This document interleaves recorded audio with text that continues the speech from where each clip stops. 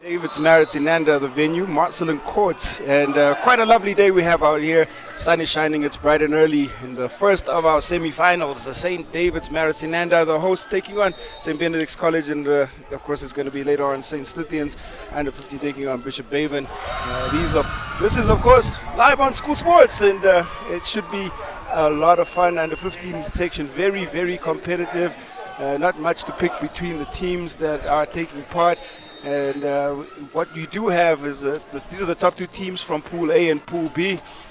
And we have a look quickly at the lineups from the respective teams. Mucheki, Similani, Robertson, Masilo, Anthony Lombard, Lebelo, Fegu, Metula, Padi, Zintiwiye, that's Greaves, and Butelezi from St. Stithians. St. Stithians have got a great program. They are one of the schools that have been pretty consistent with their development. And in Bishop Baven, by the same token, Kekana, Alibi, Odili, Nyabube, Lombard, Businski, Rosha, Timbilanga, Ramashia, Jabbar, Dianti, and Butelezi. The lineups for the coaches, and these two programs have been pretty great in terms of the way they go about their development. Lebaka Sekobela, and having them in the top two or in the top four, contesting out this first semi-final. I do think St. Stithians are the favorites. They by virtue of just what they've done throughout the year. Bishop Baven can pull a surprise result. Both these coaches, both the programs, no stranger to knockout basketball. Yeah, man. I mean, Bishop Baven goes all the way to our days of basketball. I mean, there's a few legends coming out of that particular school that we know quite well. I mean, and Saints in probably the last 3-4 years, especially with the coaching that the coaches that they've had in that program, they've really come to the fore. You know, they've actually started putting together proper basketball strategies that have confounded some of these other teams in high school basketball. So this should be fun to watch. The referee's just about set, and no running time. This is stop start from the word go, and tip off. Control into the hands of Saints. And there we go, and it looks like there's a zone defense set up there by Bishop Baven. Okay. What we'll see is that early going, both teams will just try and figure out what defense. We have seen a lot of defense, a lot of zone being utilized by the coaches throughout this tournament. I'm not sure that I'm a particular fan of zone defense being utilized. At high school level? At high school level. Yeah, I mean, maybe I have a slightly different view, because I just think that it provides a little bit more of the basketball discipline, and you really need it at the young level. Both teams sort of struggling to find their feet right now, trying to get their feel of the game, trying to get a feel of each other. So we're still sitting at a score of 0-0, but they are aggressively attacking. Mind just going down.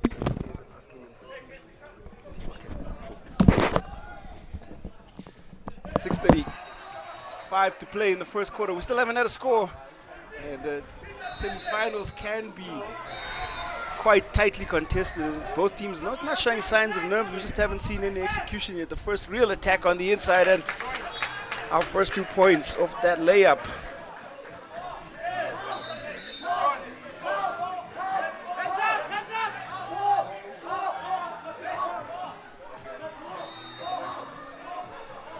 St. Stithians with the opening score. The attack now, baseline, well picked up on the offensive board. Another shot hits the back iron. Chance now for Saints out in the open floor. The attack, hard take. Good physicality on display.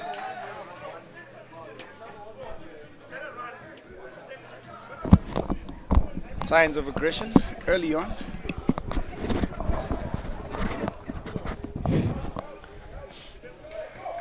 Okay, let's see how well this young man shoots his free throws. Beautiful stroke, though the ball didn't go in. The free throw line, It's not as free as you think, huh? it's really not as free as you think. Misses both. The rebound picked up again, crashing boards hard. Turnaround jumper. That one doesn't work into the hands of primary scorer.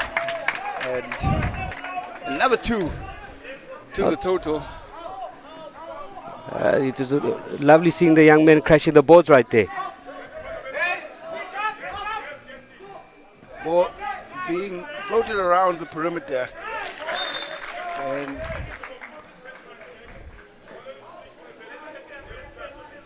right now, no real answers, as the Thins have been quite dominant on the attack, and the ball turned over. A chance, 2-on-1 break. Straight at the defense. Oh, that was just one pass away from being a basket, hey? One pass away from being a basket. Credit the defense, defender staying straight, hands straight up, body straight up, good awareness. And ball will stay with the offensive team. Chance now again off the turnover for Saints. Ball comes out, attacking the 2 players, and the travel called. 15 from Bishop Haven, having a hand in 2 strong defensive plays. Quentin, it looks like this ball just seems to stick to their hands. Eh? If this ball just moved a little bit quicker, we would be seeing a bit more baskets coming through. I think the teams will loosen up as the play develops. Still the first quarter, just feeling each other out a little bit. Saints, corner 3. Oh, that's a beautiful basket. Long range bomb goes down. I think they heard me because of the beautiful basket and a beautiful assist right there.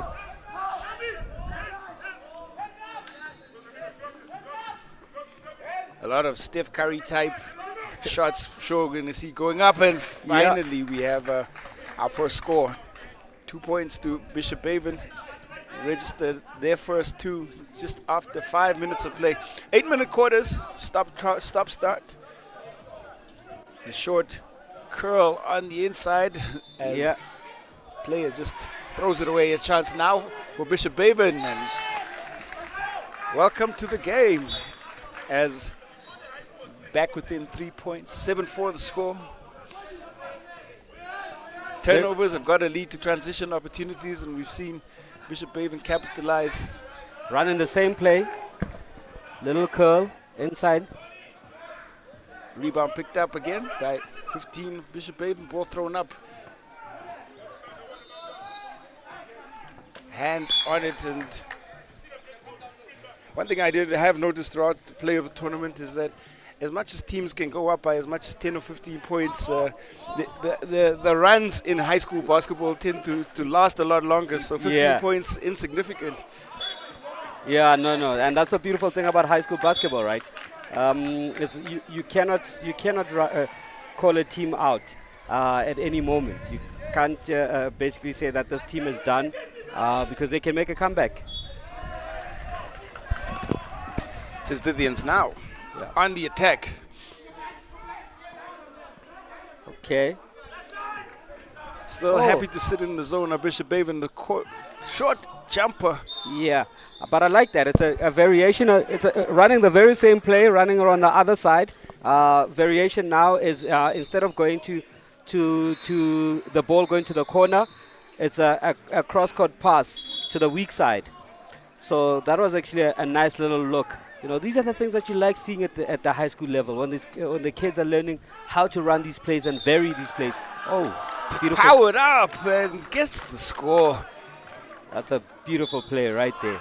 Since the Indians playing primarily through that man in screen 109 and their primary scorer 92. Both these players get touches quite often in the offense, and you have to run it that way, I think, especially with the varied skill levels. You look for your primary scorers and facilitate and make through them. And there's nothing better than when you have two primary scorers that actually also crash the boards quite hard. that are pretty aggressive on the play. So St. Stephen's is well set up. Oh, and that's a turnover, a terrible turnover by Bishop Baven. It's one of those things that you really, really don't like to see as a player. Oh, and looks like a timeout. We have a timeout on the floor. We do have our first timeout on the floor, and not sure much needed, but I think, a 5-point differential between the teams. And so far, expected dominance early by St. Stithians. Bishop Baven, though, putting up their hands and have found some success in their transition game. We've seen some pretty good defensive work from them. But St. Stithians just look like they have too much on the offensive end right now, and they have more answers than the questions that Bishop Baven has. They're a lot more structured than Bishop Baven at the moment. So that's the beautiful thing that we're seeing on this side. But I'm sure Bishop Baven will come back with some answers on their side. St. Stithians is the one that's actually playing with a little bit more structure on the offensive side. They're very aggressive on the defensive side. Bishop Baven defensively seem very sound. It's just the offense that hasn't started clicking yet. There's another foul on the Bishop Baven players. We've had quite a few fouls early on in this game, and it's just I guess it's just a reflection of the aggression of these players on the defensive side. So while fouls are not a great thing, it's a good thing to see players actually putting in the kind of effort that's required on the defensive side of the ball. Picked pocket, now a chance again for Bishop Baven out in the open floor. This time the ball gets thrown away, and that all coming from sharp defensive work, being able to pick the pocket and straight out. Let's see what happens on this play. Oh, just about 90 seconds left in this first quarter. Oh, beautiful crossover there by number 2 from Saints. Ball now out again off the rebound. Chance to the open floor, and nice work to draw the foul. Get to the free throw line. Yeah. So, Quinton, this is it's actually very, very interesting what we're looking at here, right? We're seeing Saints coming down, being very patient, trying to, create an opening on the strong side of the ball. They're running a very different plays. The last play that they ran was quite different from what they ran earlier on. And all Bishop Baven is doing is capitalizing on turnovers and going on fast breaks. Although the scoreboard doesn't really reflect that, but yeah. Nice score again, 92, picking up his 6th point already. Has been their primary scorer. Baseline jumper. That's long, and scramble for the rebound. Looking to convert quickly up. Goes up and under, and unfortunately can't get the finish. And it results in a ball staying with Bishop Baven. Yeah. And 92 has been outstanding. The same 2 players, right? Same 2 players on the ball for Bishop Baven. 109 and 92. I think we'll be calling those numbers out for quite a while. Chance now again off the Bishop Baven miss. I'm appreciating the handle on number 2. And it's just a switch in a little bit of the zone strategy now. Yes. Gone to a 3-2. Looking to attack again. As a primary scoring option, he does put up a lot of shots. The final shot of the quarter as the game clock winds down will go to Bishop Baven, and that is how we will close out the first. St. Stithians in dominating position. 11-4 the score.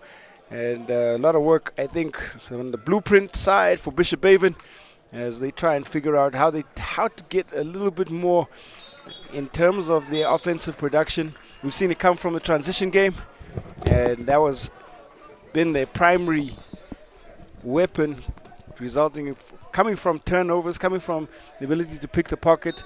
But St. Stithians just being able to break down the Bishop Baven zone has been a pleasure to watch so far, and hopefully we'll see some adjustments made by the coaches on the floor. Yeah, I mean, I don't think there's anything more I can say about the beautiful play that we're seeing right now from St. Stephen's. I like how they came out very early on in the first quarter. I still believe that Bishop Baven is going to show us a little bit more on the offensive side. So we've seen nice things on the defensive side.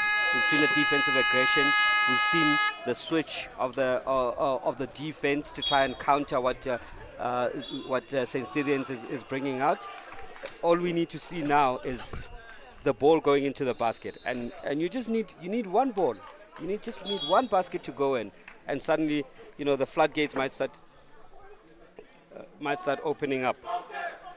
So yeah, as a two coaches, now the Bishop Baven coach is taking his time, strategizing, trying to make sure that his boys can get that ball into the hoop.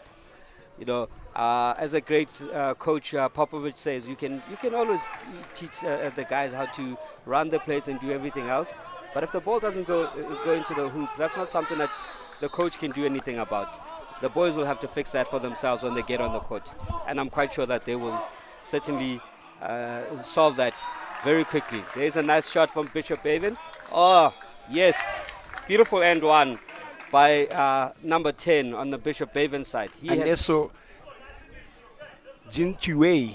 Oh yeah, and he has been quite Zinotiwei. He's been quite aggressive on the offensive side. If I'm not mistaken, he got the first points for Bishop Baven, and now he has 4 points, and once again attacking. Zino Dewey has been one of the primary offensive options, and brings us back within 5. And both these teams now starting to figure out how to break down the defense, and we're starting to see more freedom and more expression. Oh, there we go. Strong attack. Ball moves back out to the perimeter. I am appreciating the drives by Bishop Baven right now. Chance now on the attack. Saints looking for the quick transition bucket. The long range 2. We've seen some good perimeter shooting from St. Stithians. Yeah. But and Saints has actually taken the better looks than Bishop Baven.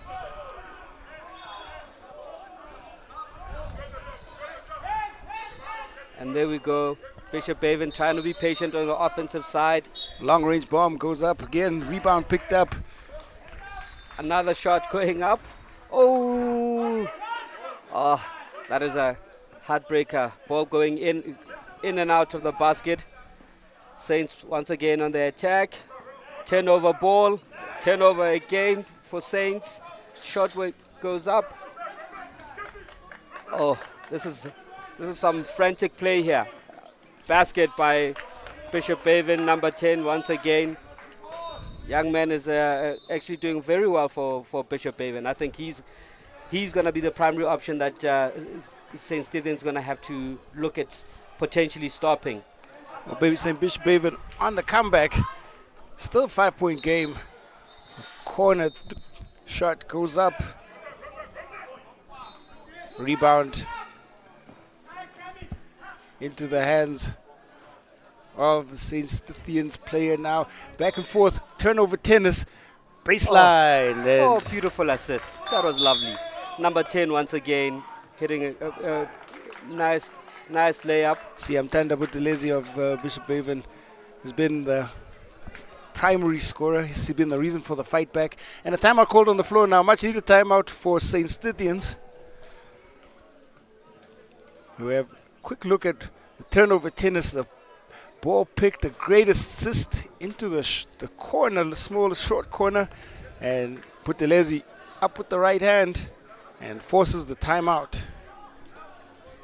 Yeah, I mean, I think all these players have now gotten a little bit more comfortable with the play on the court, to the fact that they're in the semi-finals. The little butterflies have gotten out of their systems.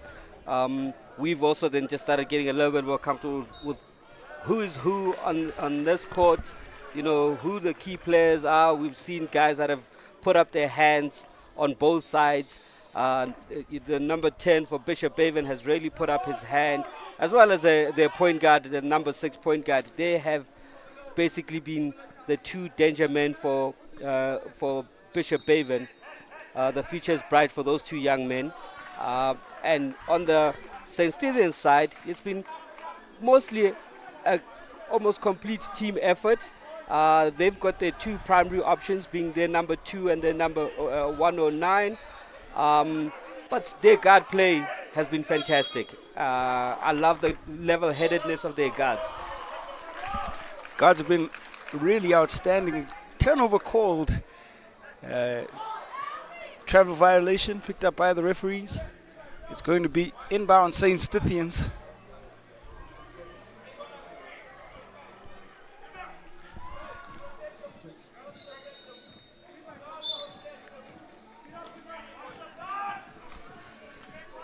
Ball moves around Similani.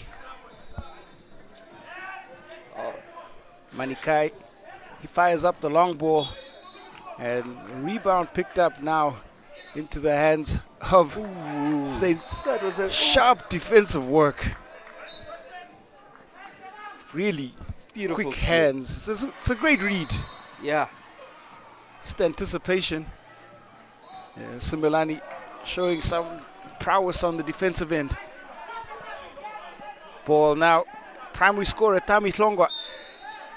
He gets called for the charge. As the referees look on, going straight into the body of number 11 from Bishop Haven. And that's a defensive player's call. You have to love when players put their body on the line like that. Strong rebound now, defense to offense. Oh, beautiful block. There's definitely a difference in the body language from Bishop Haven coming out in the second quarter. Coach must have said something good to them, because Malachi saw him on the defensive end, and although he got blocked, you have to appreciate the effort that you see on the offense and the work he's putting in.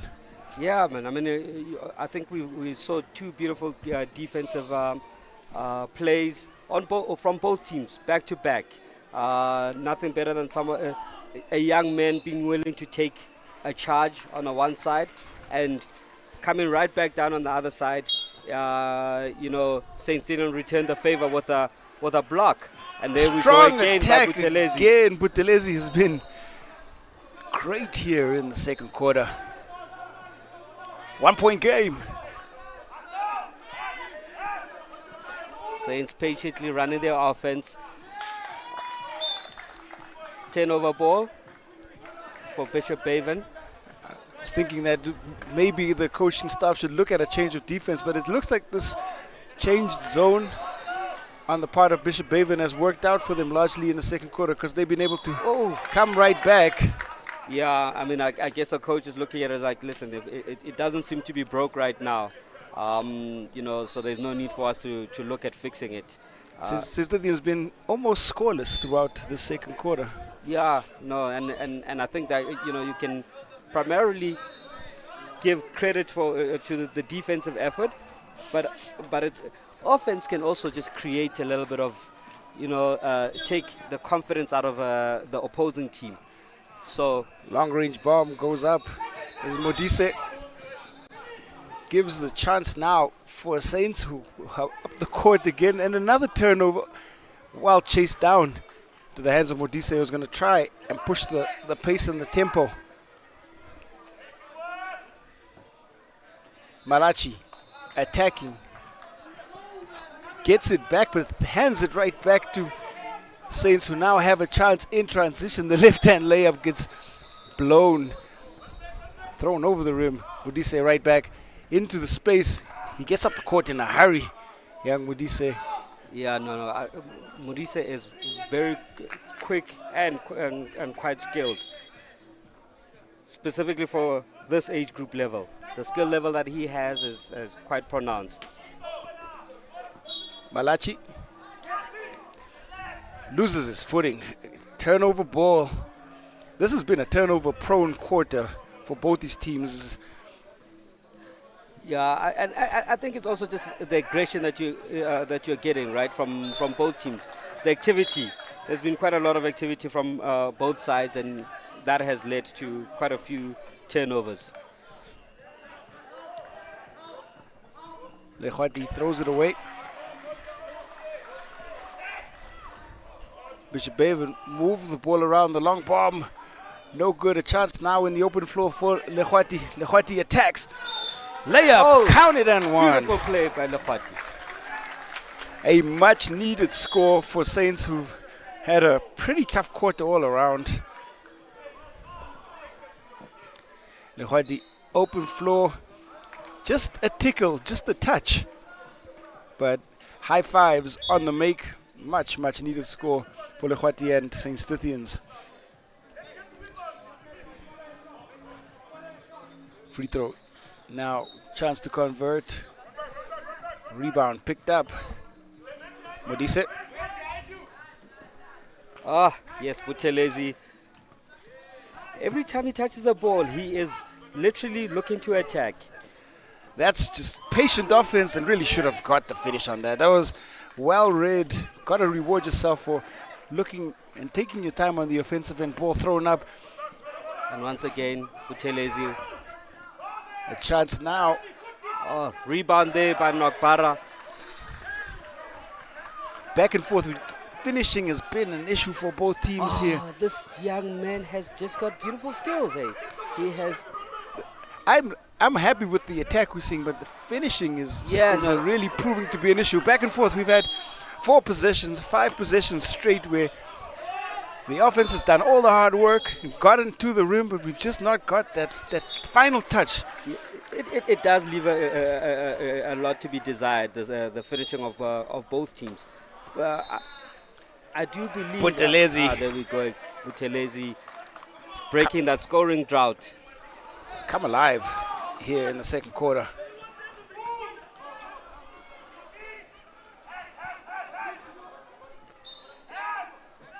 But you do expect it at this age group level, right? You don't expect that much. And then a beautiful shot there by... Klongo has been their primary man. When he went quiet for the larger part of the second quarter, no score. But like I told you, these runs in high school basketball tend to last just a little bit longer. The scoring droughts and quick shots by Bishop Baven. The attack again. Modise. Wow. With an and one right there. This young man is also putting on a clinic right here. I want to see a lot more of that from him. He's picking his spots. Look. Splits the defense, comes in, and not even the outstretched arm can deter him from his goal. And he gets the score. Arthur picking up that foul for... making that free throw look free. St. Stithians. Just a couple of changes on the floor now for Saints as they just try and rest some of their primary scorers. Maybe find some options on the perimeter. The clock goes down, and it's a long-range bomb. These long twos, I think, hurting more than they are assisting. Yeah, because and I think these young men also need to. Beautiful shot once again. In basketball, that's called. That's regarded as a very terrible shot because that's the lowest percentage shot you can take on the floor. On the floor, yes. But that young man actually disproved that myth by making sure that it goes in. Zaid Mutala with the left-handed jumper. Just small details, but you're happy you get the basket. Like to say, it's only a bad shot if you don't make it. It's only a bad shot if you don't make it. Let me see this.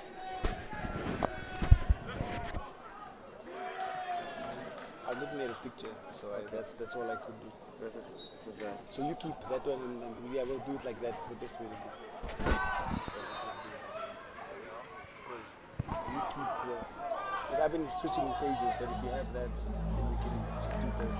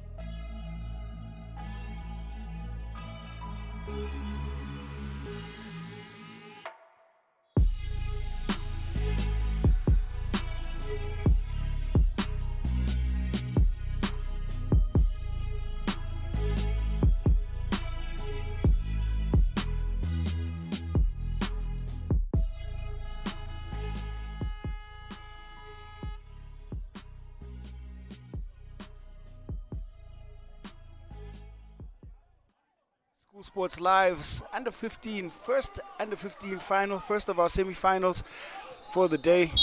Bright and early, kids on the floor, and both coaches going to keep their star players on the floor. That's if you're looking at who their primary scorers are. Is this Motala with that same shot of his? Missed it this time round. Simelane with the ball. Oh, beautiful, beautiful drive by Simelane. Manikai with a shot. Just keep analyzing them. I got you on the play-by-play. Manikai misses and throws it all away. Modise now. Modise.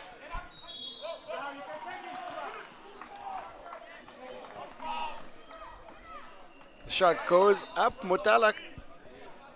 Well guarded. Modise a chance now. The attack on the baseline, and that's a stunning finish. First time we've seen Bishop Haven out in the open floor in the second half. Cindy gets his name on the score sheet. Rebound again. Chance now. And lots of shots going up from Klongo. Looks like he's rushing it a bit here. Pressure will start to build on the players. It's a tight game. Yeah. And time pressure is going to start mounting. And we'll see some decisions and maybe some great play. But it's starting to get down to the business end. Yeah, no, it looks like Saints is no longer as patient on the offensive side. Maybe it is just the start of the second half. But let's see. Does a good job, Manikai, of keeping the ball into the hands of their PG Simelane. Feed inside. And it's Anesu who's just unable to get the ball up. The attack now, and Beautiful play by Buthelezi. hot knife through butter. Oh, man. Oh, this young man. This young man is a slasher. First time we've seen a lead for Bishop Haven in this game. As Buthelezi on the attack, getting the layup. A chance now again for Modise. Anesu. The ball again goes up. Motala has Klongo has not started this half in the right manner. Yeah, no, I think he's pressing a little bit too hard. He's pressing too hard. Maybe he's trying to counter Buthelezi on the other side. Modise. 3 ball! Nice stroke right there from young Modise. It's the right read. Nice and relaxed. Nothing but net on the 3 ball. And very different game from what we saw in the first half now. St. Stithians looking like they just need to... Yeah, they just need to get their patience back to what it was in the first half. Everything seems rushed from St. Stithians. Oh, beautiful lob. Ball out in the open floor again, and it's that man Buthelezi under the rim. Gets it back. Second and third chance opportunity. How many rebounds was that? That was 2. Was it 2 rebounds? It felt like 4 rebounds because it was like 1 man from Bishop Haven against like 4 from St. Stithians. It certainly looks like he has a motor on him. This is a young man that wants it. He wants this game. And he's out here to show everyone that Bishop Haven belongs in the finals. More changes on the floor for St. Stithians as the coach goes deeper into the bench.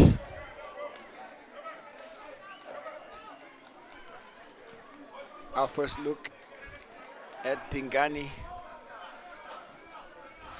This might be a move, it seems, to try and counter the play of Buthelezi. Strong block, Klongwa. Coast to coast he goes. And It's that man Buthelezi on the defensive end doing some strong work. Modise Hlongwa tries to pick his pocket. Buthelezi throws it away. 2-on-1 break. Oh, Manekai with a nice layup. It's good spacing. Nice time. Manekai with the left hand finish, and 2-on-1 break, you expect that outcome more times than not. Yeah, and they needed that. They needed that. They just been struggling. Maybe that will calm them down. First score of the second half for St. Stithians. 3-point lead for Bishop Baven. Modise's long ball this time. I still like the shot. Chance for Saints. Hlongwa. It's been well guarded. Yeah, the long ball out into the hands. The rebounding has been pretty good by Bishop Baven, but what has not been good by both teams, we are seeing it over and over again, is just the finishing around the rim. The long ball just not going. It's just not working for St. Stithians on the outside. These shots are just not falling. Hey? They are not falling. It was a proper shot. It's he took it within the context of the game. Unfortunately, he just could not make that shot. Well, there's a timeout called on the floor now, and I do believe St. Stithians made the call. I think it's much needed. They have not had a very good third quarter, especially the production on the offensive end. Yeah, and you just have a look at what's been happening. It has literally been all Bishop Baven, and primarily that man Buthelezi has been effective in transition. He's just pretty good at attacking the rim, and point guard play of Modise, proving a threat from the outside, ball distribution on point. The only score we got to see from St. Stithians was Manekai tried to bring them back. Manekai out on the open floor. Yeah, I love this picture of the St. Stithian coach on the other side. Calm, the way that he wants his players to be when they come back into this game. He's literally just explaining to them exactly what they're doing wrong, what they need to do to be able to fix this game up, and let's hopefully see that translating on the floor when they come back in. Hlongwa has a real chance to play playmaker and score a bit. He's been their primary source of offense, and they've gone away from him a little bit. He's just not been able to get as many touches on the inside. He's forcing the outside shot. Manekai, Hlongwa attacking it. It's almost as if he heard what I was saying. Yeah. All that ball needed to do is just go in. I mean, this man played that ball perfectly. Buthelezi, long rebound. Manekai for St. Stithians.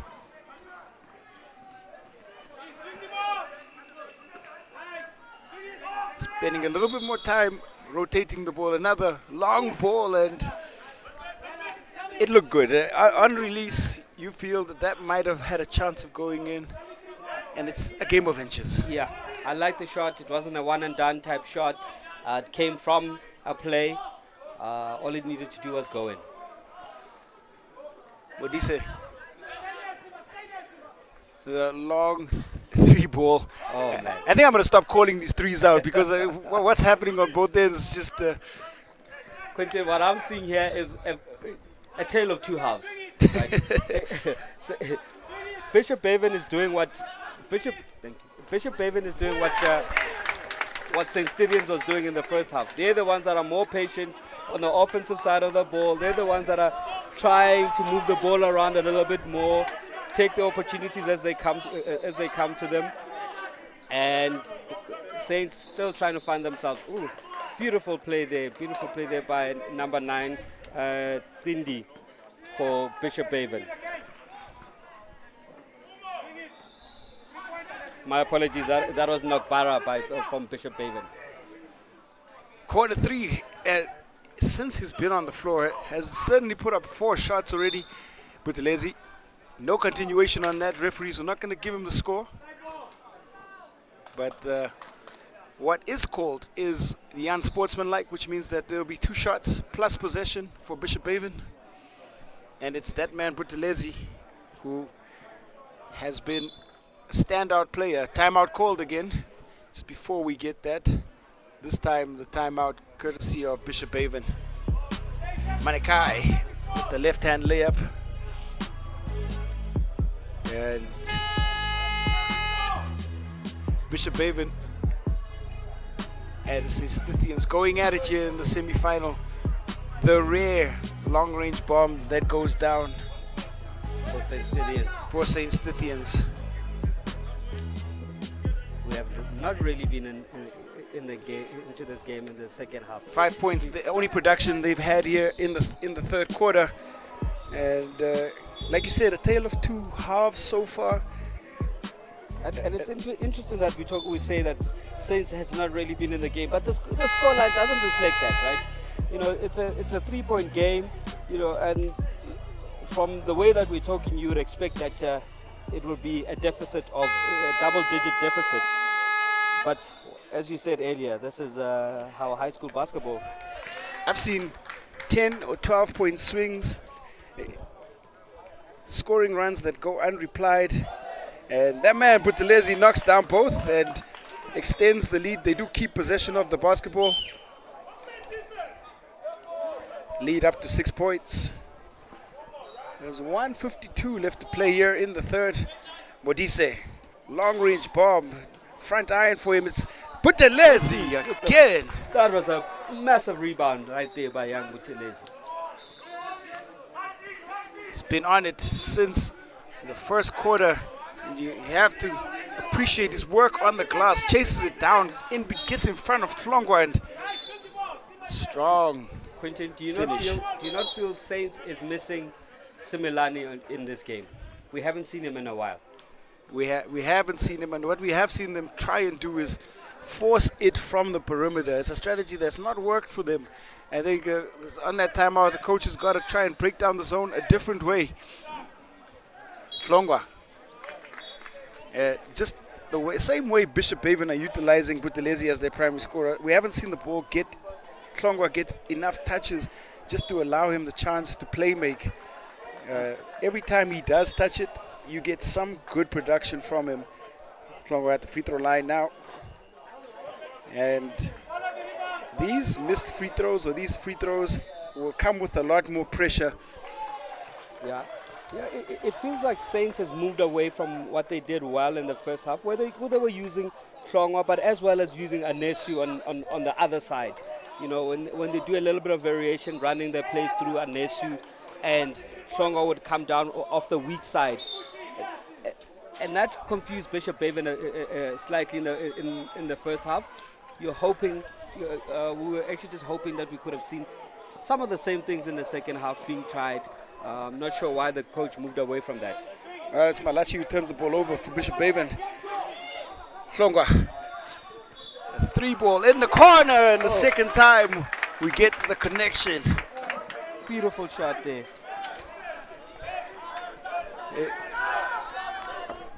Beautiful shot there by Masedi. Masedi has come in and has been looking to light it up from the outside. Modise, that's just too much power on it. A little bit too heavy on the power settings.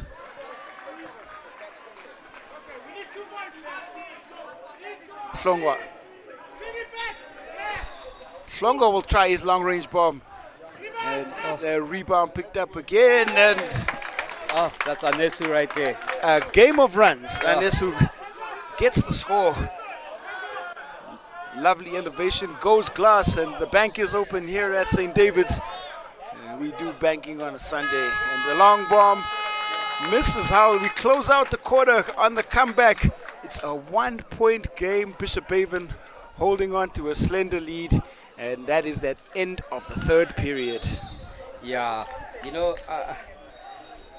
as close as this game is, when you're sitting on the Bishop Haven side, you're feeling a little bit more confident in terms of what you're doing on the court. Obviously, they need to make sure that they actually get the baskets.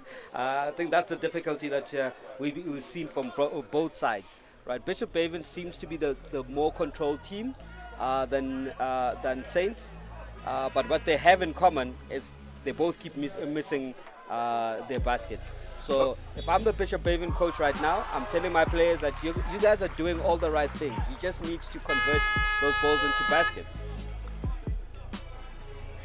Well, Coach Fungai Matsindikwa of St. Stithians got a bit of work to do. His team storming back at the end of that period. It was a pretty tough period, and as much as the 3-ball has not been a successful strategy, it's been the pillar on which they've leaned on throughout that third quarter. It's a Steph Curry era. It's a live or die by the 3, and Modise missing, but it was all Butalezi's quarter. He just got the work done on the inside, on the glass. Yes, Second time we saw that 3-ball from Masedi. And since he's been on, he's launched up 6 threes. Wow. Jeez. I mean, when you launch up 6 threes, I expect to see 3 going in. 2 at the very least. Start of the fourth quarter now is Chulwane. Just can't hold on possession into the hands of Saints players.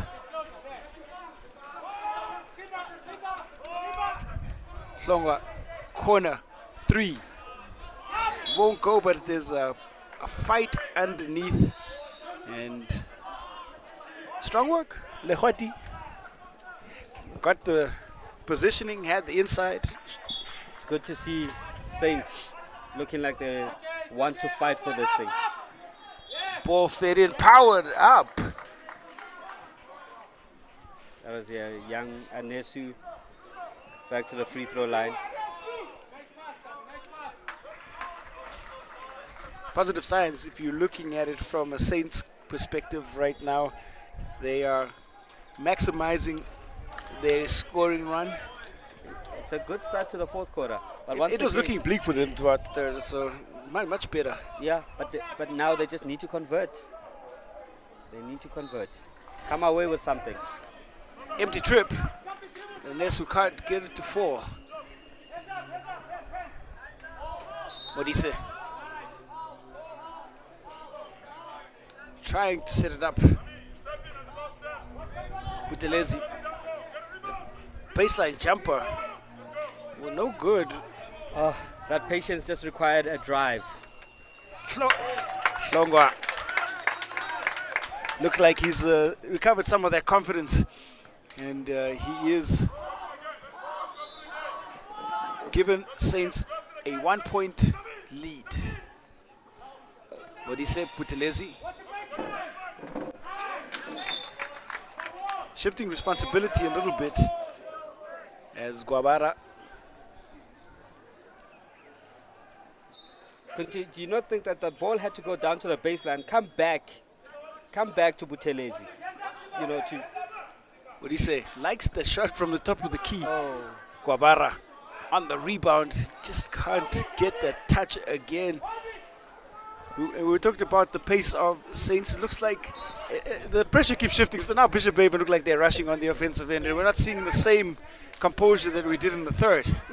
It's actually quite strange, Kunte, because when one team becomes patient, the other one becomes slightly more aggressive. I really don't understand what's going on here. This is high school basketball. This is the exciting stuff. Yeah, I guess it's a little bit more on the schizophrenic side. Maybe that's why it's more exciting. Butelezi. That crucial pass. This is where it was put into space. Butelezi powers up in between the defense and a big time bucket. Hlongwa doing his things. Looks like he's found his groove again. Back and forth we go as the 2 primary scorers on their respective teams picking up that responsibility. Butelezi. Baseline. Throws it up. Rebound picked up by Hlongwa. But this is the quarter that matters, right? This is the quarter Every that matters. possession matters, Lebaka. Every possession. Manakai. Hlongwa. Well met by Butelezi. a chance now. This is where Bishop Baby have been really good. His transition. Ball held up as the Saints defense gets a chance to sit. And there's a call on the floor. The referee. There's a break in play. The table officials want to have a quick word with the referees. Usually when this happens, that's because there's got to be an issue with either the player registration or the numbers of the players. But I think it's a scoreboard issue more than anything, as the table's just trying to sort out score not being displayed. A malfunction on the scoreboard right now is what has brought a break in play. Seems to have been sorted, and the officials' timeout will be over, and both teams just taking the chance to set their strategies, giving the coaches just a chance to get a couple of words in. And now the scoreboard has been repaired, or the little glitch. It's hot out here, and heat and electronics don't go well together. Yeah, let's hope the young man heard the message. 1 point game. Just under 5 minutes left. St. Stithians fought their way back after being down as much as 8. It's been a back and forth affair, and you can see why these teams have earned their right to be in the semi-final. Modise. Look at that. Actually daring the long ball goes down. If you looked at that defense team, they were actually daring them to take that 3-point shot. The way they sagged off Modise. The ball coming back in rhythm, and I like Modise's shot when he's receiving it, not when he's setting up to just pull. He steps into it well, and that's the second time we've seen him knock down the long-range bomb. Buthelezi. The 3-ball. I felt like they skipped Modise there, where they could have just had a repeat of the previous play. Modise reads it well, gets a hand on it, able to get possession, and contact call as Modise breaks out onto the fast break. Quinton, I like how Bishop Baven is actually shifting this defense. I just felt like they could have given Modise that opportunity to take that shot, which he does again. Modise! It's come alive here in the fourth. Yeah, but they are daring him to take the shot, and they're paying for it. 5 points, the gap. We've seen a swing here. Hlongwa will not be denied. This man wants to make sure that they stay in this game. He also wants to be in the finals at the end of the day. We have a contest on the floor. Both these teams unrelenting. Buthelezi is going to get called for the offensive foul. And that is just overzealous on the screen, attacking. So Saints gets burned the player by two 3-pointers from Modise, and then they make the adjustment. They make the adjustment, they make sure that they step up to Modise, they don't give him all that space anymore. 3-point game, and rebound, big rebound picked up. Almost a backcourt violation. They're going to try a long bomb again as Cindy Ungwabara rather. That's what we call a one and done. A one and done. A rushed offense again. Ball by Lechwati. Modise is going to try and slow it down. Hands to Buthelezi. Rust shot once again. Ngwabara is not letting the game come to him. It feels like he's forcing unnecessarily. Talking about forcing, Lechwati is doing the same thing on the other end for St. Stithians. Control and tempo required here as the pressure starts to build.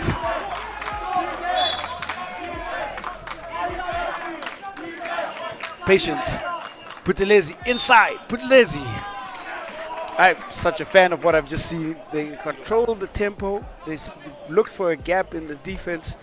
And the right take, the desired outcome is either you get the score or you have to get to the free throw line with a charity stripe. Buthelezi at the line. This is where you find out about the character of the players when there's real pressure and Finals places on the line at the free throw line.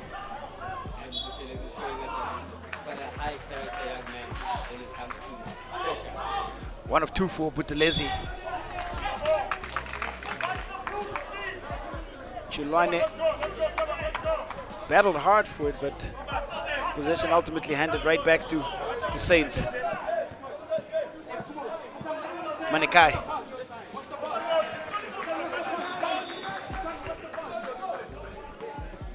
Similani's been back on the floor now.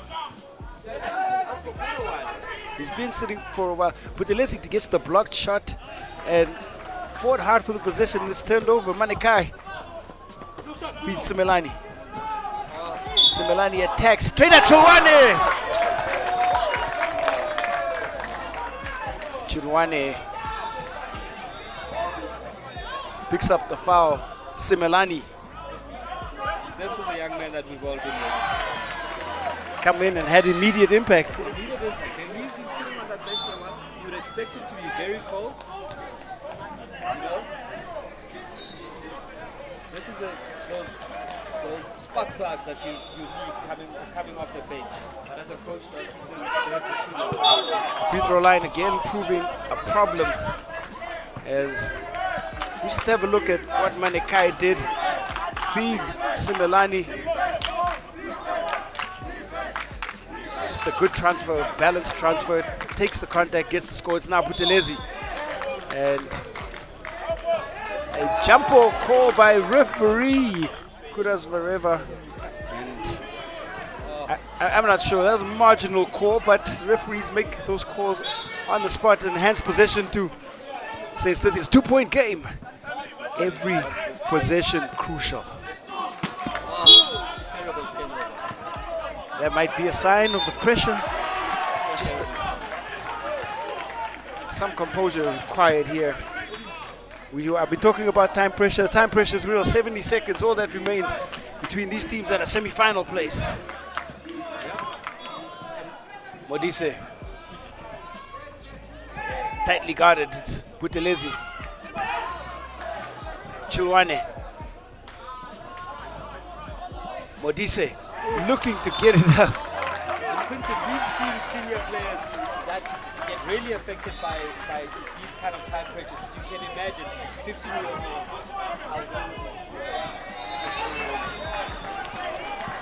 Similani goes at Buthelezi.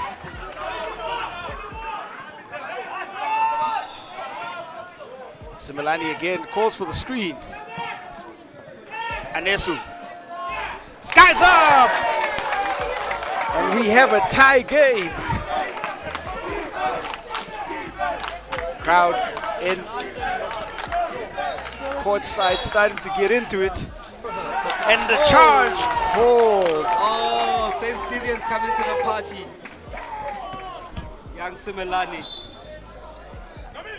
I see why he was so persistent about Similani. Really, since he's been on the floor, active on the defensive end, has proved that Modise has proved a thorn in the side of Modise and Buthelezi, and now forces a much-needed possession, two-possession game. Two-possession game. If they don't rush, quick shot goes up! Beautiful by Similani.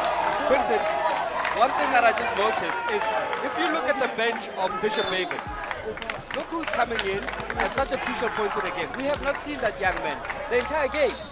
No, we haven't seen him. And might be a move as Jefferson was getting his first action, but Similani, how crucial is that shot? Oh man, oh man. Hands raised high, that's a pressure shot, and gives BMT right there. BMT gives Saints the lead with just 22 seconds. No, that young man has big match temperament. The question is here, 22 seconds left.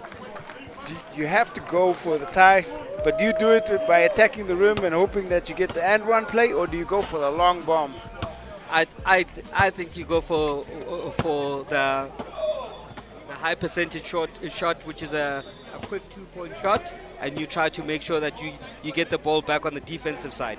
You know, and depending This on is why we are different. depending- I would have gone for the lower percentage 3 ball and hope that we can crash the boards. And it's got to be early in the shot clock, I think. For me, both teams have been missing at the free throw line. So get the quick 2. Try and make sure you get the ball in the first 5 seconds. If you cannot get the ball in the first 5 seconds, you foul. And you foul, and you see if you can send them to the free throw line. They miss both balls, you get the possession back.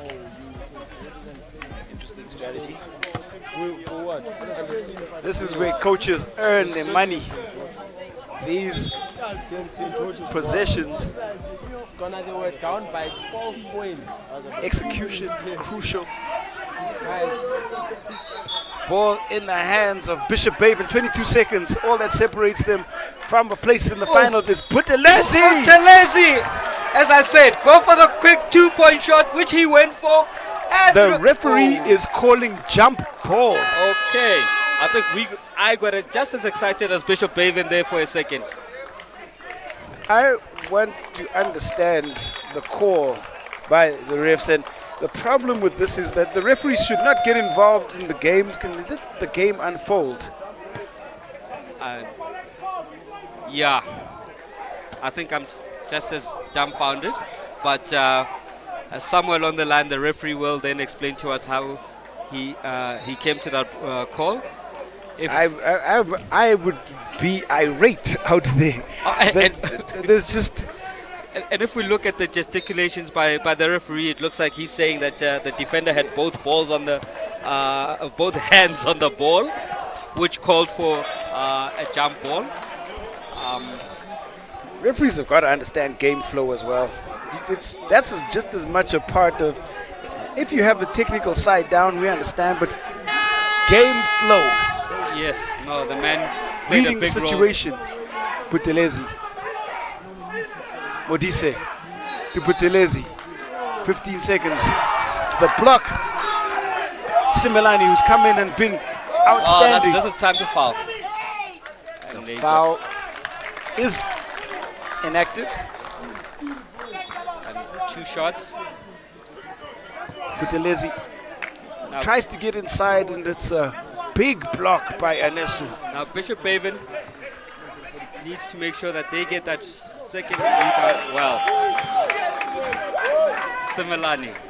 He's been the difference maker. Oh man, this young man. Look at him. He oozes confidence, eh? That's it. There's just no way back, and it takes it over 2 possessions. Yeah. Big time play by Simelani. Have to hit At that the 3-point end, shot. Modise will fire it up and hits the top of the backboard. There's just 0.6 of a second Yep. left, and this will be it. St. Stithians will advance in a tightly contested game. Back and forth we go. It's difficult to call. Oh man, But at the end of the day, I think Simelani came in and was the real difference maker. that he was. Hlongwa played well throughout, and at full time it's St. Stithians 44, Bishop Baven 39. Yeah, no, it was a beautiful game. The young man really did very well on both sides of the court. If I'm Bishop Baven, I'm not disappointed with how we played. I'm disappointed with the outcome of the game, but they played really well. They should really be proud of themselves. Can definitely hold their heads high. It's a game of inches and small margins, and if a referee's call is going to be all that determines how you end up or how the game was won, then the kids can certainly hold their heads high. They played well. Modise, Buthelezi, some bright stars, and some kids to look out for in the future. We were so close to an overtime game. So close. So close.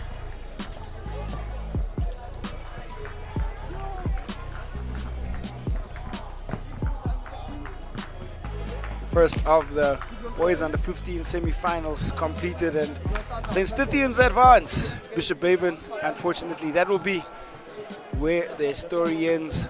And that final, of course, taking place later on today.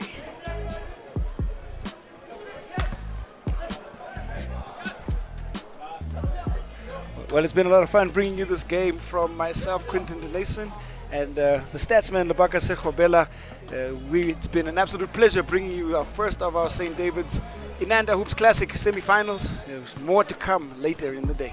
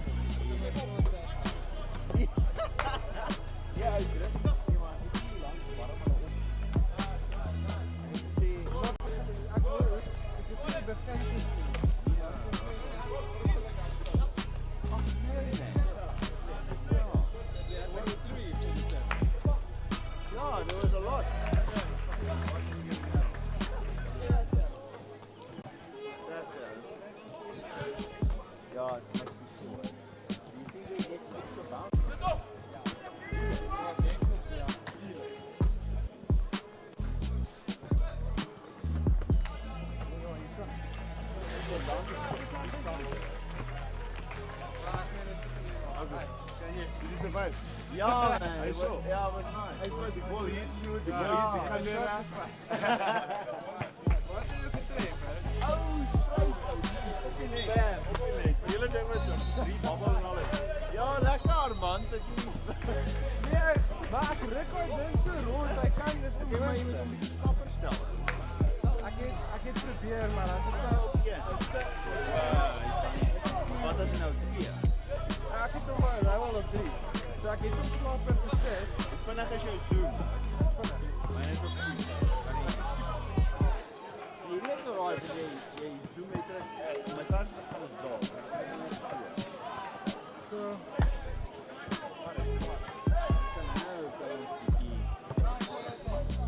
Ik zal...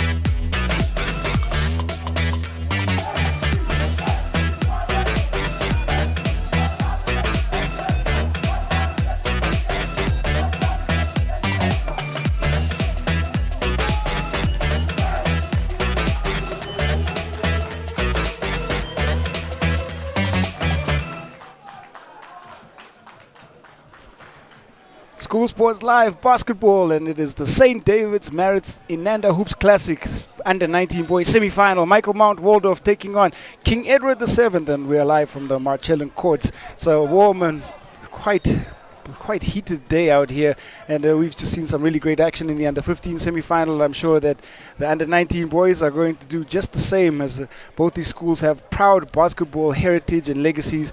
King Edward's well noted for what they do across a lot of different sports, and Michael Mount Waldorf have made a lot of noise with what they've done throughout this tournament. It's pulled a couple of surprises, and I'm very sure that we're going to see a lot more of that throughout. Tsakani Ngobeni, you joined me out here, and know a little bit that you know about both of these programs. It should be a pretty good game, especially when you look at who is at the helm. Coach Wayne Brown Klongo, okay, Coach Klongo, and Coach for Michael Mount is the name escapes me currently right now, but she is one of the high school decorated coaches. Has always got some of the best talent because she has them playing, practicing, and competing in the name of basketball every day. So this is going to be a very fun-filled game, a lot of back and forth, ups and downs, but it's all going to come down to who executes best in the last minutes, or who captures the lead first and just maintains it throughout the game. Michael Mount Waldorf undefeated throughout their group play, and they got wins over St. Stithians, St. Benedict's, Pretoria Boys High, Sacred Heart, as well as the St. David's second team. So by virtue of finishing second in their pool, King Edward are going to be not seen as the favorites coming into this game. Michael Mount Waldorf will be the front runners in terms of pressure on them, and the game really has got to come to King Edward's. Their coach Wayne Mhlongo will know a lot about the style of basketball. Will know that they are the underdogs, and it'll be interesting to see how and what they come up against, because Michael Mount Waldorf, well coached, they'll switch between their man and their zone, but they do play quite a bit of man defense, and these kids have been playing throughout the year. And I've had a good look at Michael Mount Waldorf. They have some nice perimeter shooting. They have players that attack the rim hard. So it's going to be an uphill battle, I believe, for King Edward VII program. They have some returning players. But what you mentioned there, switching between man and zone, is watching the previous game, both teams didn't zone the whole time. So switching at this point is taking teams outside that comfort zone of the semifinals that you're not getting a consistent look every time. So I'd like to see how coaches are going to implement that, just to offset what Kez comes into this game planning to execute. So like I said, should be a very interesting game, fun-filled and exciting. Kai Swart, Ethan Fleetwood, Wandile Mpalele,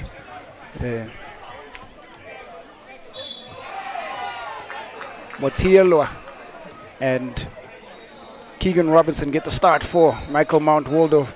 For King Edwards, it's Mbela Squinby, Mutizwa, and Letebele, who are going to get the start, as well as Mavuso. Starting lineups set. It's under 19 boys semi-final action, coming to you live from School Sports Live, and first time we get a look at the under 19 boys this morning. Should be a great game. We do expect the intensity to be high, and we were treated to a very closely contested game in the first of our games live here on court 1 at St. David's, and it's just a little bit of a delay as the referees sort out the final technicalities, team sheets, ensuring that the scoreboard, and I do believe there's an issue with the scoreboard once again, as the referees wave the players off. We had this issue a little bit earlier, and I did say it's the heat. It's the heat. And heat and electronics don't go well together. And you can say that again, Quinton. Right about now, perfect playing weather, sun out, but just the heat which the sun is giving out should just not be allowed right now, and it just tends to be heating up as the day gets older. Well, we spoke about what happened with Michael Mount Waldorf and how they made their way into the semi-finals. King Edward had got here by virtue of beating St. David's Marist Inanda, the home team. That was a 47-42 win. They lost to Jeppe Boys High, got a win over St. Peter's, a big win over Parktown Boys, and defeated Bishop Baven by 20 points. So it's been a solid performance for them. Dropping that one game against Jeppe Boys might be a bit of an issue for them, but in the larger scheme of things, pretty impressive performance throughout. Both these teams, when it comes to the tail of the tape, have been quite evenly matched. They've both turned the ball over, and this is averages, so you have to work with me. There have been 43 turnovers on the side of King Edwards and just 40 for Michael Mount Waldorf. That's across, remember, 5 games, so we're looking at just under 10 turnovers a game. And you're looking at with 8-minute quarters and it being stop time. That's not too bad. It's like 2.5 per quarter. Where the difference lies is that Michael Mount, according to the tail of the tape, they get out in the fast break. They're quite good at getting. They've got 20 fast break points, and of those 20 points on the fast break, 26 have come from turnovers. So both teams pretty balanced on points in the paint. King Edward surprisingly have only got 6 fast break points up to this. If the previous game is anything to go by, Quinton, right? Yes, you have some teams have shooters, some teams don't, but I would allow and rest shot clock. I would pressure teams into shooting that long ball, which means a long rebound, which allows you to get out for the fast break quicker and get easy points earlier in the game. So if I was coach, I'd ask Kez to, well, not ask, but dare them to shoot the 3, to allow me to get that 3-point ball, 3-point rebound, go out on the fast break, and get those easy points, which seems to be like Malcolm Mount's plan or execution style, because they are getting more fast break points. We're looking at just who some of the key players could be, and Kwesi Motsulwa leading the way in terms of field goals made on the inside. He averages about 5 a game. Ethan Schoonby on the part of King Edwards has got 3.7 made field goals, and then Kai Swart and Ethan Fleetwood bringing up the top 5 of that scoring list. So those are guys I think you're going to have to keep an eye on. You know, stats do, like they say, it doesn't tell the whole picture, but it does give you enough insight in order for you to make some inferences. It lets you know who to look out for, well, or who to, as an opposing coach, who to contain to allow you to get a better chance at winning the game. So if you don't look at the stats, you become the other team's stats on the loss column. Well, this delay in start can also cause a little bit of nerves. You know, being a player yourself, you know, these delays cause anxiety because you're trying to get it done. You want to be out on the floor competing and trying to just make sure that, you know, the game happens. But when you're waiting here, 2 things can happen. They can start out flat because fatigue, being out in the hot sun. This is outdoor. Sun does play a factor. Or you just builds up nerves to a point where the performance is affected. It's both of those, fatigue and then also performance anxiety a little bit. You know, coach is talking. Coach can only say so much, prepare you so much, and then you guys you come out here and execute. But if that's delayed, like we mentioned, it kind of, you know, the mind wanders. You know, guys get distracted. What movie's on tonight? Am I going to play video games? You know, what time's the final? So all these distractions kick in, and that laser focus kind of is deterred a little bit. Well, King Edwards also miss a lot of shots, but they chase them down, and also, you know, they have bigs that are aggressive on the inside. I'd like to say yes, just looking at this side is big, but it's also positioning. Remember, rebound, Dennis Rodman always used to say, it's all about positioning. Charles Barkley said the same thing. You don't have to be bigger than the guy, you just have to be at the right place, move your body to the right place to get that rebound. So most teams have not been in the right place against King Edwards, and they just all happen to have size as well. So if you've got size, you're in the right place at the right time, you do the right things, that ball should be yours when it comes off the rim. Coaching manual 101, and it's important. The details are what determine success factor ultimately, and you see the 2 different approaches between the coaches. And I like what Michael Mount Waldorf are doing. This ensures that the players take to the court, they're ready, the muscles are loose, and this is also a way of removing tension. Yeah, and it ensures. On the other side, coach might be bombarding the guys with too much X's and O's, locked in, not allowing them to let out that, you know, that anxiety on the floor where they can say, warmed up, we're locked in, let's go. So what coach from Mark is doing, let it out, guys, stay locked in, don't let the mind wander. That's what you like to see.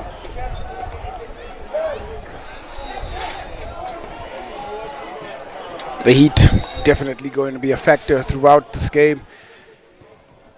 Temperature set to get up around the mid-30s, and Joburg in the middle of a heat wave. Staying hydrated is important, and electrolytes in the system also much needed.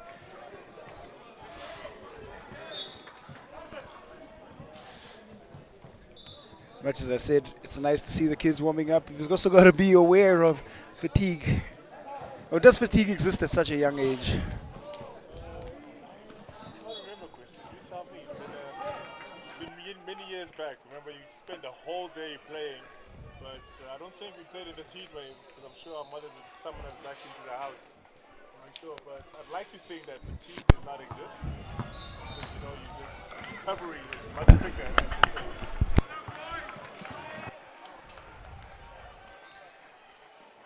Referees and table officials anxiously await, and we too anxiously await the start of this game, as scoreboard issues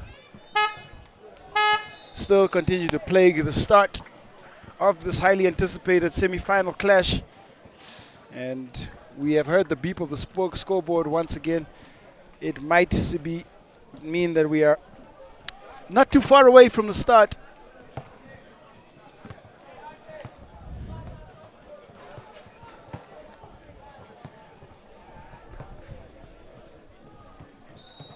Still no movement from officials on the floor.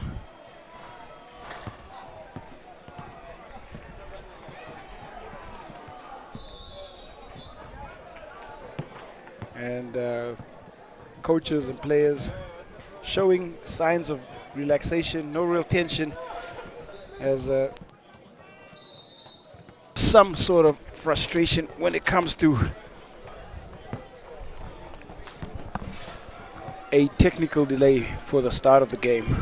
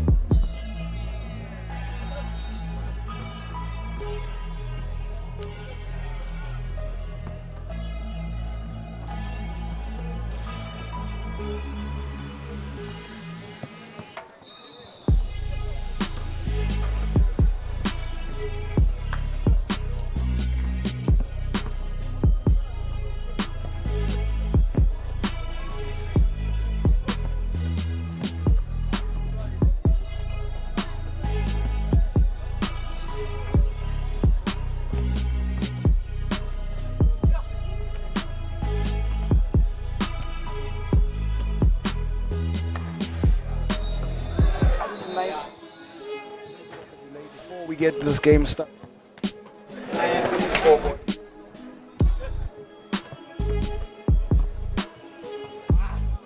Teams on the floor right now. Well, one has 12 guys on the one side. Other team has 2 guys warming up. Other guys cooling down under the umbrellas.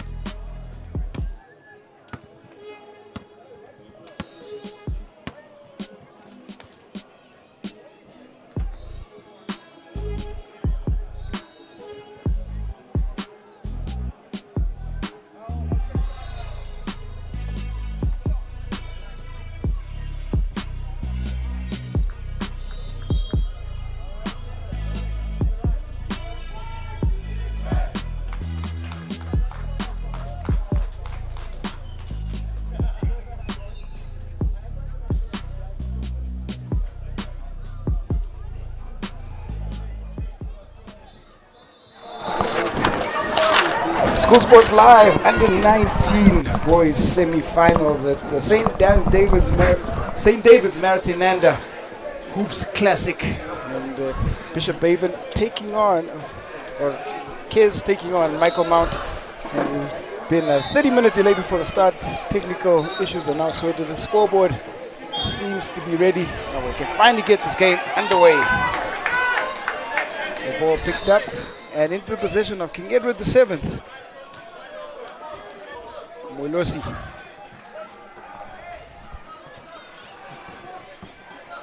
Ball fed inside. Skumbi cannot hold on. Now our first chance to see Michael Mount out on the attack. Michael Mount will be patient on the offensive end. They play some very good structured basketball, but the block shot comes. Robertson met in the corner by Mbella's outstretched arm. The attack. Swart. Swarming Kiz defense. Both teams seem to have their hands up early and contesting every shot on both sides. First score courtesy of Moloisi. Aggressive small right hand floater goes down, and we have our first field goal. Yeah, that's what I like to see when the team is playing zone defense. King Edwards, they have active hands, moving, they loud, they're communicating, and that's exactly what moving in unison. This is exactly what a good zone should look like. Swart. Elbow jumper. So just a touch long. Michael Mount Waldorf come away with the offensive rebound. The three ball goes up at the big board. Mutizwa controlling things on the defensive glass. Mutizwa, Mavuso, and Mutizwa. He spoke about the aggression on the defensive end. They're showing a lot of patience on the offensive side. They're showing patience on the offensive side, but I'm looking at Michael Mount. They're just moving around together, but they're not putting as much pressure as Kez was on the other side. So they're just being controlled by the offense at the current moment. Still early going, just 2 minutes of game time expired. Looking for Skumbi on the inside to get a touch from Michael Mount, and now a fast break opportunity, and the strong take by Fleetwood. Coast to coast, virtually up against two defenders, goes glass. Count it. I mean, the two bigs from Michael Mount seem to get the rebound and run the lanes. Fill the lanes, the guards fill, so anyone seems to be able to bring the ball up, and everyone knows their role. Almost looks like a five-guard front for Michael Mount. Mutizwa into the corner. King Edward looking for ways to break down Michael Mount's zone. Shot clock violation, as King Edward's taking too much time on the offensive possession. Can't really say it's great defense. It's just I'd say that's great defense. The shot clock is also your defensive helper. So if you make them run that shot clock down, you're doing a good job. Michael Mount, the long two. Swart gets tangled up underneath. And a foul called. It will be Robertson picking up that foul. First one for Michael Mount Waldorf. And we also should have our first timeout on the floor. Defensive work has been very good from both these teams, actually. Been a tightly contested defensive battle. We haven't seen too much innovative play on the offensive end, and it has all the makings of a tightly contested semi-final for the rest of this game. Say in this timeout, if I'm Kez right now, keep the defensive intensity and just actually not keep it, increase it a little bit more and get back on defense, because this is the only time Malcolm Mount has scored is on the fast break. So make sure that once you get the ball up on the other end, you get back on defense. Just look at some of the play we've seen, and defense has dominated. It's been the theme for the first 2 minutes, and you expect that when you have two basketball programs that have a proud history and legacy. And this far into the tournament, I mean, you're in the semifinals, it's exactly what you want to see. defense gets you into the semi-finals and possibly wins you the championship. So whoever plays the best defense and delivers on the offensive end should have a solid chance at winning this game. You know, the age-old adage is that offense wins championships, and we do have an extended delay once again as the scoreboard has again gone out in the intermittent play. It seems is going to be the theme for today. Quentin, I would like to challenge what you just said. Offense wins championship. I think what you meant to say. Offense makes the highlight reels. Defense wins championships. Offense sells tickets. Yeah. Defense wins championships. That's what I meant. I know that's what you meant. It's, as an offensively minded individual. I get buckets. I used to get buckets, but I still am known for my great work on the defensive end too. As a stopper. I must have missed that highlight reel, but or I must have caught the highlight reel. I just haven't seen the full game of what you're talking about. But you know, these young men seem to show a little bit of what I've seen you do in your highlight reel. Yeah, you have a look quickly. You know, this is what happens, TK. They bring the camera back this way because it is what it is. Break continues to delay play because we do have issues again with the scoreboard. 5:24 left to play in the first quarter. We're tied at 2, and only so much coaching can be done. I think from what we've seen, both these teams are quite intense on the defensive end, both opting to sit in their zone. We have seen tendencies throughout the tournament. We spoke about what happened in the under-15 semi-final. Both teams play zone. I do think we'll see switching defenses as the game continues, and try to speed possessions for either side and increase the pressure on ball handlers. Increase the pressure on ball handlers, chase the tempo a little bit. I think that tempo change is what's going to dictate who gets control of the game. So like you mentioned, Michael Mount likes to go into a zone and then switch into a man. If Kes does not know how to adjust to that accordingly, they'll be caught in the back foot, and Michael Mount will be able to get away with at least 2-3 steals. And if they successfully convert those, that means that's easily 4-6 points that they can get a lead each time they chase defense, depending on how long it takes King Edwards to adjust accordingly.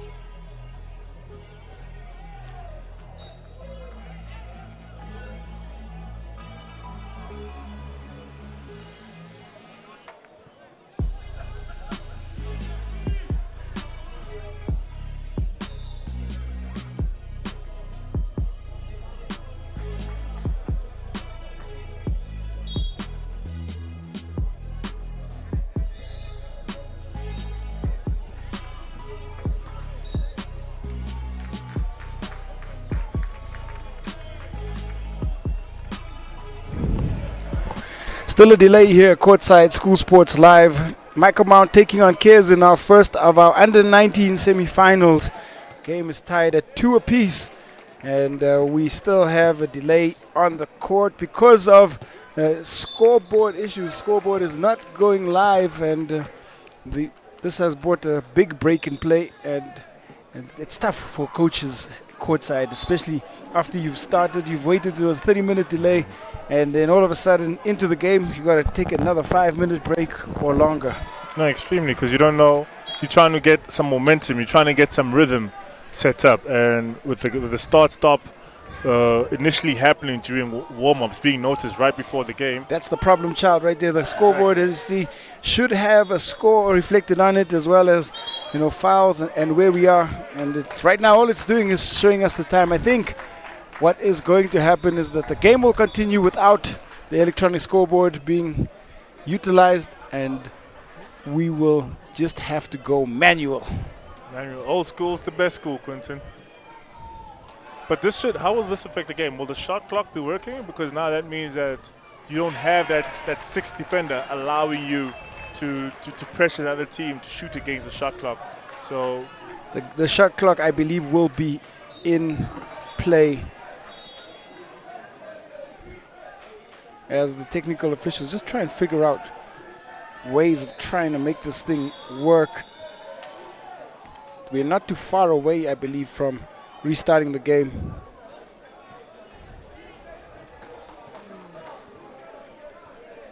It just makes managing the game also tougher for coaches and the players, because you don't have line of sight of the score. You can't figure out which possessions or what possessions, when to speed up, when to hold. It's going to be a constant interaction between coach and table. But we are set to go, and we are back underway. Ball turnover as Michael Mount Waldorf get out on the break. The layup does not go, and rebound picked up by Kez. Mbela's done just a little bit of work in the paint there. Looks lithe and athletic. Ball now being utilized. Mavuso moves it around. Michael Mawodov trying to get into that passing lane, and they do so quite well, timing it. Malosi and Mavuso need to be very careful with getting that ball to that high post, because they seem to be turning the ball over, getting a deflection. Swart sets up, and it's Motsielwa. And it's Mbela steps out of bounds, handing possession back to Michael Mount.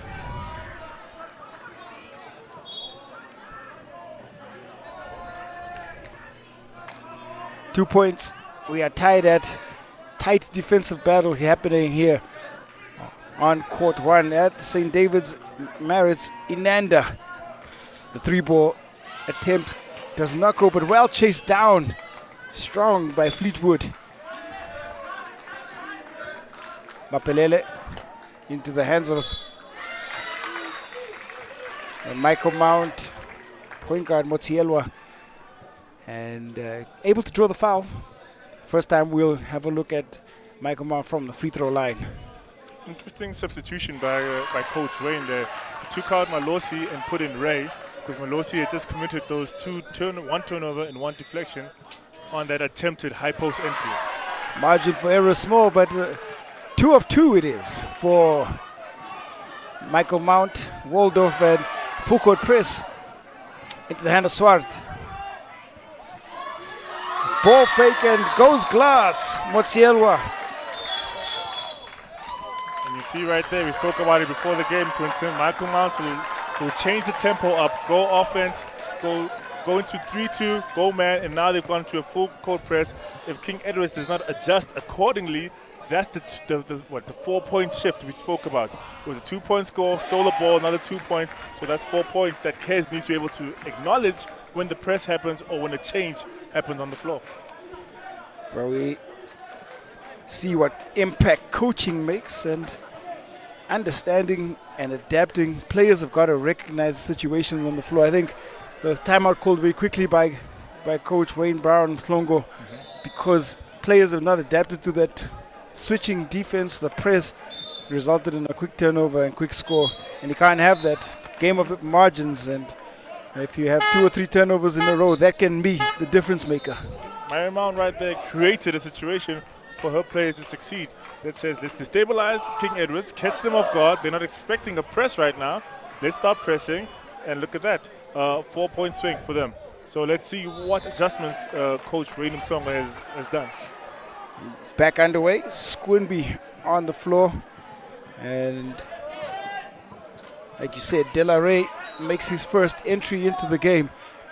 Mbella picks his pocket. And a chance for Michael Mount out on the fast break. They're really good in transition. They get either the score or the foul. And all of that, of course, coming from just really great defense. Correct. All their points have come off no set plays. It's been a fast break, a steal, and that's just how they seem to get it done. Wandile Mapapele gets the steal and goes to the free throw line.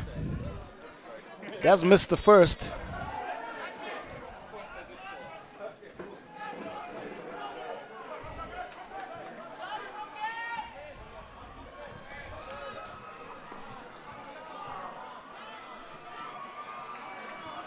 One of two for Mapapele.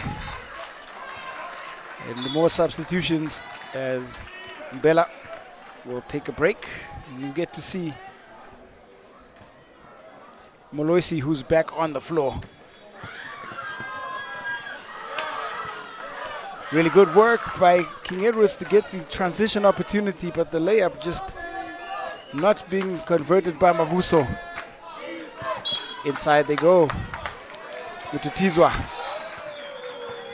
draws the foul. Coach Wayne going in with a smaller lineup, you know, to combat or challenge that press that Michael Mount has now faced him. Put more guards on the floor to allow for better ball movement, and a small forward in Mutiziwa to kind of help with that high post entry. He seems to be more aggressive, gets the shot up and gets back up quickly for that offensive rebound. De La Rey. Entry pass meets the foot of Robinson. Possession stays with King Edwards.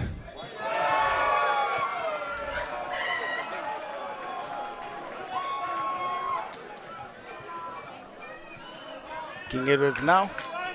Chance for possession. De La Rey in the corner. Feeds inside as Squimby gets a touch, but again, sharp defensive work. They are quick on the double team and quick on any bounces made in that painted area. Well, they seem to swarm him real quick when he gets the ball. Swart, three-point attempt short. And King Edward do well to keep the defensive board. De La Rey will inbound. Mavuso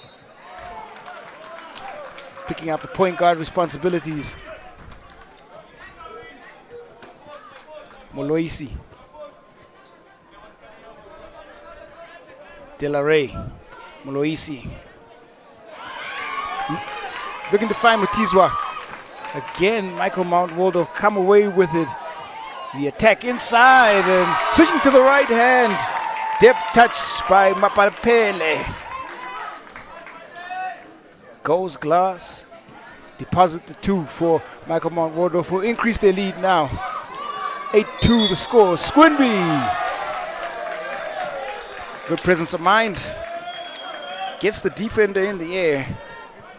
And a much needed score for King Edwards. He needed to stop that bleeding, or else Michael Mount was starting to get the momentum and beginning to impose. Not on the whole game, but on the first quarter. You know, say this is what we do. We're going to change the tempo. We know you guys kind of just put pressure on you and increase this lead. Moloisi off the floor, and our first look at Letebele, who has number 51. Right into it, Mapapele. Inside and outside they go. Mapapele into his hands again. Robertson fires. Squimby taps it back. Ball pushed up the floor now as King Edward throw away the possession. Oh, that was some great intention there. Move the ball up, get the ball flowing, get into a fast break, but just poor execution on King Edward's part right there. Mapapele fires from way downtown. And that's because the first quarter has come to an end here at St. David's Marist Inanda. We are courtside, and an exciting first quarter overall. Even though we've had breaks in play, We've seen Michael Mount show us what they are capable of on the defensive end, swarming defense, and that's why King Edwards have been limited to just 4 points in the first quarter. And Michael Mount with a comfortable, almost looks like a comfortable 5-point lead, if that is the case. That is very comfortable. So right now, Coach Wayne is talking about adjusting, putting pressure, making sure we make our shots, and also adjusting to when the ball is dumped down into the post. Michael Mount seems to be swarming them and making sure that they don't get any easy looks. And on the Michael Mount side, guys, let's keep putting that pressure on. Let's get a lot of quick, easy points, because most of their points has been on the fast break. So let's get those points, mount them up, make it more difficult for them, and, you know, take control of the game. They've won the first quarter so far. That was the opening score, and this is where Michael Mount have been very effective. It's out on the fast break. The defense really, Mapapele coming across with the block, and it's been the theme for them on the defensive end. Mapapele has been the standout player for Michael Mount Waldorf, getting a lot of touches, getting inside the paint. He's also been assisted by a couple of players, but you see Mapapele using his frame deceptively quicker, I think, and able to get inside that Kes zone defense. I mean, just looking into the huddles right now, both teams seems to be composed. Both coaches are giving instructions in a way that's very, no one is alarmed, no one is nervous yet, so the game is still in reach. Both coaches know that it comes down to execution and nailing your game plan. So I would like to see what temperament both the first five on both sides come out with and try to impose on this second quarter. Not too many changes on the floor for both teams. Fleetwood back in for Michael Mount Waldorf.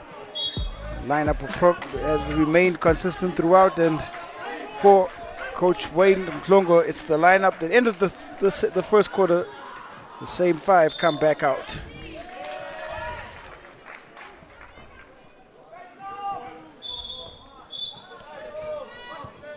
Mavuso inside. This time the swarming defense results in a foul. Motsielwa will pick up his first. Delaray. Butizwa, Delaray. Lovely move. Well, the steps were right. It's just the finish that lacked finesse. Yeah. Fleetwood up. Needs to be like Fleetwood right there. More purposeful, more direct, going to the rim. And that's how you get your points. You don't get your points by going away from the rim and avoiding the contact. The press again, causing some problems for King Edward, as on the make, every time they score, the Michael Mount Waldorf team goes straight into their full court press. Just speaks to you how locked in they are. That initiates it, and they just go for the juggler and try to suffocate you with that press. Mapapele goes left. Rebound picked up by King Edward, and Mavuso a chance to try and get out in the open floor. Draws the contact, and he will go to the free throw line. That's a quick turnaround, showing a clean pair of heels up the floor. Mavuso, contact drawn. Would have liked to see him go left, but did well to just draw the contact and get himself to the free throw line. If you can't get the bucket, at least you have to go earn it from the charity stripe. It's a good foul by the defense, judging on him missing the first one. I'd take that foul. You know, don't allow him to take the easy foul. Foul responsibly, of course. I'm from the old school. You like to foul, gotta foul hard. These are Misses both, but on the follow is Squirnby, who's starting to make himself known. Squirmby, right place, right time, great position. Location, location, location. And that's why Case is leading with the offensive boards in this tournament. Three ball, no good. Chance now on the open from Mutizwa. And Kez fighting their way back. They've done a pretty good job in transition. That's where they've made their most positive strides, and that has called for a timeout now. It's Michael Mount Waldorf who want to chat over what needs to be done. And this transition play coming from King Edward is what they have to do. They have to counteract before Michael Mount Waldorf get their defense set. and push it up the floor, and maybe we'll get a little bit more scoring on the offensive end from them. Michael Mount have done a great job, though, of just being alert and aware, and have been equally great in transition. I was taught, and I teach, when a team presses you, you press them. You play at the same tempo, you attack them at the same speed, and that's what Kes seems to do, and that's what got them back into this game with those easy, fast break points. Because if Michael Mount is pressing, it was looking to press on the make, that means on the miss, they're getting back on defense and slow. So if they miss, it's easy. Get the ball out on the outlet, run your lanes, get that quick bucket before they settle on the zone. Astute words, and it is a good strategy. You play tempo for tempo. Well, coaches are finally done with their instructions and their strategy set, and we are at the free throw line. Mutizwa just before the break. I feel Skumbi needs to start imposing himself on this game. If his guards and everyone is going for the shots, he needs to get position, because he's the biggest guy on the floor. Get position, assert yourself, get that offensive bound, and put it back in. Mutizwa misses both, and there is a foul called on the floor, the offensive push, and it is Letebele who picks up the foul. But that's the aggression that you like to see from King Edwards, them going after the ball. Look at that. Look at the intensity on defense. Their hands are up, they're ready. Third team foul for Michael Mount Waldorf. Ball moves out. Motsielwa inside to Fleetwood. Won't go, but rebound into the hands of Swart. The left-handed jump shooter goes to the short corner. Strong board by Mutizwa. Mavuso looking for Skunbi. Lidikwa. Kez back into trying to break down the zone. Wide open look. Opts to get it inside. Some good ball movement we're seeing from King Edward. The jumper goes up just before the shot clock, and the follow. See, in the zone, the weak side block is always open. So crash that board. If you're listening, young boys, crash that board. You'll guarantee to get a rebound every time. Mavuso on the board. Greaves' shot won't fall. Now, out in the open floor again, Mavuso attacking. Goes straight into four defenders. Squinby there on the cleanup. Corner three, or long two rather. Mavuso has his foot on the line. Misses everything. Motsielwa, Papele, Greaves. Into the hands of Mapapele, but the foul called on the ground. Squimby will pick up that one. And side ball for referees Zareba and Michael Mount Waldorf. Swart. Inside Fleetwood. The follow, Matsielwa won't go. Scramble for it, and somehow Fleetwood has it. Greaves up and in, and it's frenetic inside the paint. Oh, the war of the balls, Quinton. Whoever controls the balls controls the game. And right now, Michael Mount seems to be just a little bit more aggressive on the offensive boards, attacking King Edwards. They know that's their strength, so they're trying to keep them busy on those boards. There's a battle of the boards indeed. Greaves at the free throw line. Another place that we can say is a battle has been the free throw line. His teams have not shot the ball well. And that is an actual battle, internal team battle that both teams are encountering. Greaves misses both.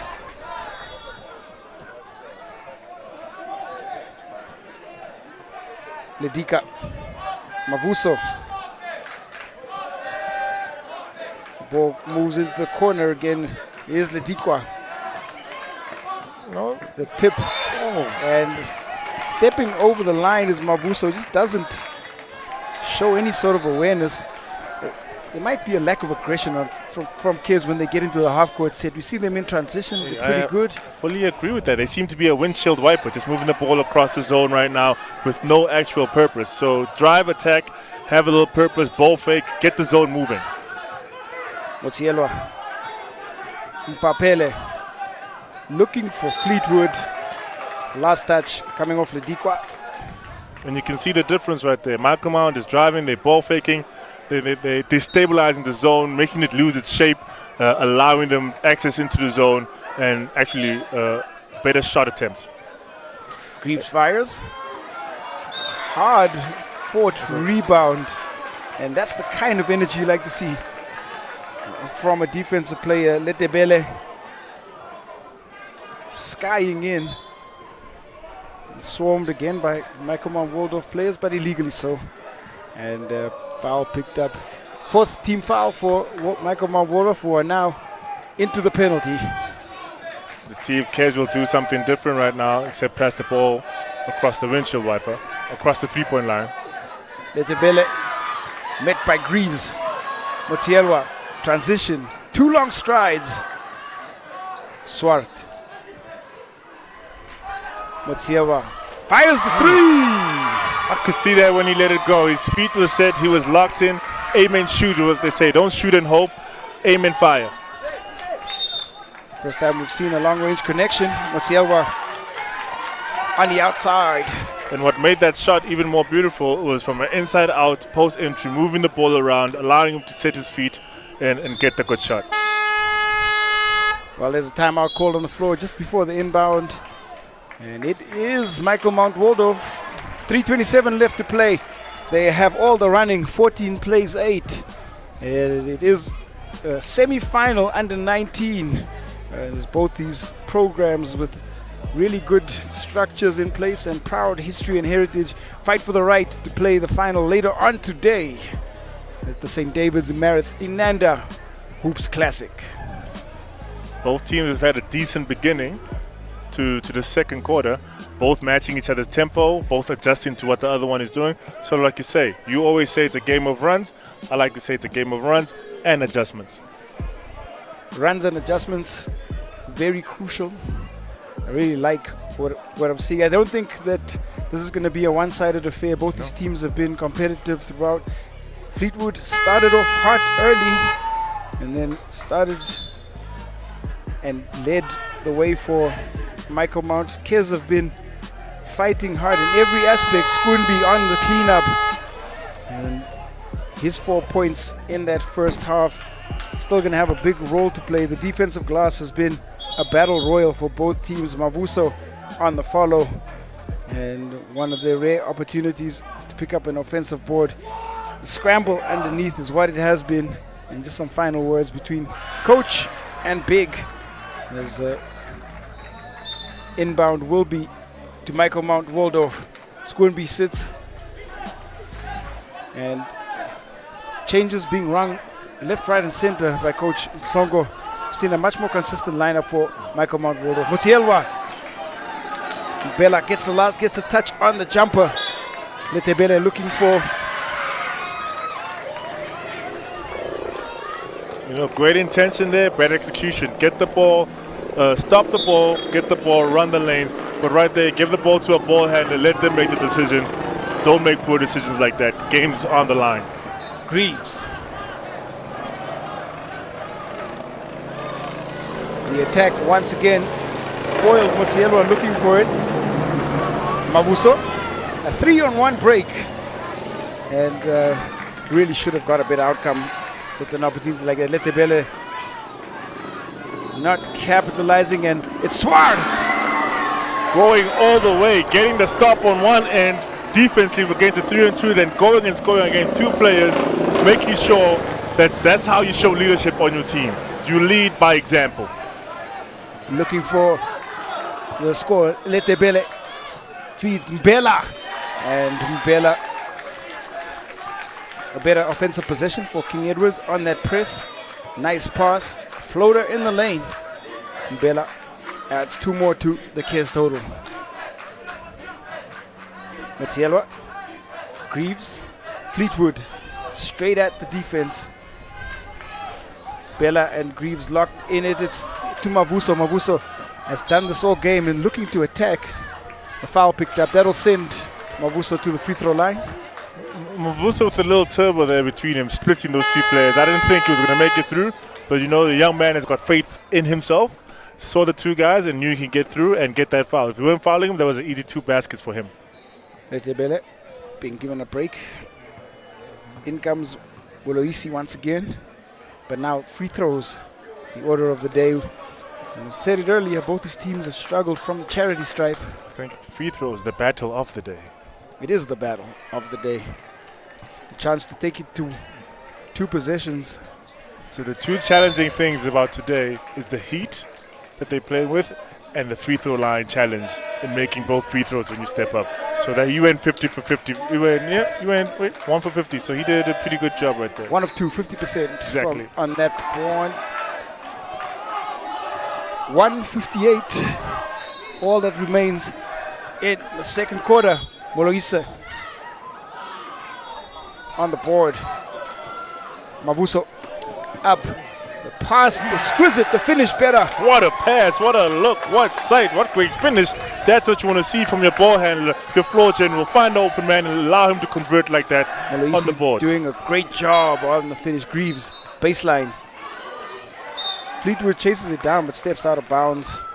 Kez fighting back late in the second. It's a 3-point game. Mavuso has been pretty special distributing the basketball and also a good transition exponent. Kez getting an inside out.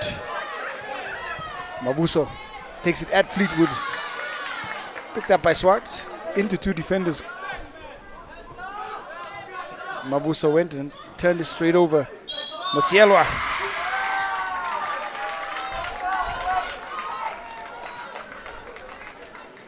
Aggression being shown by almost all of the Michael Mount Waldorf players. They are not scared to attack the chest of a defender. They go straight at the defense. And then they head to the charity stripe where it's been a battle. Motsielwa. Empty trip once again.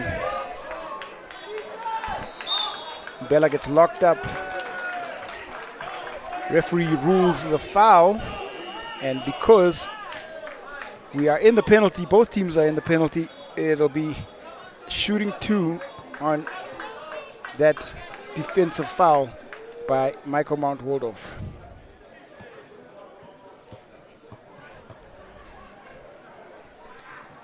Bella at the free throw line. Fortunate bounce, gets the first one to fall.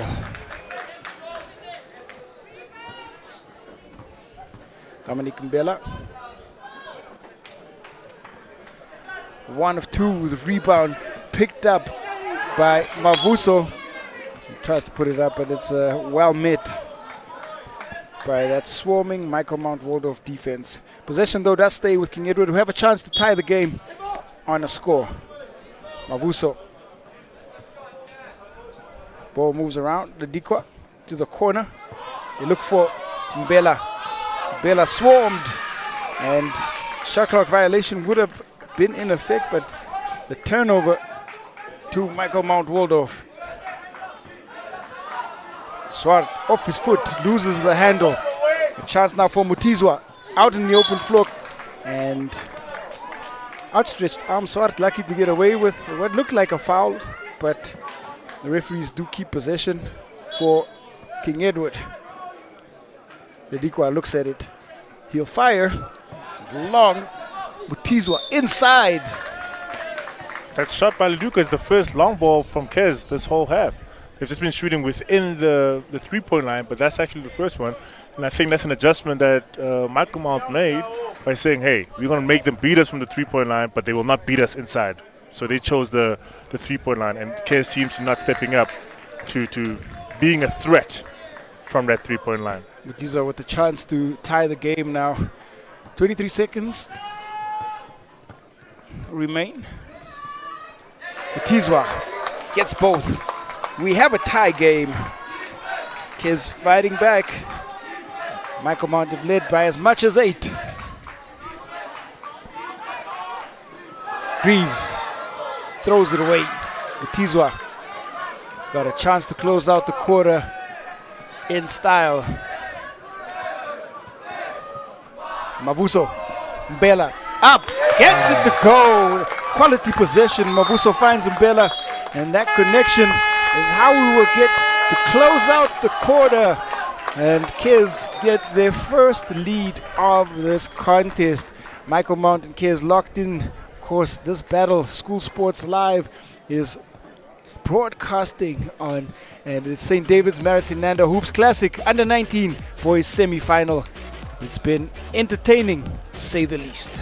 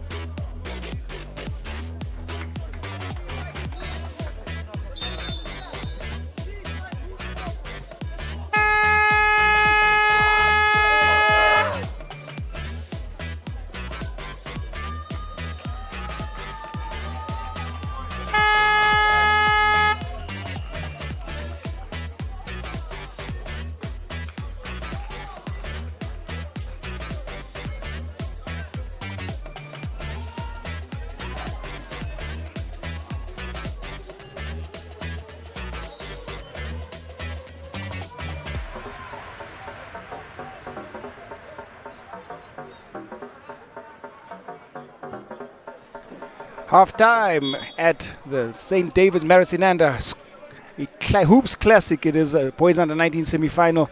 A tightly contested game. Michael Mount taking on King Edward's High School. King Edward's up by 2. And we have third quarter action underway. Lidikwa into the corner. King Edward looking to carry on with the momentum that they picked up late in the second. Lidikwa looking for Mbela. Chance now for Kez as they attack the rim hard and just won't go.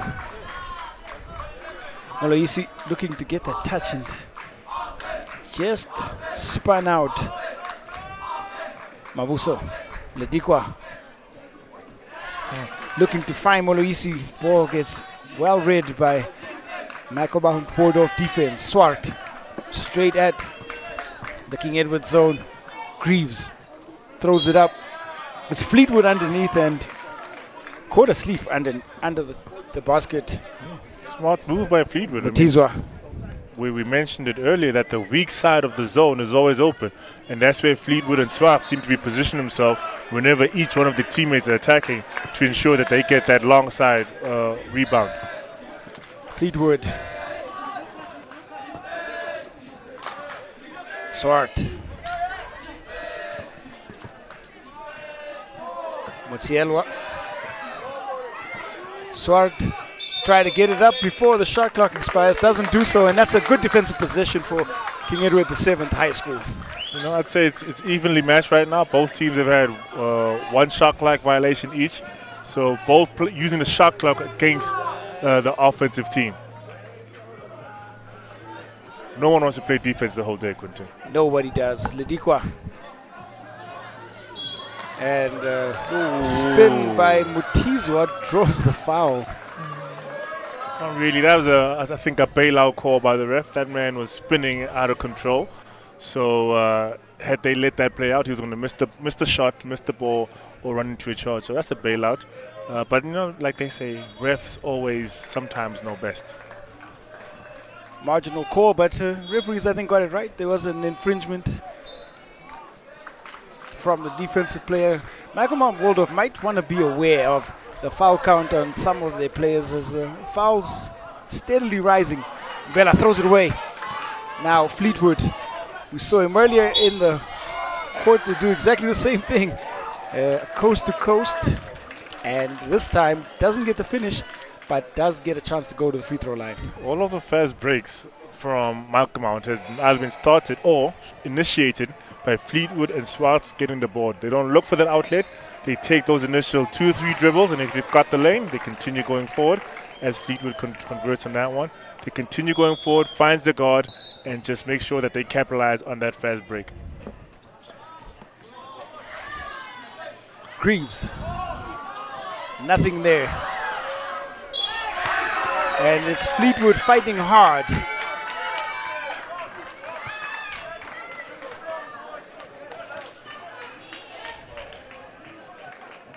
At the free throw line once again. Michael Mountain might rue the amount of free throws that they've missed so far. This is a very, very tightly contested game, and sometimes the difference maker is going to be the makes at the free throw line. Yeah, Coach Thong, what you think about bringing in Scooby, because he was his board.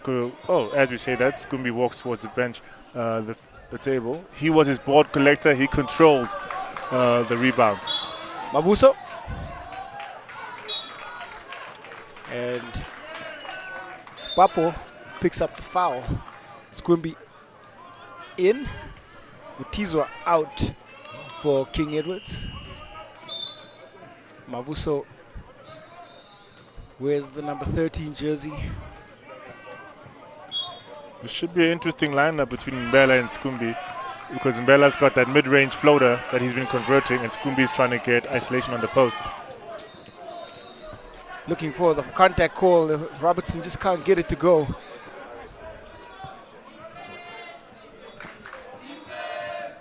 Swart.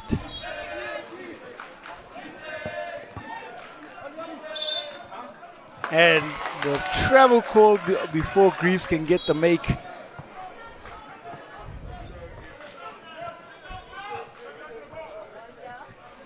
Mavuso.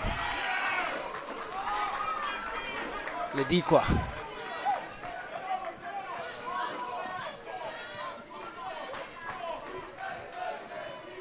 Into the corner. The travel violation again. That's some really smart defensive work by Greaves. Gets the hand on the ball as Muluisi tries to get inside. Chance now for Michael Mount Waldorf. Trail by 1. 5:33 remaining in this third quarter. Swart draws the iron. Rebound picked up by Michael Mount Waldorf. Mutiello has been quiet.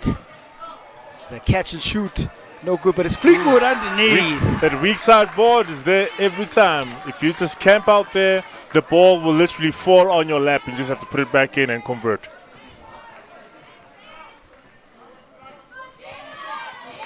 Mabuso throws it away. Chance for Mutiello out in the open floor, and this is what you want to see. Someone needs to change the tempo of this game. Both teams are comfortable going back and forth. So either defensively put pressure on Kez, go man-to-man, fast break. Something needs to change because both teams seem to be comfortable. If you want to win, change something, adapt. Make the other team adapt to the situation you're putting them into. A timely timeout for King Edwards as Michael Mount Waldorf go on a scoring run. And a much needed timeout and breather just for the players on the floor.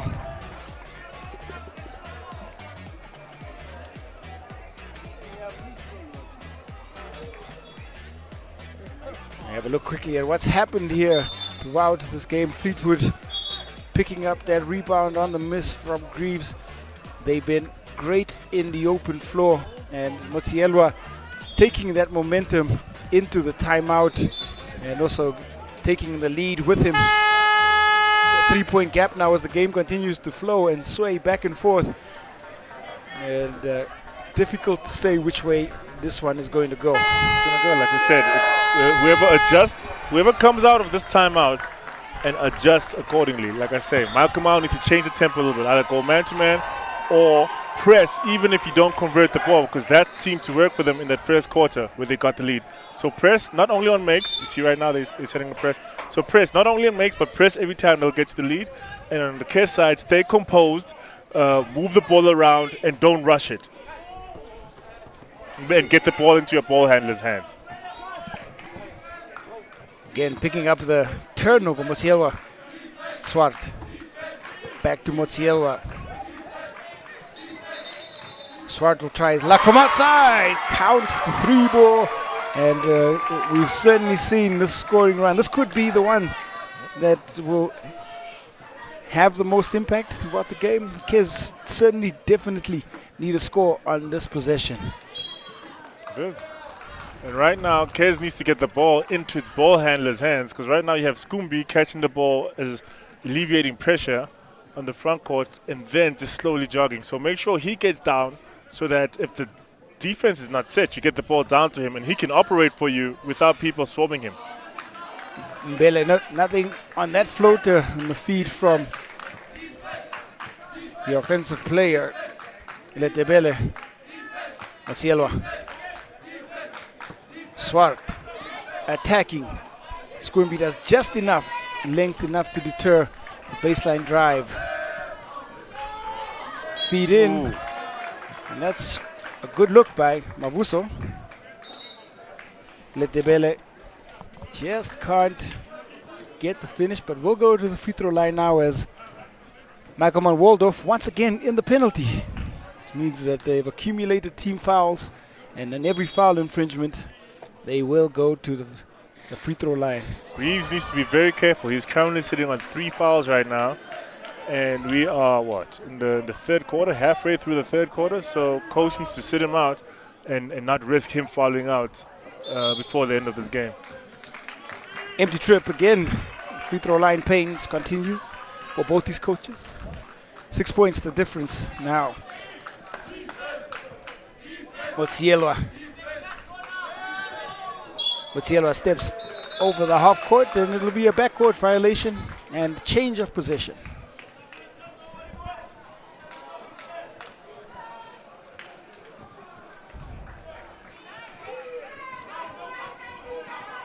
Important possession here for the King Edwards 7th High School. Letebele looking for Mbele.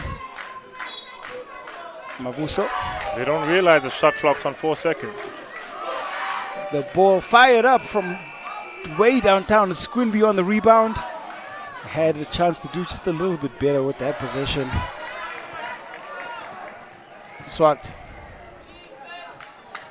Greaves. Inside. Loses it. Now for King Edward out on the break.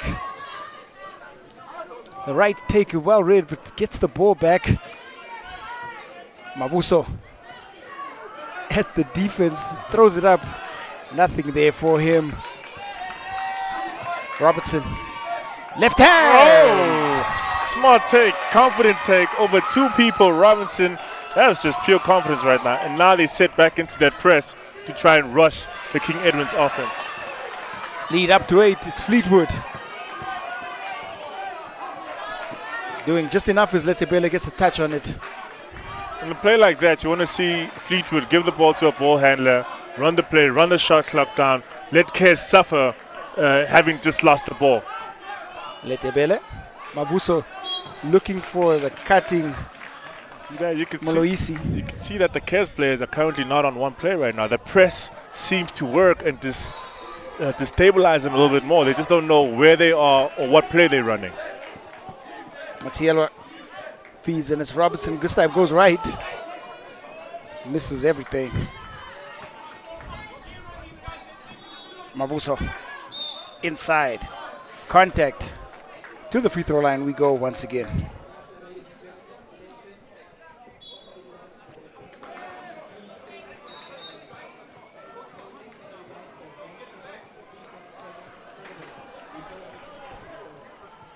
Eight-point gap. continues to widen. Kes just unable to convert from the free throw line. Mavuso has been okay from there. Has at least been able to come away with one on his multiple trips to the free throw line. Does the same.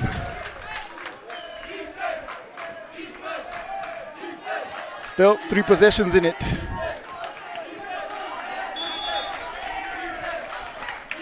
Fleetwood feeds Robertson. Motsiewa. Fleetwood on the board. He'll turn around and go glass. Fleetwood, big side post. I mean, you look at the urgency and purposeful movement that Michael Mount is doing. They're moving the ball, they're sharing the ball, and they're all attacking. Mavuso splits the D, gets up, and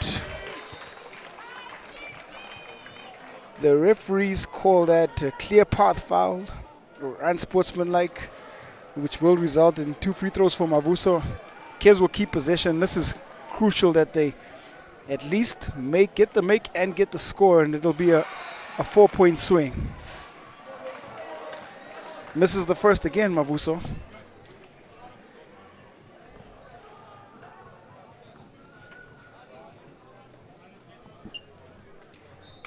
One of 2. It is possession for King Edwards.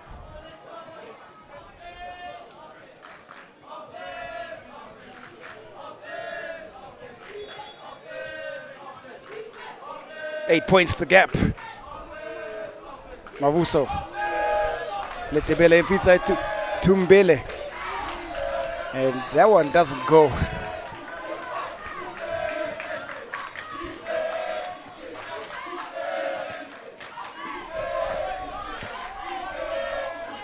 Going glass again, and the score does come. And Motsielwa takes the lead to double digits for Michael Mount Waldorf. A 3-ball from King Edwards. We haven't seen that all game. Moluisi. That was a gasp of fresh air. They needed something. They needed a Hail Mary, and that seemed to be it right now. Inside. Motsielwa gets the score of the crisp pass. Everything seems to be falling for Michael Mount. These guys are all moving in unison, moving into place, driving. Everyone just knows where their teammate is, and they're feeding off each other's energy. I mean, just look at all the high fives flying around. Mapapele we haven't seen for a little while. He came in and replaced Greaves and has had a significant impact. Lead back at 10. Just off that big 3-point make. And converts the and one. That's Motsielwa. I mean, they just converted the end one, stole the ball. Now they've got possession again. So this should be frustrating for King Edwards. Motsielwa can't hold on. Ball turned over. A little bit of a breather for King Edwards. They got a chance now on the offensive end. Mavuso just rushed a little bit too much. Robertson. Swart. Papele. Up and in. Everything seems to be falling. If they throw it up, it's going down. Largest lead of the game for Michael Mount. 11 points the gap. Mavuso tries to slide by the baseline. Swarmed and trapped. Turns it over. And this is what we talked about. It's a game of runs and adjustment. Michael Mount is running. King Edwards is not adjusting to the play that Michael Mount and the tempo that Michael Mount has just brought onto the floor that has gained them this lead. Mpapele straight at Skoonby. Comes away with the rebound. Mavuso comes across just to intercept the pass. Possession will stay with Michael Mount Waldorf.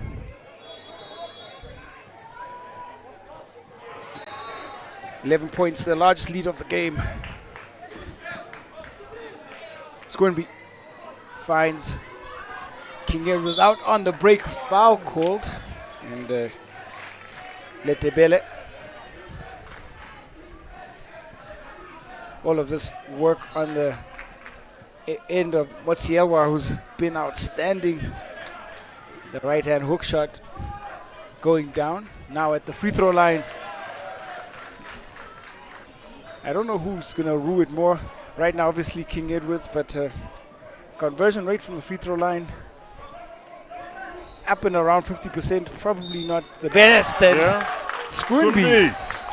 Big man play at a big moment of time where his team needs him. And this is how they're going to chip, if they are going to attempt to chip in. Scrimby needs to show up, go after every offensive board, and put it back in, because Michael Mount is about to go for a bigger run on this 10-point lead. It was close at the half. Michael Mount took that momentum, came out with it, and goes under double digits. Scrimby gets the 3-point play. Coach Raynham Songa has changed defense. He's now playing 1-3-1 right now with Scrimby underneath the basket. So he's about to get a great workout running from 3-point line to 3-point line. So he's basically running a 17 at the moment. But let's see if this defensive change or strategy will change and help King Edward come back into this game. Certainly interesting going into this 1-3-1 zone. Essentially supposed to be a trap defense. Trap defense. I think he's giving them a couple of looks because it's 1-3-1 and it's a man. So let's see if Michael Mount will be able to adjust, or if Kez will be able to benefit of the same, lack of adjustment period that they did early on in the half.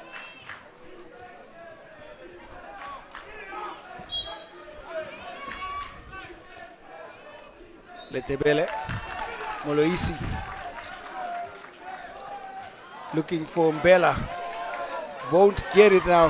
Mpapele, fast break, up, doesn't get it. Motielwa on the follow. Mbela's fighting for the rebound, and a little bit of a reprieve for Kez, as Michael Mount should have converted that transition opportunity. They don't take any momentum into this final quarter, but they do take a significant lead. And let's have a look at what has been happening. And the long ball from King Edward, the only one we've seen so far in the second half. It's been dominated by Michael Mount Waldorf. The defense has turned into offense. And once again, we have a look at the long ball from Moloisi. Michael Mount Waldorf have been exquisite inside the paint, whether on the offensive glass or just from structured play, getting scoring from a variety of players. King Edwards chasing the game throughout the third quarter, and that's why they find themselves in this 9-point hole. The first quarter went to Michael Mount, they had it. Second quarter, won by 2 points by King Edward School. Third quarter, you can see Michael Mount adjusted. They went man-to-man. They reintroduced the press, not only on makes, but also on misses to Kez, which changed up the tempo, which allowed for more mistakes from King Edwards, which allows them to have this comfortable 11-point lead that they have right now.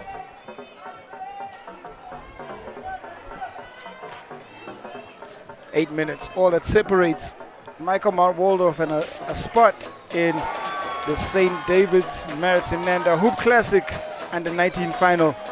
King Edwards faced that 9-point deficit, and a lot of work to be done in order for them to also fight for that right.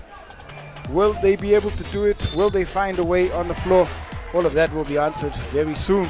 Been some great play from point guard of King Edwards. Mabuso has been a standout player. We've seen balanced scoring from Michael Mount Waldorf, but if we were going to single out a player, Motielwa has done a pretty good job for them on both ends of the floor. Been a great exponent in transition, and I'm sure they'll continue to try and play through it. They do get extra scoring from the other pieces on the floor. We are just about seconds away from the start as the final huddle for Michael Mount Waldorf just before we start off this fourth quarter. The combination of Motiela, Swart, and Fleetwood has been awesome to watch. They just know how to work. Swart and Fleetwood initiating that fast break and just getting it done. Motiela feeds Swart, and Fleetwood, nice extra pass to Robertson. Weak sideboard, Quinton. I've been saying it all game, and King Edwards does not seem to be hearing me. it is costing them because I think about 10 points have come off that rebound and just putting it back into the rim. Mavuso attacking into the hands of Mbela. Little floater won't go. Fleetwood. Motsielwa. Swart. Swart feeds across Mpapela. Mpapele.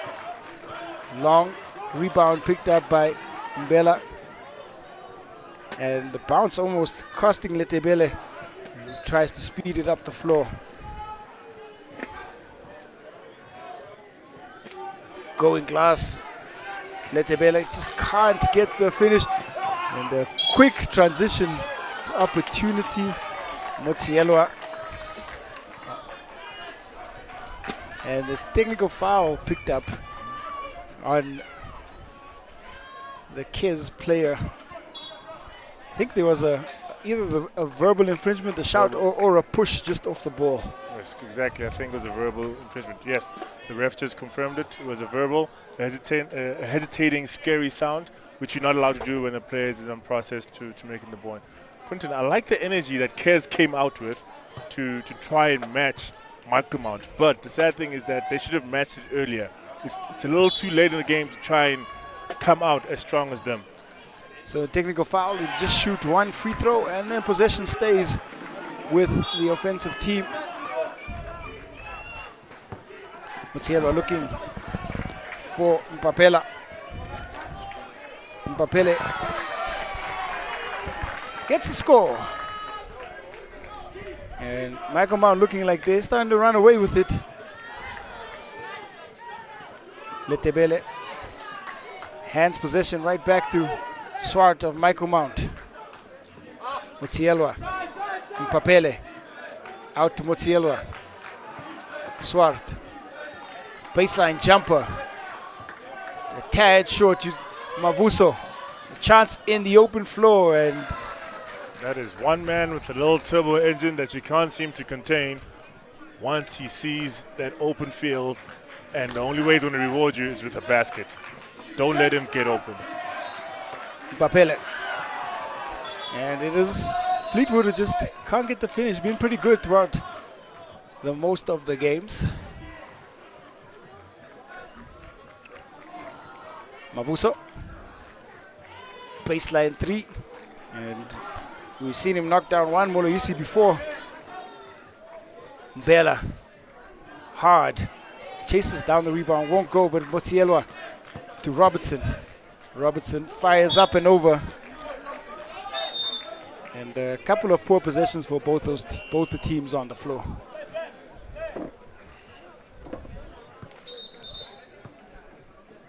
Mavuso will try and spark something here. 11 points the difference. It's 39 plays 28. Mbela rather. And underneath. Mutizwa has come in with some energy. And back under 10. That's a man who sat the bench a little too long, because if you remind you, first quarter, he came in with the same amount of energy, same intensity, and gave you a quick 4-point defense intensity. I mean, this is a guy that should stay on the floor for a good point. Look at him. Gets him up in the air, contest that shot. Look at that energy, sharing it with his teammates and saying, guys, we're not out this game yet. Time's not up. Let's get it going. Spark off the bench so far. Mutizwa gets the free throw as well. And 8 points the difference. 3-possession game. Mpapele. Big rebound. Letebele. Mavuso inside. Mbela. Scoop layup won't go. Motsielwa. Mpapele. Quick hands. Moloisi able to pick up that turnover. Almost hands it right back. Mavuso. 1 against 3. Takes it into the teeth of the defense. And that was not the right decision. Amongst the trees. Mavuso still fighting for it. It's Swart now. Scramble in the paint. 2-on-1. Timely pass. Oh, come on. Marcoman seems to not be converting a lot of these shots. They're taking it as if they've won this game already. You know, not that much urgency on them left. They need to, you know, make sure they close this game. Tebele and Motsielwa get tangled up.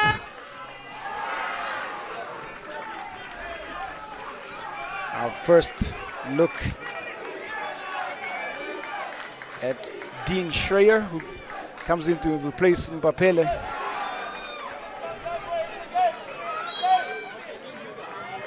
Kez on the comeback.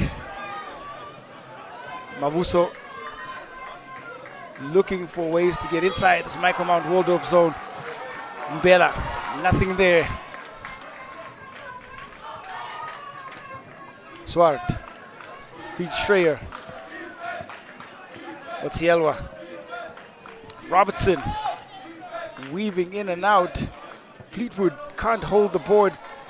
Chance for Mavuso, who's just has not stopped going. Oh. Gets it up and in.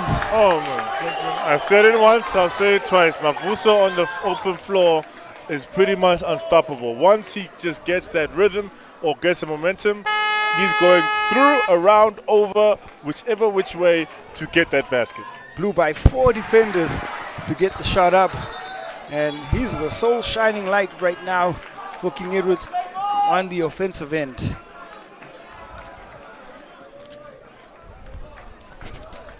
Conversation between referee and coach. Always going to be interesting once that's challenged on the technicalities. All cleared up though. Mavuso, free throw line.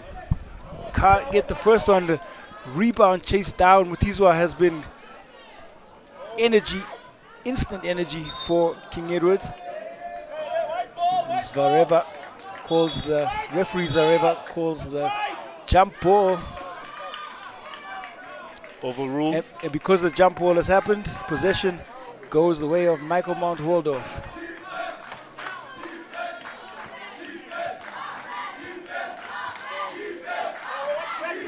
Schreier throws away the basketball. Mavuso. Schreier threw it away, almost got it right back. Effort, you know? Don't get down on yourself. Find it, make the next play, and keep playing.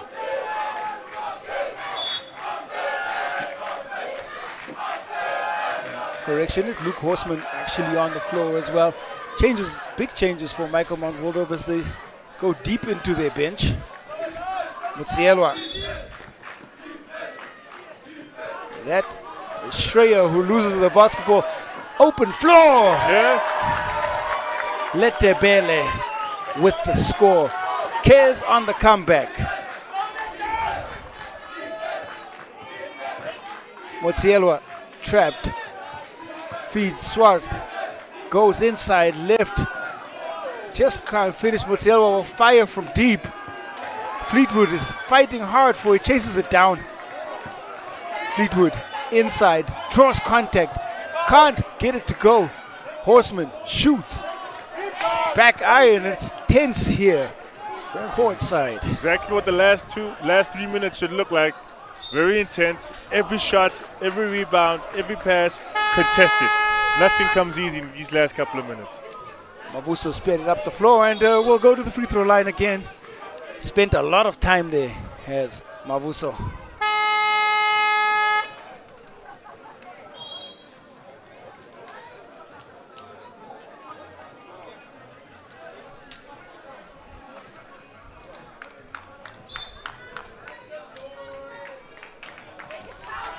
Motsielwa significantly fouls out, picks up his 5th foul, and that could have a significant impact on the end of the game. The primary scorer, primary ball handler, is no longer going to be taking part in the game. That'll be the last action for Motsielwa.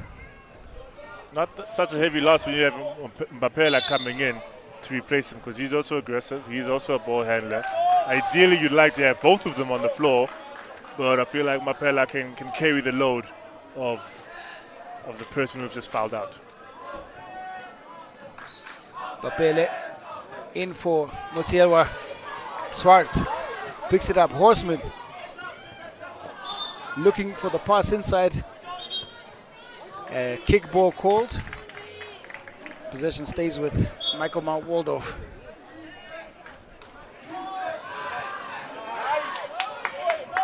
Crucial turnover. Letebele reading the pass. Mavuso inside. Mbela spins. And the touch just won't go. Very nice move. That would have been, a great confidence play for him. Would have taken us to a one possession game. Still 4 points in it. Swart attacks. Scramble underneath again. And it's going to be another jump ball as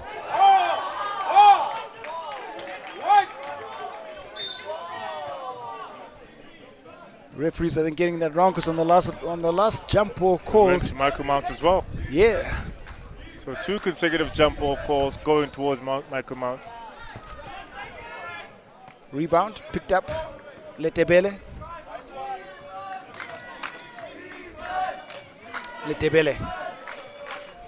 Mavuso. Moloisi's scoop layup won't go. And you can feel the pressure starting to mount. We're now under 50 seconds left. 4-point game. This is what you want to play. This is high school. This is where you want to be right now. Every shot counts. Every free throw counts even more. Bella on the bailout. He commits the foul. That might be the right play because it sends Swart to the free throw line. Both teams have struggled from there. And this is a test of resolve and skill. But before we get to see that test of resolve and skill, there's a timeout called on the floor with 41 seconds remaining. There's 4 points in it. That's a very strategic timeout by Coach Thonga right there, because now you're gonna ice Swart on the free throw line, making Bekula be nice to go listen to instructions, come back. So he's got a pretty good chance of not converting these two and keeping it still to a 2-possession game. Mavuso has been outstanding. There's been some good play by King Edward as they try to fight back. The lead has been as large as 13, and it is back within 4 as the fourth quarter has been dominated by the Kez Bigs. Letebele underneath. And we've seen scoring from Mbela as well. And now a timeout called significantly. Motielwa, number 2, is the number 25 jersey. He will not be taking part for the rest of the game as he's committed 5 fouls, which means that he will not be able to play and has fouled out. And as Michael Mount Waldorf search for answers on their bench, King Edward search for answers on the court. 41 seconds, all that separates Michael Mount from a place in the final. 4 points, the difference between the two teams.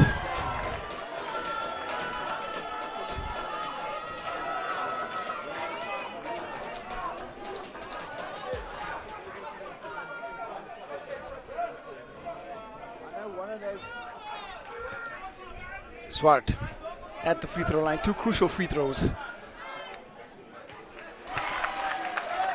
Ice in his veins, makes the first.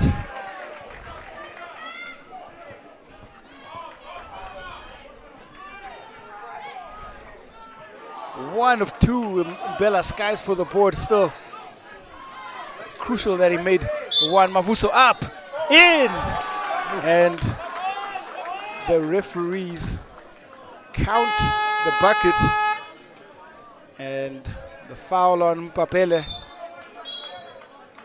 And another timeout called.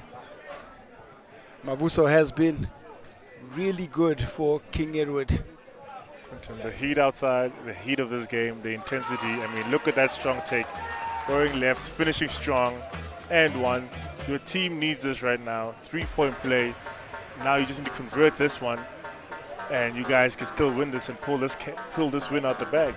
And it all comes down to execution, final minute execution, doing what coach says, and improvising where necessary. But improvising to make sure that you're putting your team ahead and not just to look good.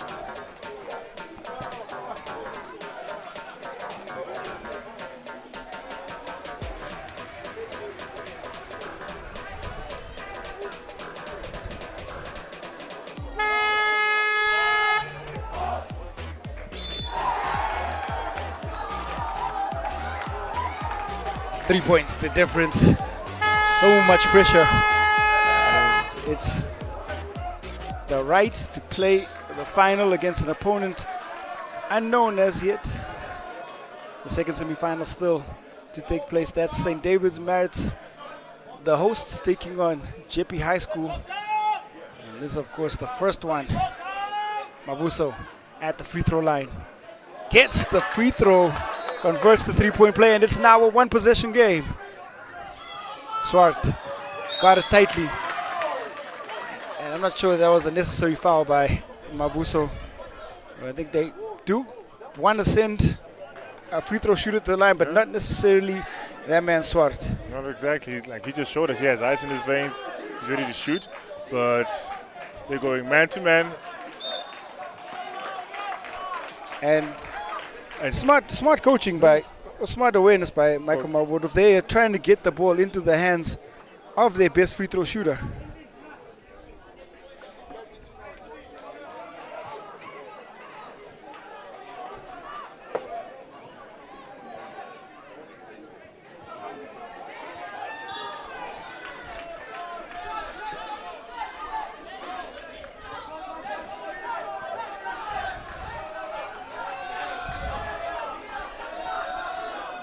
Man-to-man cover, it's important. V-cuts are important. Try to get open. Don't run away from the ball. Run to the ball. Create an opportunity for your team to succeed. Also, crucially, this is called an unsportsmanlike foul, holding foul. The ball now will stay with Michael Mount Waldorf, and they get the chance to shoot two at the free throw line. Their best shooter.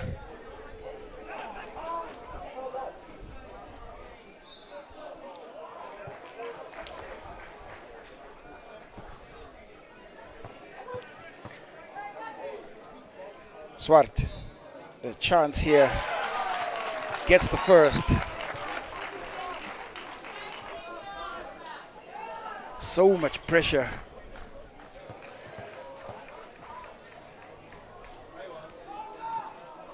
Gets the second as well. And that, I think, is going to have to be it. It's going to be very difficult to see King Edward getting possession and being able to overcome those two possessions. Exactly. That's that man Swart with, like you mentioned earlier, ice in his veins. He likes these moments. He wants the ball in his hands. And that's the one person you don't want to foul. Possession stays with Michael Mount Waldorf. They will try and take as much time off the clock as possible. They could even hold till the end. But the feed comes in. And they send that man Kai Swart to the free throw line once again. Simple V-cut. Walk away from the rim, sprint to the rim, sprint into this open space, and create your shot. I don't know why the King Edwards players are not locked in, trying to stop everything. Because right now the game's on the line. You cannot afford to have mental lapses. Kai Swart. Feel like the pressure off him a little bit now. Gets one of two. King Edward speeded up the floor. It's Mavuso up, in, counted. That's open lane, I told you, open floor. Another hard foul from Mavuso. If you are going to stop Mavuso, you need to have a barricade up there. You cannot let him see the line of sight to the rim. He's going straight beeline and giving you a straight conversion. That is Mavuso on the open floor. He's had an exquisite game. Has represented himself well. Fought from the beginning. Might just be too little, too late. 3-point gap. Swart. Made the two crucial ones. Needs to make one of two here.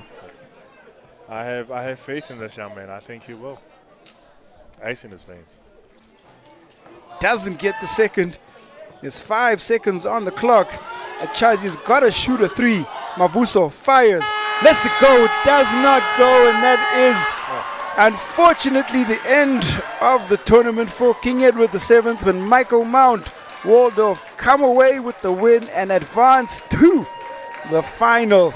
It was a exquisite contest. Both teams fought tooth and nail. Kez led early, went down by as much as 13 points, fought their way back to within one possession, but Michael Mount Waldorf held them off at the end through some great free throw shooting, some good all-around play, and at full time it is Michael Mount 43, King Edward 40.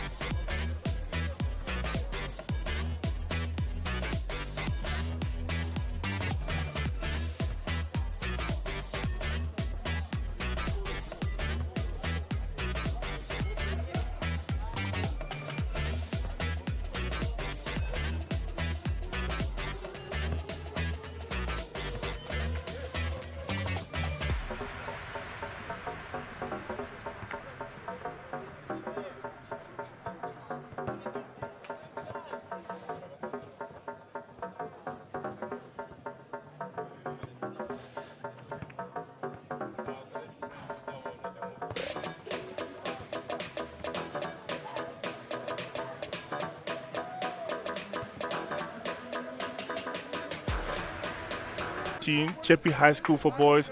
Should be an interesting game. Both teams evenly matched. Should be a lot of back and forth, and the boys very aggressive. I have Coach Steve Ballmer sitting right next to me, and it should be a fun day. Yeah, I think it'll be a fun day, Sakani. What I'm looking for out of these guys early on is who has the energy, who is rebounding from their earlier loss in the semifinals and can focus on this game, put that game behind them, and see if they can come out with a win and get the third place finish. So the ability to bounce back after a loss and still be competitive and compete with your teammates, salvage the victory and end it there on a high note. Exactly. I don't think that'll be a problem. These young guys out here, they want to win with, whether there's a trophy at stake or placing at stake or anything, they want to win, whether they're playing a pickup game or not. Okay, cool. So we missed that first free throw there. Free throws are going to be critical, even in the first quarter. On the line, Tasha, we saw with the free throws from the previous games that it came down to that. Both teams, I don't want to say horrible, but did not shoot too well from the free throw line. Made it a close game. So you want to set the tone early from the charity stripe. Charity stripe for a reason. It is a free throw. Shoot your shots, make them because they're free, and, take the lead. All right, we're advancing the basketball. See what he has. I've also been interested in seeing how these guys are managing the 24-second shot clock. That's been good to see. Previous game, there was only three shot clock violations. Teams played it real well. But what I'm interested to see is the zone defense and seeing how the kids execute. Like right there, they saw the open lane. Coaches is coached, but now it's time for the players to perform. Exactly. Do you take advantage of that open lane? Do you shoot? What do you guys do? Do you move the ball like a windshield wiper, or do you move it purposefully and attack and open the open lane right there?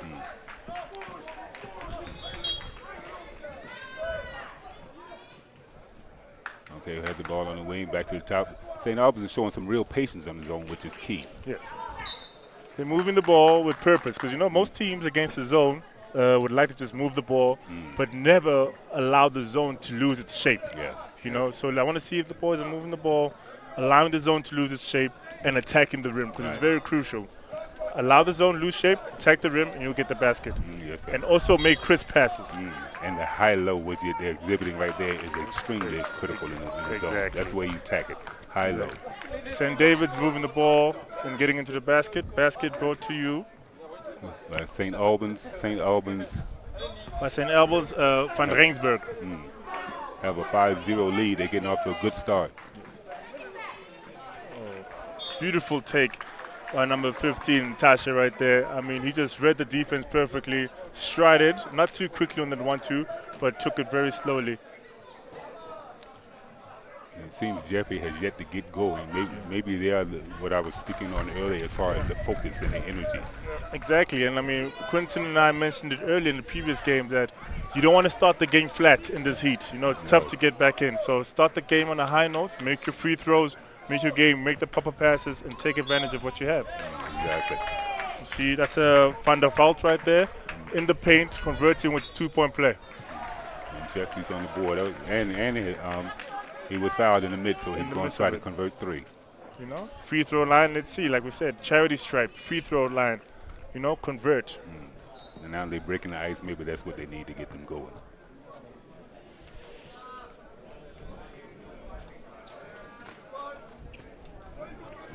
Offensive rebound for Jeppe. No boxing out. Everyone's going straight for the ball, Position. We saw from the previous 2 games, positioning is very key in rebounding. Get that position, and you can get almost every rebound. And box out, hit somebody. Yes. I'm pretty sure these guys they're taught these things, but, at their level, at their age and experience in the game, sometimes, get a little absent-minded. Yeah. What they trained and what they do is 2 different things. Yes. That's a basket about Van Rensburg again. He's exerting himself early. Making himself very comfortable, asserting himself, and not scared to take that shot. Now let's see if he can convert these free throws. There's a 9-2 lead for St. Albans.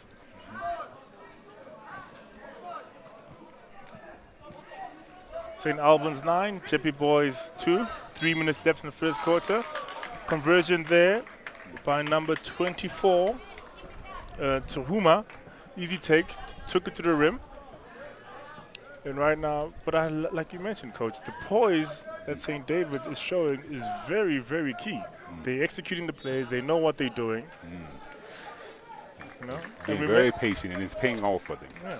And we mentioned games like this is both teams are comfortable. So which coach is going to implement man-to-man? Which coach is going to give you that that press? Which one's going to change the tempo? Because whoever changes the tempo controls the game. And as you think about it, toward the end of the tournament, they've played a lot of games, and the heat is a factor. Exactly. So as far as playing the zone, I can understand the rationale behind that. You conserve a little energy. That's a backcourt violation. Ooh, backcourt violation. That's situational awareness right there. You need to know where you are on the court. Yes. You need to know what play you're doing, and you need to know where your man is. Yes.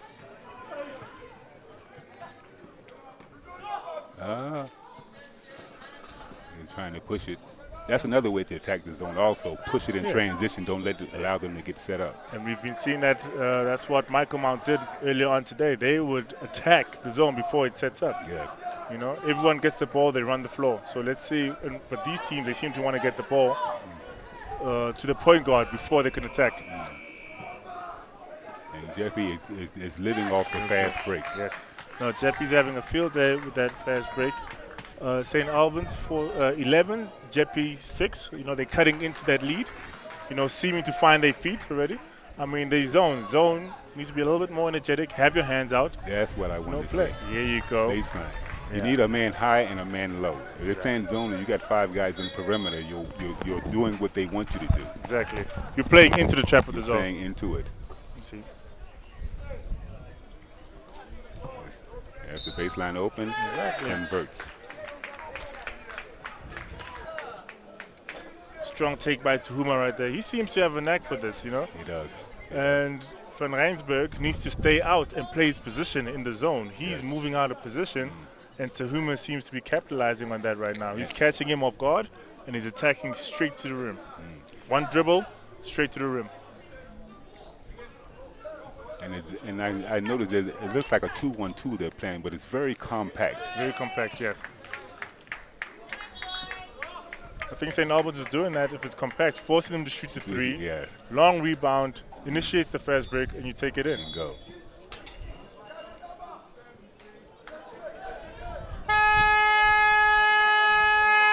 That's the end of the first quarter? Or that's the shot clock violation? No, that's the end of the first quarter. Okay. Well, at the end of the first quarter, we got St. Albans 13. Jeffrey has cut into the lead, and they registered 8. St. Albans up by 5. You know, Coach Victor's very animated from St. Albans, as we can see right there. He's just telling the guys, you know, get back, box your people out, and take advantage of what you're doing, guys. We need energy, we need efficiency. We are up 5 points right now. We can't allow them to get back in this game. Let's stay aggressive. Let's salvage this win. Tournament is not over yet, you know. And you can see the 2 different energies from both energies. Coach just wants them to execute. They're playing zone. They calm. We know what to do, boys. Let's bounce back from the loss. Let's get the loss out from the previous game and go take this win. And what I noticed from this time, I look at the body language and the energy from both sides. You got St. Albans guys all standing up, the guys coming in the game on the sideline.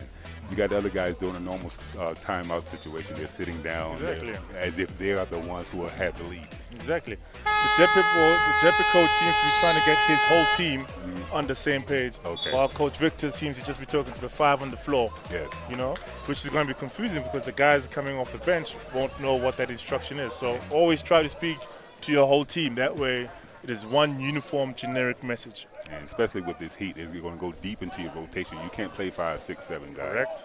Correct. And at this level, under 15s, you don't want to just play that number of guys anyway. You want to get everyone involved as much as possible. Give the boys 2 plays, let them know what to execute, how to run, and let them do that well. Yes. St. Albans has the ball coming out into the second quarter. Second quarter beginning, St. Albans 13, Jeppy Boys 15. And you shouldn't be able to penetrate through a zone like that. Someone must step up and stop the penetration. Strong take by Natasha. Like I said, there's no ball pressure, so the guys are allowing the guys to dictate and do whatever they want to do. You know, like that. They're playing, like you mentioned, they're playing a 2-on-2, compact 2-on-2, daring them to shoot, which then allows them from driving. And which is a smart strategy if you think about the conditions. Yes. It's kind of windy. out here. So the perimeter shot, unless it's a mid-range shot, you know, three-pointers are going to be affected by the wind at times. Especially for the guys on the floor. None of them, I'm sure, are shooting 100 shots a day, so they're not that comfortable letting the three-ball fly. They shoot and hope instead of aiming and firing. And I believe that was the first three-pointer the St. Albans has attempted. Exactly. That's Jeppe. You need to convert that. You must convert that one. No, the fast break. But what I like to see that both teams have got effort, they've got energy, and they're slowly getting into this game. It took them a while, second quarter, but they playing into it. Exactly. It's like boxers when they come out, they're jabbing, trying to feel each other out in the early rounds. I believe we're going to see more excitement from each team, even though the game has been exciting already to this point. It has been a long weekend for them. They've been playing all weekend, so energy is kind of scarce. They need to use the little that they have conserved. Like we have a sub at the table for St. Albans. Jeffy's moving the ball around on the perimeter to the high post. They're analyzing the zone, see where they can attack. He steps through with the Euro step and converts. Foul call on the play. Let's see. It was on the floor. Did he give him the shot? No, it's on the floor. Foul seems to be on the floor. Jeppe retains the ball. Oh, it looks like a lot of steps there. Good intentions. Great intention, just poor execution. I'm kind of confused. We're playing this stop-start and 24-second shot. Are they still taking the ball out on their own? No. They're giving the ball to the refs. I think we kind of missed the procedure on that one. Okay. There we go. Players seem to be finding his rhythm. But, I would like to see this countrywide as Maluleke. far as the 24-second shot clock, stop, start, so all the guys. Everybody get used to it at a young age. Yes. Last basket was from Maluleke from St. Albans. You see, St. Albans seem to be looking for the point guard before they make a move, which allows Jeppe to set up, except from that play, to set up a defense and play it. So 9-point lead by St. Albans. St. Albans 19, Jeppe Boys 10. Strong take to the middle, great shot contested by Maluleke, actually a great block, Van Rensburg with the rebound. Maluleke with the pass, give and go. Great pass, should have converted, that would have been a great highlight play. But effort is perfect nonetheless. If you notice when Jeppe comes down, they are doing the right thing, swinging the ball to the wings, trying to hit the high post. It's just that when they go in to attack, they're a little out of control. No, they're out of control, and also the zone is too compact for them to want to do anything. Like you said, they're shooting the ball right there. They're not patient enough.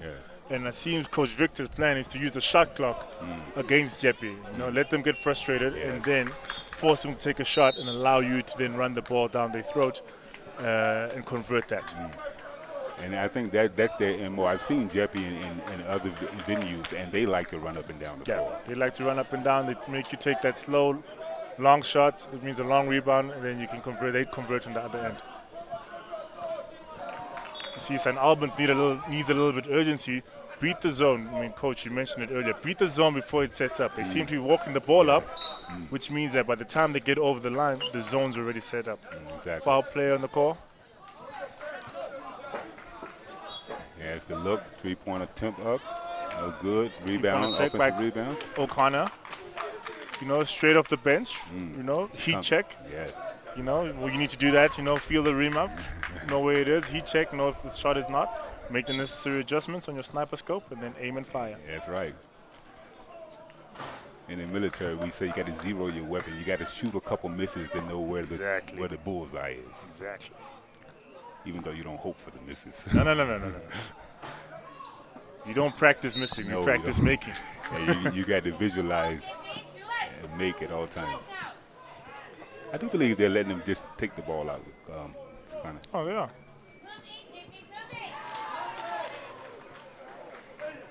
There we go. Strong take. Maluleke with the rebound. Going back to what you said, that was the first time we saw someone other than the point guard bring the ball past half court. Maluleke with the drive, strong take. No, he seems to be a player. You know, he's down low, he's up high. Yes. He seems to be all over. You know, he's not held down by just playing a particular position. Right. And these guys know their skill set and they know what they can and can't do. They know the point guard is the most sure-handed ball handler. So, as opposed to making a mistake, give it to the guy that can bring it up the floor. Exactly. Score still at St. Albans 19, Chippy Boys 10. You know, strong take, great intention. Just, you know, you need to refine the execution a little bit more better. But this is what you want to see. You want to see the guys getting in there and trying to get it done. And Jeppy is getting down in there. It's just a matter of converting those close shots. Exactly. You got two shots on the drive.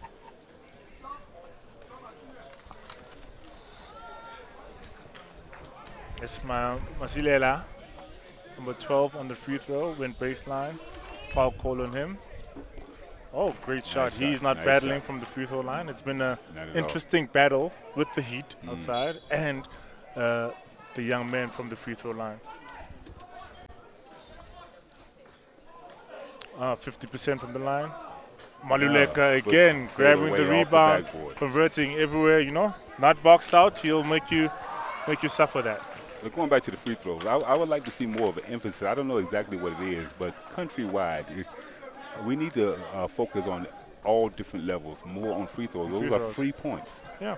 You lose a game by 3, 4, 5 points and look at the status sheet and you miss 12 free throws. Coach, guys practice the highlights. They don't practice what gets you the win. Yeah. You know what they say, right? So we still need to practice and teach the guys that offense sells tickets. Yes. Defense wins games. Exactly. You know, it's very, very simple. But the fundamentals are key. Yeah, fundamentals are very key. I always tell my guys that the game, as he drives to the cup, misses and gets another offensive rebound. Maluleka, it just seems to be a handful for the Jeppy boys. They don't know where to put him because wherever they put him, he's just keeping them busy. As far as the fundamentals, if you do the fundamentals, the highlight will evolve out of the fundamentals. You can't jump straight to a highlight play. You'll turn the ball over. You know what they say in martial arts? If you can't do it slow or any fighting sport, you can't do it fast. So we find getting it down. And that is the half right there. It's been a interesting back and forth. St. Albans 22, Jeppy Boys 15. Coach Victor's boys coming out and just competing very hard. Coach Mpo Dube on the other side. Boys took them a long time to get warmed up. 2 halves, 5 halves each, 5 points each. They just need to get into the game, get a little bit competitive, get a little bit more urgency on their side because they're just shooting and hoping the ball goes in, while the other guys on the St. Albans side are just more effort-based and want to get it done. So your halftime score, St. Albans 22, Jeppy Boys 15. Coach, what would you like to see in the second half? In the second half, I would like to see more consistency out of Jeppy. I believe that St. Albans will still stay in that compact zone because it's worked for them. Jeppy needs to just settle down and convert when they penetrate through the lane, and then try to get more in transition. That'll work for them. And then stop the penetration against their zone down this end because guys are coming from the wing and walking right through their zone and getting layups. I think one guy in particular, Coach, I think when you say that, I think you're referring to number 13 on St. Albans, Maluleka. He's on the left wing, right wing. He's driving straight to the basket and beating one guy and just converting easily. And if his teammate is going up for the shot, Maluleka is right there, grabbing that rebound and just putting it back in there. So busy body. Somebody needs to box him out and keep him off the glass. Or I think the only way Maluleka can be stopped right now is if his own coach sits him down. Yeah, he's got the rhythm of the game, the momentum of the game, the tempo, and he's playing very well. Number 13 from St. Albans College, Maluleka. And both of the point guards for St. Albans have been doing a great job as far as I'm concerned of controlling the game and controlling the tempo of the game, especially on the offensive end. Defense. I'd actually like to see more aggression from the Jeppy point guard. The Jeppy point guard. He's bringing the ball up, slowing it down. I'd like to see more aggression. If he attacks the rim, everybody else then would then force to go get offensive rebound and will allow the zone to lose its shape. See, Jeppy coming out there. Lebokang with aggression, setting the pace early, setting the tone, letting them know, guys, the game's not over yet. It's still a 10-point game, 22-12. We're not gone yet. And third quarter is key. Getting off to a good start in the third quarter can dictate what you do in the whole half, especially if you come out of the locker room down by double digits or more. Of course.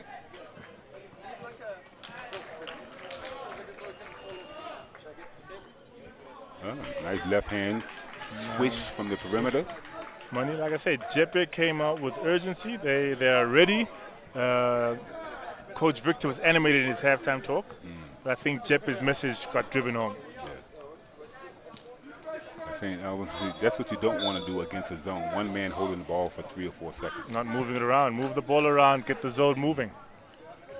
You got to have a shot clock in your head. 1 second, 2 seconds. If I don't have a move or action to the basket, pass it to a teammate. Exactly. But that's what happens. That comes with experience. You need to bounce with your head up. Know what's happening at all time.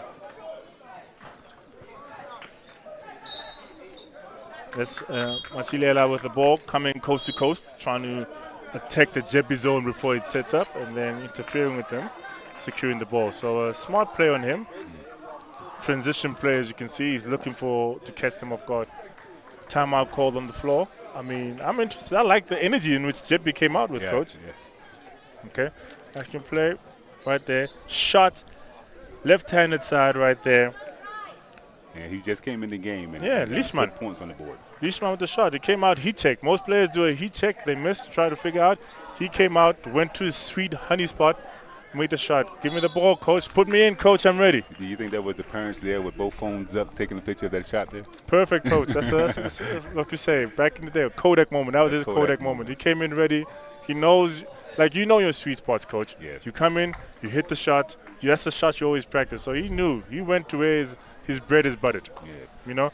And that's a confidence play. That's a confidence play. You know?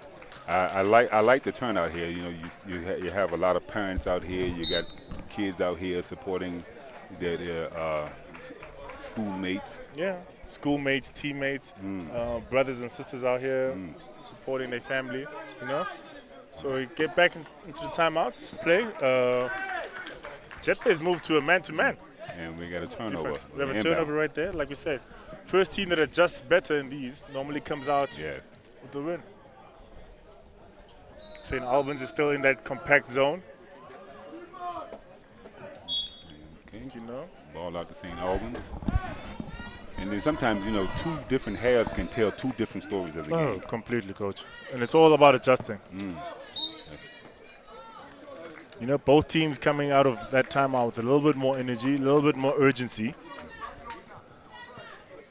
And urgency is key. I always say, be patient, but hurry up. Exactly. Hurry up slow. Yes, yes. And see, this is how you keep a lead. This is how you expand your lead. When you work hard to get the free throws, you have to convert. And there's a lack of boxing out on both squads. There have been a lot of offensive rebounds.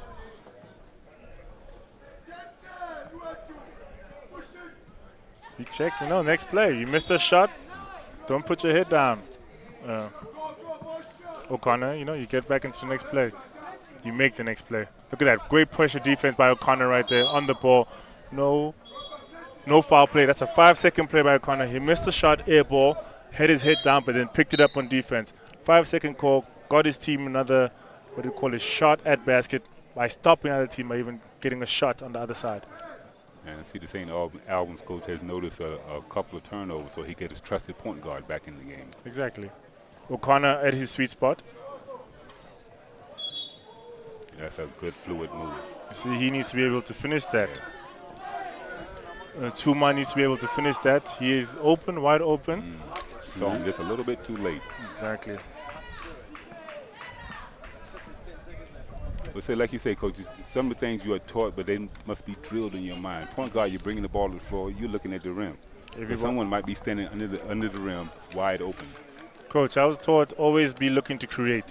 Whenever the ball is in your hands or someone else has the ball, always look to create.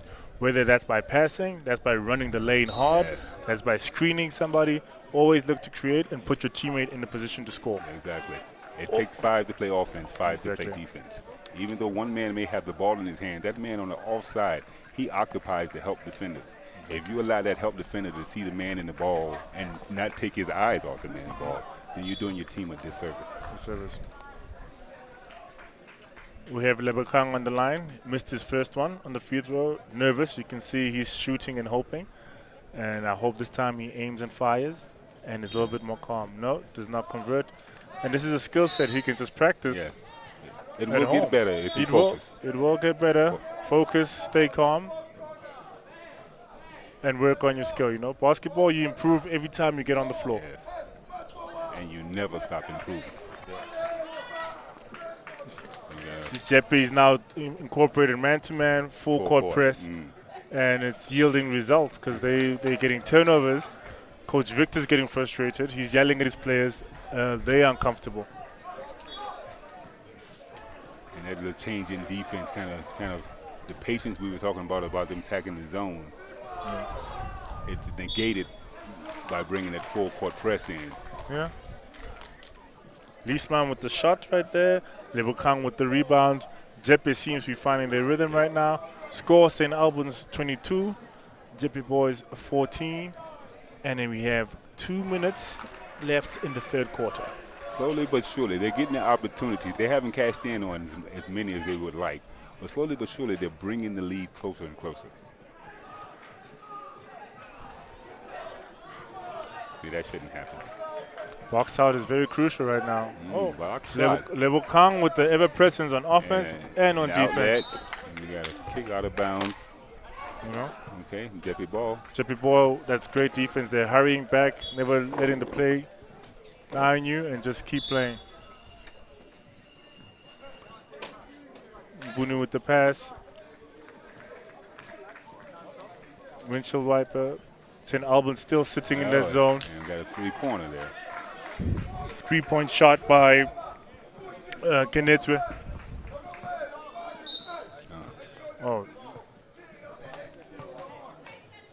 It seems to me that St. Albans, Jeppe is pushing the tempo, and St. Albans is kind of feeding to that, playing that up and down when the patience was working for them in the first half. Well, exactly. Patience, execution was working for them, and sitting in that zone. And right now, they think they won the first half. Yes.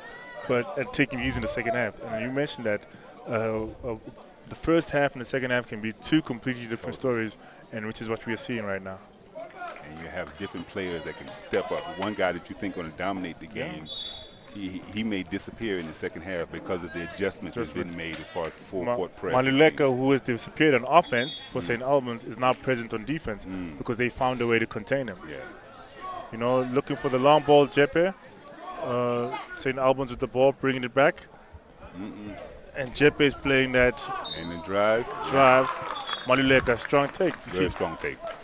Jeppe is playing man-to-man, which is great. Look at that, Maluleka, strong take. Should have used his right hand, used his left hand. Conversion nonetheless. The Jeppe defense is great man-to-man, but now they're not protecting the rim. Yes. They're just stopping their man instead, which means you're not helping out your teammate. So they need to drop below the free throw line and make sure that the rim is protected and you are guarding your man from scoring, but also making sure that you're able to help your teammate as well. I think there's a breakdown in discipline. Yes. As far as St. Albans, they look for number 13. They know, like you said, about bread being buttered. They know they get him the ball in certain situations, something good is going to happen.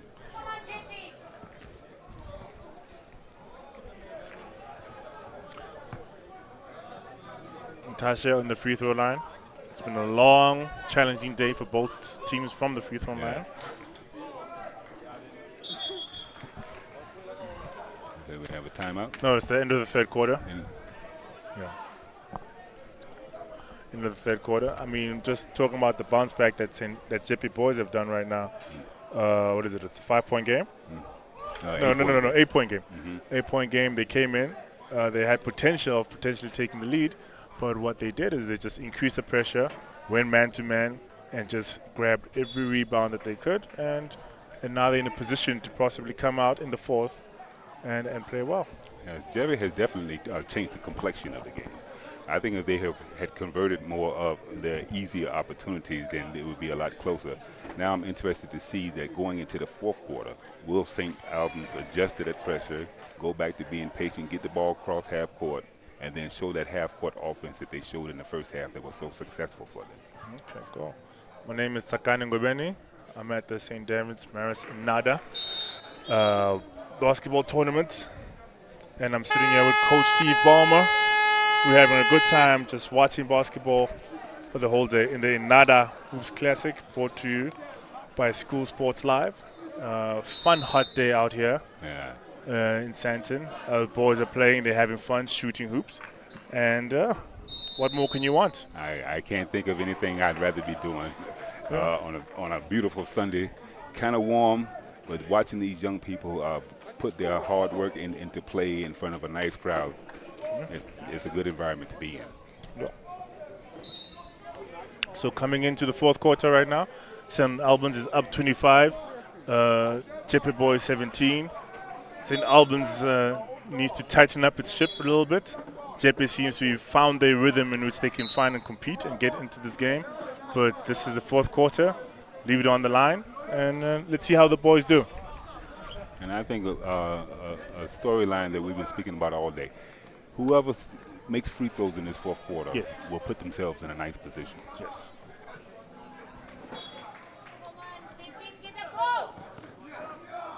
And here's the patient. And the man at the high post need to demand the ball. Yes. He needs to show his hands and make himself available. He needs to just be able to catch the ball and shoot, and then not just stand there. You know, he needs to be in an aggressive triple threat position. But he's critical. Kick ball. Okay. Side out St. Albans. Kick ball. Shot clock should be reset from 6 seconds to 14 seconds.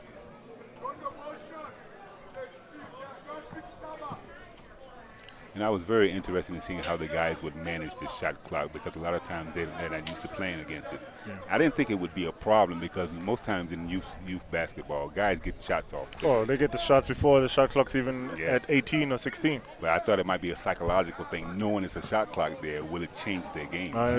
Will it speed the game up for them? Yeah.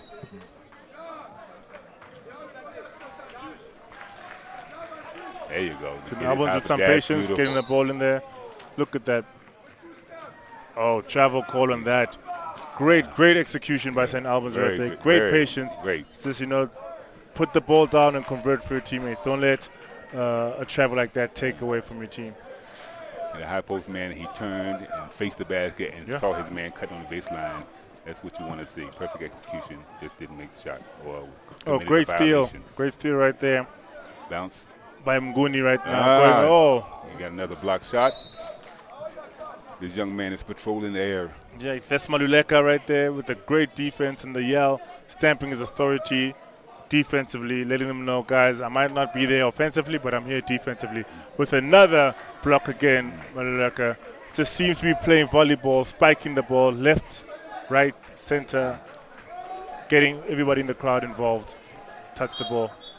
I think Jeppe needs to settle down and realize they still got almost 6 minutes left in the game. They don't need to come back 8 points within the next 30 seconds. Yes. Just good execution each possession, and they'll carve into this lead. There we go. That's a three-point play. And you got St. Albans now 25, Jeppe 20. Nguni with the three-point play right there. Look at that. Gets the ball around, moved around. That's it. What a pass. Oh, that's a foul play right there. He went down hard, but he'll bounce back. Yeah, the young man is doing the right thing, catch the ball at high post. He turns and face, looks and see if he has an option. He didn't have anything, so he created something for himself. No, he's in the right place at the right time. We just need to teach him how to get his body ready to attack and be productive. Offensive foul there. Offensive foul on number 11, and Ngomane right there, Don't run over a player. I'm not seeing the same patience in the execution against the zone from St. Albans as we saw in the first half. No, we're not. I think they're now playing into Jeppe's trap. Jeppe's now increased the tempo, and they now are playing to Jeppe's rhythm. They need to slow the game down and go back to their tempo, which will then only frustrate Jeppe and allow them to make more mistakes. You see a lot of things that veterans like you and myself, we got to remember that these are youth. Oh, they're still learning, yes. And they got to. St. Albans must realize when they had that double-digit lead, the score is on our side, but now it's cut down to a 3-point lead. 3-point play. St. Albans 25, Jeppe 22. 4 minutes left. Both teams, there you go. That's what you want to see. Yes. Catch the ball, ready to shoot, ready to attack by Van Rensburg right there. He missed it, but we need to see more of that. Now we have foul called on the play right there. Jeppe just increasing the intensity, trying to convert as quick as they can. Cut into the play. And we have a 1-point ball game. Yes, Van der Vault right there. Strong baseline move. Threw it up. It went in. St. Albans 22. St. Albans 25. Jeppe 24. 3 minutes and 50 seconds left. Jeppe boys with the steal right now. Trying to convert. Let's see if this will get them the lead. No, it doesn't. Yes, rebound. So there, Jeppe. First lead of the game. St. Albans 25. Jeppe 26. Timeout call on the floor. We have a ball game. Coach, we did mention this game is not over. It's not over. Just because they had the lead did not mean that the game was over. You play till the clock is done, until all is well. Look at that shot. 3-point play, top of the key. The guys are locked in on this hot summer day, just dropping everything. Maluleka, the strong take to the basket. Boys are looking very good out here. I mean, look at that shot. Top of the key. Money ball. Money ball, great shot. I mean, what else do you want to see from these young men playing out today? That's Van Rensburg right there. Strong move to the post. Look at that strong take. Turned his shoulder. Threw it up. You know, put your shoulder right in the middle of your opponent's chest. There's nothing he can do. And all you need to do is make sure you convert and put your team in a successful position, which is exactly what the Jeppe boys have done. That was an awesome third quarter. Start to the fourth quarter. Fourth quarter, yes, because they now have the lead. St. Albans 25, Jeppe boys 26. 3 minutes left. And as a coach, what would you be saying right now if you were St. Albans coach? What I would tell my team is that the tempo is what has changed for us. Let's go back to what we were doing. Let's push the ball on the break. If we have an early opportunity, let's take advantage of it. But let's show some composure when we get in the half court. That worked for us in the first half. It can work for us now. Jeppe has not done anything different but changed the tempo. Yeah. And there's not one player that has carried the load for Jeppe. It's been a team effort. Team effort. But the change of tempo has been very critical.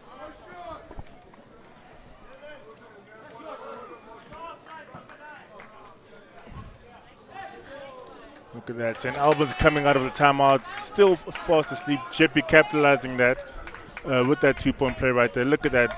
Spread down the floor, got the ball, and converted for his teammates. I'm starting to wonder if fatigue is a factor because they're slow to get back on defense. Jeppe, the fast break isn't there, but they seem to be getting fast break buckets. Yeah. And I mean, the addition of Van der Vault has just kind of added a presence rebounds-wise, and he's converting for them. He's been solid, and you see how he's standing back, making sure no we fast have break. the lead now. Nobody's getting back. Yes, that is now knowing what's happening, situational awareness, and just playing to your strengths. Yes. You know, like we mentioned, they should not be able to drive that easily through a zone. Strong take by Ntashe right there. He knows he had a great first quarter. I wonder why he faded back. He was scoring for them, leading them, and he just seemed to have faded away as the game has gone on. His partner kind of took over the second and most way through the third quarter. Yeah. And I think it's going to be between these two if St. Albans is going to get back in the game. Yeah, Ntashe and Maluleka. Yes. Yes. Maluleka needs to make his presence be known again, offensively and defensively. Yeah, he's been playing a lot of minutes. Hey? Yes, he has been the whole tournament. So St. Albans has now also moved to a man-to-man defense. You know, there's urgency on their side. They can't allow Jeppe to just come down and shoot willy-nilly in play. So they're now applying more pressure on the ball, and Jeppe seems to recognize that. It's working for him on that possession there, but I don't know if I would play into Jeppe's hand. The zone hasn't been too bad for them. Not at all. That is a long three by number 24 from Jeppe. It is Tahuma right there, you know, trying to cut into that lead, or should we say extend the lead. And Jeppe has gone from being Albans. double digits down to now up 6 points. Exactly. We wind down in the fourth quarter. Exactly. They now found the rhythm. They started off slow, but they're now into the game. Now, this is where that sense of urgency needs to come into play for St. Albans. Exactly. Not rushing, not being hectic and getting out of character, but there is a sense of urgency. Yes. You got Hurry up slow. Hurry up slow. 5-second call on the play right there. They don't know what they're doing. Jeppy has the ball, and look at that. They're running down the floor, increasing the pace, and just putting pressure on St. Albans the whole time. Jeppy with the ball right there. For Van der Walt, like I said, Van der Walt has just been a presence on this floor. When they say size matters, they're talking about this young man today who came in and let his size be known, grabbing rebounds, blocking shots, converting shots, and he can't have it all. Yeah. That's a free throw. He can't do it all. We can't allow Van der Walt to be perfect today, but in the hopes that he makes the second one and converts. St. Albans just can't seem to hold on to the ball. No. But look at that. Van der Walt shooting, giving his teammates another chance to grab the rebound and continue playing. Ever-presence, difference maker for this game. Impact player, I'm going to call him. He seems to be in the right place, like you said, using that body to perfection in the post. St. Albans with a 2 with a full court press right now. This is what I was wondering when it was coming. Exactly. I was expecting to see this earlier on in the game. You see? Time right there. Right. Jeppy boys strong. Last strong final take to the rim right there. And that's how he converts. Straight down the lane. No defense. Conversion. As we see that. Great play. That's what we want to see right now. Final shot. Heaved up. Final score. St. Albans 27. Victorious. Jeppy boys 33. They've done well. They've played down the whole half. The whole game. Won at the beginning of the third, and they've never taken their foot off the throttle. And they just came out and just shows you, even though you lost your previous game, this is how you bounce back. You bounce back strong. Slow start. Don't give up, and make sure you finish stronger. Finish stronger. Hey, St. Albans, they came out with the poise and the patience in the first half, and it worked for them. But Jeppy, as you look back over the course of the whole game, they never got rattled. Yeah. They knew that we have a run in us, and then when we make that run, when we seize the lead as they did, we won't look back, and they finished the game off strong. Exactly. St. Albans boys 27, Jeppy boys victorious with 33 points. Tough game, and they just played it all and left it all out there in this heat. In this heat, some guys played major minutes. The heart was there, but the heat and the fatigue factor, I think it was a factor down the stretch on both sides. True. Okay, now.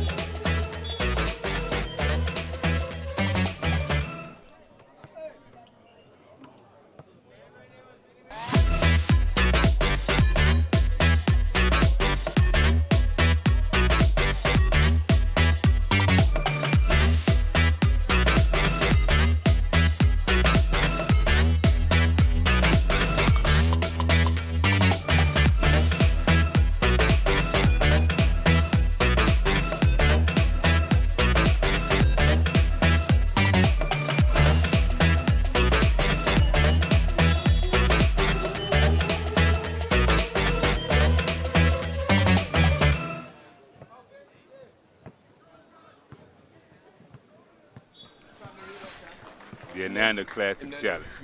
Inanda.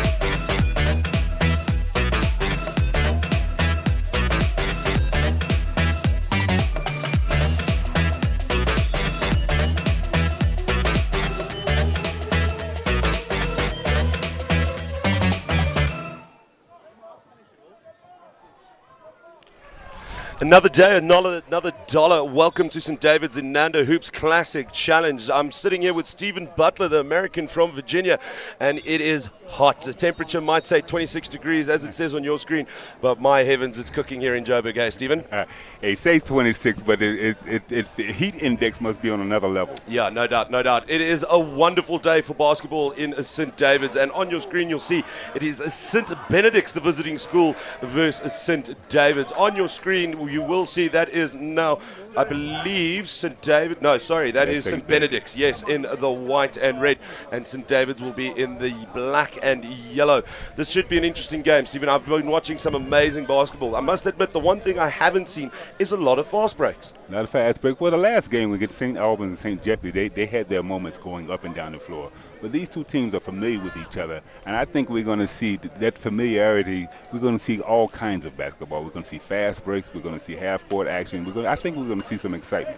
No, I'm very excited, I must say. Like Stephen just said, it was St. Albans versus Jeppe in the previous game. Stephen, you were watching that and commentating on it live. You mentioned Jeppe with a comeback victory there of some serious note. A big comeback. They were down double digits for the majority of the game, and then they turned the tide by changing the tempo. When they changed the tempo, St. Albans started playing their game, but it was to Jeppe's advantage, and they came out with the victory. You got to love schoolboy sports. It doesn't matter what the sport is. Schoolboy sports in general always has something in it somewhere. And then, as I mentioned, in the white and red is St. Benedict's, and black and yellow is St. David's. They're squaring up. This should be an interesting play. St. Benedict's will be going a left to right. St. David's a right to left, I believe. Yeah, yes, it is. Same thing I commented on last game. What I'm looking for early is which team is going to come out and put the semifinal loss behind them and compete hard with the proper energy and try to get this third place finish. So we're going with the third and fourth playoff here. Yeah, this is what we that got. changes things as well, because whether you like it or not, a podium finish is the difference. No one remembers fourth, but third is in with a shout of remembrance. So St. David's and St. Benedict's, this should be a tight playoff for third and fourth. I'm excited. It's been a while since I've watched some good basketball, and I'm absolutely keen to just see what they have. Schoolboy basketball always comes down to who sinks the consistency of their layups and their shots. Yes. The team that struggles doesn't put it away. It's all about execution. You work hard to get the play, especially free throws. If you work hard to get to the line, you need to convert if you want to have a successful outing. Agreed, especially if you're drawing those fouls, you want to then convert. It's about the application of the process that's going to make it happen. It will always make it happen. Always. I think we're working out something at the scorer's table with the referee. As soon as we get that going, we're going to have tip-off. I'm excited. The ref goes a big thumbs up. The tip-off's Thumbs up. about to happen. And here we go. St. David's and St. Benedict's playing for third and fourth. Let's see how this plays up. And the ball goes up, and it is won by St. David's. Benedict's did take the rebound, though, Yes. so that's good. He stepped right in there and intercepted that pass. St. Benedict's playing it quite calm at the moment, going round the key, thinking about the three, goes back around, drives, and comes up short. He has a shot. That's what the participation we were talking about. It's about that application and putting those buckets. If you're going to go, you need to make sure of the reasonable chances of success that's happening. Exactly. It seems like both teams are coming out in the zone. It looks like a 1-3-1 for St. Benedict's. Yeah, they're very high up under that basket though, as well. Rebounds are a big role. Yeah, a big three-pointer comes up short, doesn't go. I'm not afraid of them having threes. I'm glad they're not afraid to have a few threes because it changes, it especially sets the tempo. Any three that sinks at schoolboy is celebrated, enjoyed, and loved for that reason. Yes, but as a coach, in this conditions, outside with a lot of wind, I wouldn't want to shoot a whole lot of perimeter shots. I want to get the ball in. Mid-range jump is fine, but a lot of threes will be affected by the wind. And there's but the first basket right there. That's three. Yeah, but not that one. Commentators curse. No, don't do threes, and the first three goes in. So St. Benedict's on the board. A nice little bank shot there. Didn't use the backboard, directly through, nothing but net. And St. David works it up. The shot clock going down. 13 seconds left on it. St. David's drives, goes under the basket. It does get defended well there. Made sure he didn't get the foul. That's good defense. Now St. Benedict's coming up. He also drives, goes up there, and he does draw the foul. Fouls are a big thing here because especially you've got to keep your temper. I can't remember who was playing, but I was watching a game earlier, Stephen, where too many fouls were drawn. Too many fouls. And they kept possession because of that, and it allowed them to take the win. A lot of times they play a good hard defense, but then you negate the hard defense by what we call a silly foul. Yeah, silly fouls. That's a great way of phrasing it. The first bucket did go down of the free throw, and so they will go up 4-0. Another shot goes up, and that's a good shot by number 12 of St. Benedict's. He sunk the original three, and that is number 12 for St. Benedict's is Luke Bondono. So some good shooting there by Luke. Another big shot, and that's another three. The first basket for St. David's. They're on the board. That should go 6-3. Nicely done. Nicely done. And you were saying they didn't want to shoot too many threes, lots of wind, the outcourse, and they've been putting them away. Hey, like you say, commentators curse, hey? Okay, let me see if I can curse them again. I don't think no one should be running around dunking the basketball and doing 360s and whatnot. Let's see if I can get that going. No, definitely. He fakes the shot, and it goes round to number 7 of St. Benedict's. He puts up, and he sinks another. I don't believe that was a three. I think his foot was over the line. We'll see what the scoreboard says. I believe they gave it to him. It was 6-3. Yeah, I believe they gave it Yeah, they did give the three, so it's 9-3 now to St. Benedict's. Stephen, I must admit the tempo hasn't been very fast in this game so far. And each team, when you're going against a zone, one of the ways to attack it is attack it in transition so they don't get set up. But it seems that the teams are walking it up the floor. Here's a fast break opportunity here for St. David's and a bit of sloppy handling. That gets away. St. Benedict's turns it over. His partner was open on the outside, right-hand side. You would have seen on the screen. The more you pass, the more you sink. Yeah, but they didn't have numbers. It was 2 against 4. Yeah, no. So you need to back it out and then attack the zone. 7 goes up for St. Benedict, sinks it again.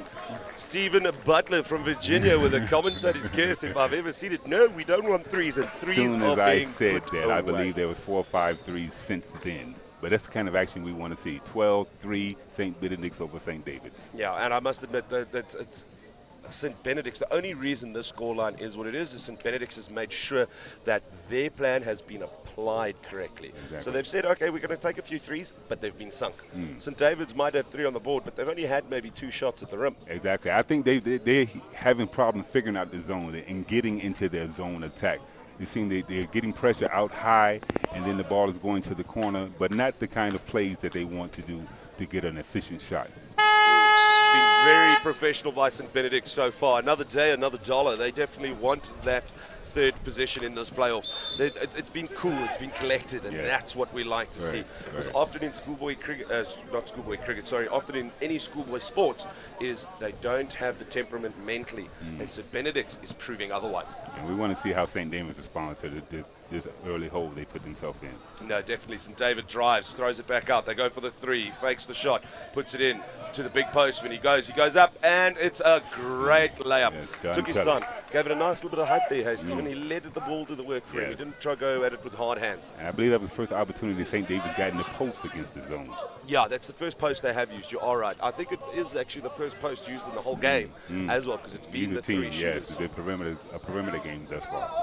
Big drive, does well to get through. That's a good basket for St. Benedict's. And no foul, though, which I was very impressed, because I was sensing a foul there and there wasn't one. Yeah. The least fouls, it's 3 points at the end of the day, and that's what you want to avoid. Yeah. St. Benedict's pushed up really high now. Only the two posts went under the basket. St. David's needs to capitalize that if they pull the three out and it goes deep, big shot and no basket, though. If they can pull that 3-2 and that three goes high. Okay. Because there they had a numbers advantage under the basket, but they need to drive it there. Exactly. Benedict's goes in again, and he draws the foul. What I see with St. Benedict's is, like as you said before, they are getting what they want. They're sticking to their game plan. They're not getting out of character. They're coming down. If they have the fast break, they take it. If not, they come into the half-court set and move the ball around. Absolutely clinical by number 12. That's Luke Bondono from St. Benedict's. Absolutely clinical there. That's 3 points from the foul, and he's putting away like it owes him money. Unfortunately, not that time. But good rebounding. Unfortunately, not to get the basket there.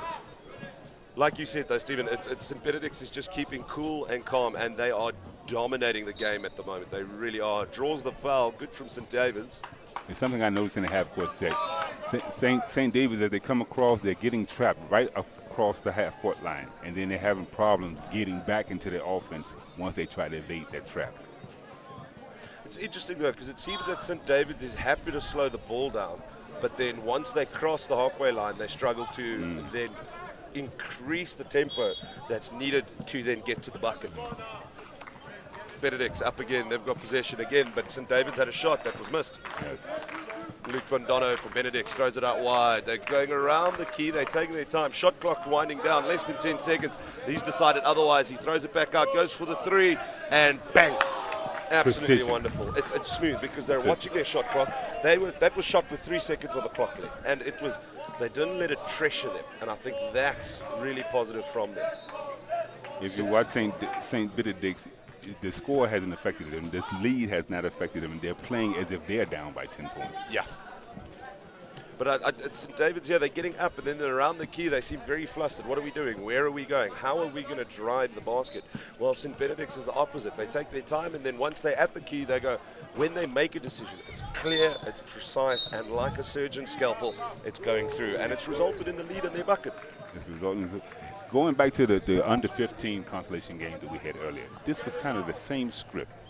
St. Albans was doing what St. Benedict's is doing, and then Jeppy, they adjusted. Let's see if we can get adjustment by the St. David's guys and make this a more even affair. Another basket by St. Benedict's. They're going to go 20-5. Hopefully, like you said, Stephen, because then it puts a game on our hands. He's got lots of space to move. Goes up for the three, and no. Good rebound by St. David's. They're going around again. Goes up. No, fakes it. Big drive. Does he draw the foul? No, he doesn't. Goes up. Oh, bit hard at the hands there. Again, they're flustering around the key. They think they've got a shot, but it's not a great opportunity here. These are not, you know as a player when it's going in and when it's not. Yeah. And I don't think they're getting in the position that St. Benedict's is. Bang, that should have been in. Unlucky by St. Benedict's. They're not getting into strong positions to play their game. Draws the foul, though. They're definitely not getting their shot. Yeah. They're not getting their shot. And as I said, I keep referring to the earlier game. What changed the tide of the earlier game was a twist in the defense. Jeppy went to a press, and instead of sitting back in the zone, and just a change in tempo was reflected on the scoreboard. Maybe St. David's needs to take. That's very true. That's very true. And like Stephen said earlier with Jeppy with a comeback victory, let's hope St. David's figures something out. I think a full court press might be a good idea here. Well, it looks like they're going man now. They're going man. So they've immediately changed it up, like you said. Hopefully this changes. And immediately St. Benedict seems more on the back foot, struggling to get the ball out. Big drive, and there must be a foul there. And that's the first period down. A foul is drawn. So he'll be taking 2 shots with no time on the clock going into the second quarter. Take your time. And he's doing it with no pressure with a 20-5 lead as well. So some interesting basketball. Very interesting. Very interesting. I think St. Benedict's had played, like you said, to the script, to their game plan throughout the quarter. Oh, unlucky on the first shot. This was a good drive, though, because they're not afraid to go. And when they do go, it's almost like they're not afraid of failure. That if they do miss, you know what, I had a go at it. But it's coming right for them because of that attitude. And they're getting the shot they want. Exactly. While St. David's goes, I'll go for lack of a better option in the wrong position, and then results in no baskets. It's 25 at the moment. Big 3 points happening, Stephen. It's interesting to see at schoolboy level. I know this is under 19s, but often the threes aren't hit with regular precision. But especially St. Benedict, they got hot with the 3-point in the first quarter, and thus the big lead. I believe they hit at least 4 in a row. Yes. Again, St. David's coming in with a strong post move by John Kelly. It definitely seems that St. David's, when they have attacked that's resulted in points, has been utilizing their post-ups. And St. David's rebounds have been very positive as well, and I definitely think it's something for them to consider. Yeah. Stay strong on the boards, and let's see what this man-to-man offers us in the second half. See if that will change the complexion of the game, and if St. Benedict's will adjust to the different defense. I do feel their centres haven't really been utilised. I saw St. David's try to throw one in the centre, and he looked left, looked right, then went back out. And it's a team that utilises a good centre. It's like an 8th man in rugby. Yeah. It is underrated, but my heavens, is it good, and it helps your side magnificently. And the center, just by notation of the position, when you get the ball to the center, that means 2 people have to converge on him. That's going to open up things for him, and then the kick-out passes to the wing or cutters to the basket.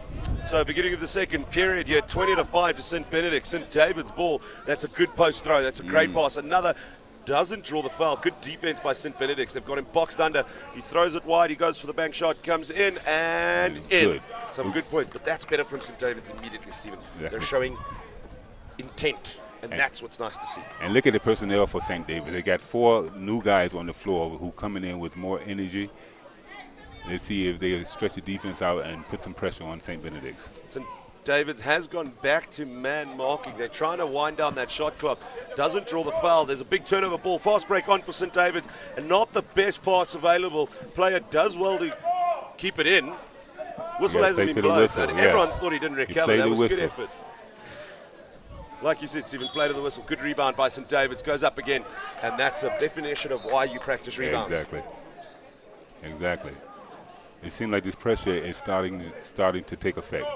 Like you mentioned in the St. Albans Jeppy game, here's the change of tempo from St. David. Benedict drives, goes out wide, comes in again, goes up and down. No whistle, though. Goes out to the three-pointer. Number 5 for St. Benedict. Takes his time, resets. Now they've gone zone, not man-to-man. I like how St. David's is quickly shifting tactics and plans. And that can be confusing to a team trying to attack. You come down one time as man, next time as zone, but they're effective on that drive. 100%. Good drive by St. Benedict's. Another 2 points. Look at that. 1, 2, 3 men. And he puts it down on your replay there. St. David's goes wide to the corner. He fakes the shot, drives, and he draws the foul. This is better by St. David's because immediately by showing more intent, they've drawn more fouls. And fouls, like we've said, are 3 points. Exactly. Being decisive when you get the basketball. Attacking the basket when you have a lane. If you don't have a lane, get the ball out of your hand quickly so the track takes no effect. Doesn't get those points, unfortunately. Let's see if he can hit the second. But again, that intent, attack the lane, don't be afraid. Fear of failure is not something you're allowed in a playoff, and it's as simple as that. St. David's gets a repossession of the ball there. Good rebounding. They go back. Shot clock winding down. 6 seconds. Three-pointer goes down. That is a great shot. He has the opportunity for 4. Now, maybe the second quarter is St. David's time to shine from the three-point lane. So far, it has been St. David's in the second quarter. St. Benedict's first quarter, St. David's second, and it shows on the scoreline. They're immediately not off by many, 9 points, and that sinks, make that 8 points. Yeah, and we went from 15 down to open the quarter, now it's down to 8. That's a great three-point show. That is the definition of smooth. Now let's see what St. Benedict's can offer. See if they can still maintain the force that they showed in the first quarter. St. Benedict's uses their post. Nice That's entry a great pass. Nice entry pass. Yes, great. Goes over the man, and he's not taller than his opposing number. But it was a perfect pass. Yeah. He put his hand up as a target, and the ball hit him right in the palm. Yeah, had the firm shoulder, firm elbow out, drew the foul as well. Unfortunately, it doesn't sink the first one. Let's see what the second does. 22-14 to St. Benedict. And he had the presence of mind with the forearm in the back, but not push off and draw the offensive foul. 100%. Goes up, and again, St. David's rebounds have been better than St. Benedict's. We can't take away from their postmen. But then I feel that you need to use your postmen and utilize them and put this game to bed. St. David's drives, turn of possession, fast break on for St. Benedict's. There is a man in front of him, he fakes him, goes up, and not a great layup effort. You need to put those away. Whistle blown. That should have been 2 points St. Benedict's. That was very schoolboy there, I must admit. St. David throws it wide, fakes the shot, goes back to the top of the key. Shot clock winding down, 15 seconds. Big run there, coming in back. He does release it out. 3-point goes up. It looks short. Big rebound, and Benedict's wins the ball. It's an interesting game, I must admit. This third and fourth playoff with St. David's the host and St. Benedict's. Benedict's driving up. This second group for St. David has come in with the energy, and it's reflecting. Yes, I agree. The coach clearly had a plan with his subs, and it's reflecting immediately. And they've shortened the point margin. Yes. This has been St. David's quarter. It has, but they need to keep working at it. The one quarter is not going to be enough. Drives, fakes up, goes up for the shot. Too much, too heavy. Can't be throwing it like that. St. Benedict loses possession again earlier, and this is what the pressure does. Now St. David's is spending more time in the Benedict half. But if you look at the score table, like we're going to have wholesale changes for St. Benedict. We got 5 about to come in. Fresh bodies. Goes up for 3 and hard, too flat. That looked a little shallow to be ever going in. St. Benedict drives, he beats 1, beats 2, goes up, draws a foul, and he gets a basket. I believe he's pointing to the sideline or on the floor. Yeah, so it was an offensive foul. Timeout. It was an offensive foul. So no basket, no foul for points, rather, so to speak, Stephen. Oh, a little over 3 minutes to go. We have into the halftime. We got St. Benedict's 22, St. David's 14. St. David's cutting to the lead, but St. Benedict's is bringing back the reinforcements. I do feel this is anyone's game, though. Yes. I feel another quarter going the other way to St. David's, and St. Benedict's is in trouble. Yeah. And it's good that they started strong, but a game is not decided in the first half. No. It's decided often in the latter. Yeah, 40 minutes. 40 minutes. You got to play all 40 minutes. You take a break in basketball for 2 or 3 minutes, a 10-point lead disappears. No, definitely, and that's why you have rolling subs. It's hot out here. Temperature gauge is 26 degrees in St. David's, Inanda, Joburg, in the heart of Sandton. But my heavens, does it feel warmer than that? The heat is a factor. You have to consider the heat. As a coach, you want to rotate your players, keep them as fresh as possible, keep them hydrated, and then as a player, when you're on the floor, you can't consider the heat. You got to give 100% every time you're out on the floor. The coach will manage that situation. And it also isn't the first game of the day either, because now it's midday, it's past 12 o'clock. It is warm. We've said it once, and this is not the last time we're going to say it, I can tell you that much. So it seems that it will be St. Benedict's ball. Throws out to number 12 of St. Benedict's. I like that St. Benedict's is able to take their time. But St. David's immediately putting pressure on number 12, and he throws it out wide, goes up for the shot, and air ball, unfortunately. Big fast break by St. David's. That's what we like to see. Draws the foul. I got a clear path, I believe. That was clever play by St. David's, though. Yeah, there we go. Got 2 shots in the ball. Made sure to draw it. Yeah, he was ahead of everyone. You foul him from behind in this scenario, and if he's off balance and he throw a little acting into it also, 100%. He's going to get 2 shots and ball on the sideline. But if you're unbalanced, you're unbalanced. You're unbalanced. Sorry, you're American soccer. My apologies. No, I've been here for 10 years. Okay. So it's football. Hey? Yeah, as long as we understand. I've grown to love this sport. I didn't know it was a technical. No, it was a clear path. You know, it was the offensive player was in a position where that foul could have been a bucket. So you want to, discourage that kind of thing by rewarding them with more of a penalty type of thing. And St. David's does sink one there, eating still into the lead. But they maintain possession. Keep possession. I think that's part of what you mentioned about rewarding it. St. Benedict slow on defense, and St. David's takes advantage. No basket just yet. They throw it wide. Goes up for the 3, and bang! That's their shooter. He hit one from the left side earlier, and that's something that will change the complexion of the game, because as St. Benedict's have been playing a good zone, but now you got someone who shoot from the outside, it changes the whole scenario. That's number 4 for St. David's. That's Thabo Ngube. Double Mubi. And it's a 4-point game all of a sudden. Yeah, and let's not forget the fact that it was 20-5 in the first quarter. Yes. Bang, goes up again, this time too much on it. It was a heat check. 20-5 at the end of the 20-5. first quarter. That means St. Benedict's has only put on 2 points in the second quarter. And 8+ minutes, 2 points. 2 points. But can that be attributed to the change in defense from St. David's? Change in defense, and then St. Benedict's let the change in defense affect their approach when you have to stay steady. I feel that the 5 on the court at the moment, or at least 4 on the court, are their starting 5. It's their strongest. Good run by St. David's, gets under it, makes 2 release, wasn't selfish, goes up for 3. Air ball, Good unfortunately. rebound. I do feel 4 of the players for St. Benedict's at the moment are their strongest players. So we might see a bit of comeback now here, because this might be their I believe better with the players. personnel, they're totally capable of leveling off and holding off this charge. Goes up by for 3, too St. much David's. honor. No, I tend to agree with you, Stephen, 100%. But St. David's tries to break. is pushing the basketball more also. Great layup, but it's that their passing seems better. We spoke about intent. I don't think we can talk about it enough. Their intent by St. David's has changed in the second quarter, and it shows 22-20, 2-point difference. And let's not forget that it was a 15-point difference. 15 St. points. Benedict's has only put 2 points in the second quarter. They won't be happy with that. They need a man in the middle of the zone, someone at the free throw line you can pass it to, because from right here, all you're going to get is a perimeter shot.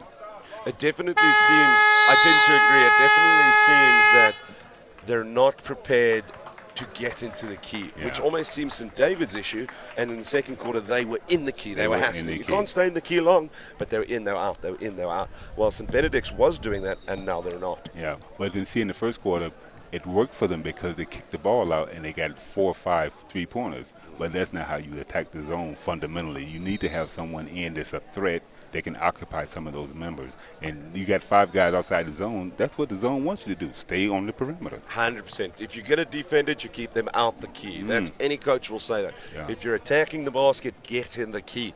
It's basics 101, unfortunately. I mean, it's half time at the moment. 22-20. This is not the game that it was 10 minutes ago.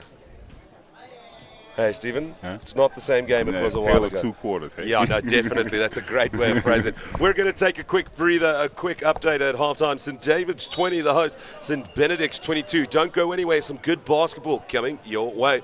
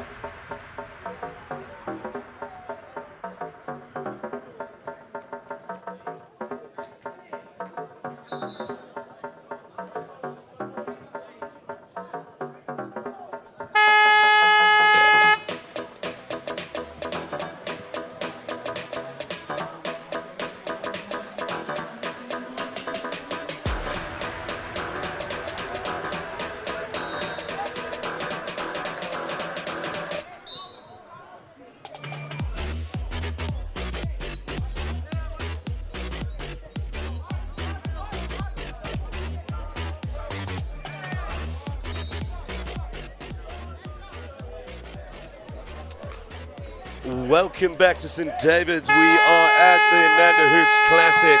We got St. Benedict's and St. David's throwing off. There seems to be a bit of a confusion here. Bucket sinks. St. David's and Benedict's very confused what's happening there. They immediately took advantage of it.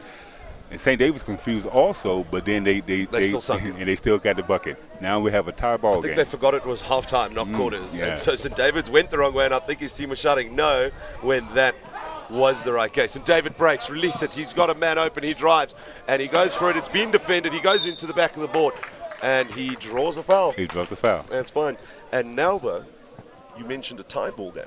Now St. David's has an opportunity to take the lead.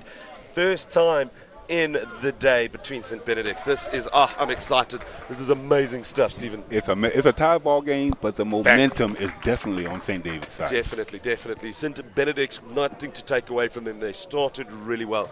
But how St. David's has adapted is why they are currently leading, and it's as simple as that. Now it's time for St. Benedict's to make their adjustment.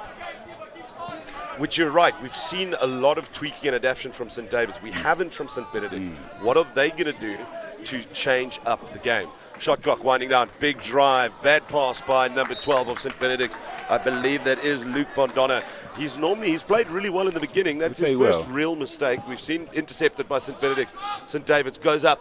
Unfortunately, no basket there. Now Benedict's can counter. They do exactly that.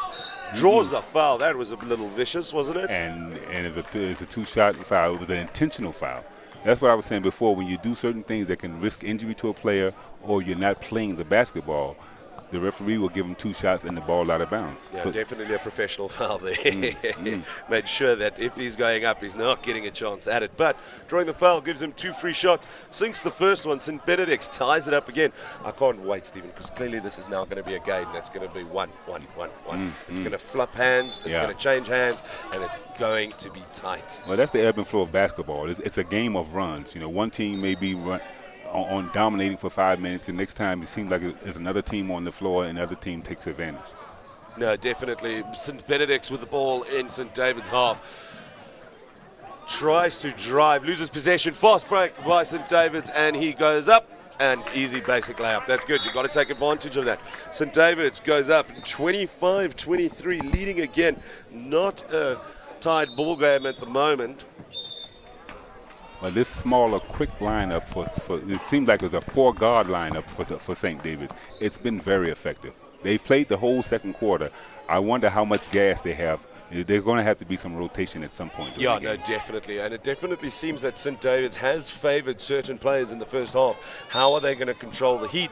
How are they going to control the rotations? I mean, this is why I have Stephen Butler in the chair with me, because he gives you the analysis that I can't. I mean, how many years have you been playing basketball, sir? Hey. Too many. Ask your knees, they'll tell you. No, I'm 50 now. I started basketball, regulation basketball, when I was 7 or 8 years old. Yeah. So over 40 years. 100%. 40 years of basketball. That's a great drive by St. Benedict's. That shows a bit of life from Benedict's. I like that, Steve. They went back to the patience they were showing in the first quarter and getting the shot that they wanted. Davids drives, gets the rebound, goes up, and he drew the foul, and he takes the 2 points. But again, when the teams show intent, they walk away with the baskets. This fear of failure cannot happen. And intent can be displayed in body language. First quarter, St. Benedict's had the swag. Yeah. Now I'm very happy that you said it as the American. Yeah, St. Benedict's had the swag because they were getting what they want. St. David's came in with a quicker lineup, went man to man. Now their confidence has grown, and they have a lot of confidence. And they're playing that way. sinking the buckets. And that's it. And we, at the very beginning of this broadcast, we spoke about application and putting it away. St. David struggled with that in the first half. They don't now in the first quarter. Sorry, they're not in the second and third.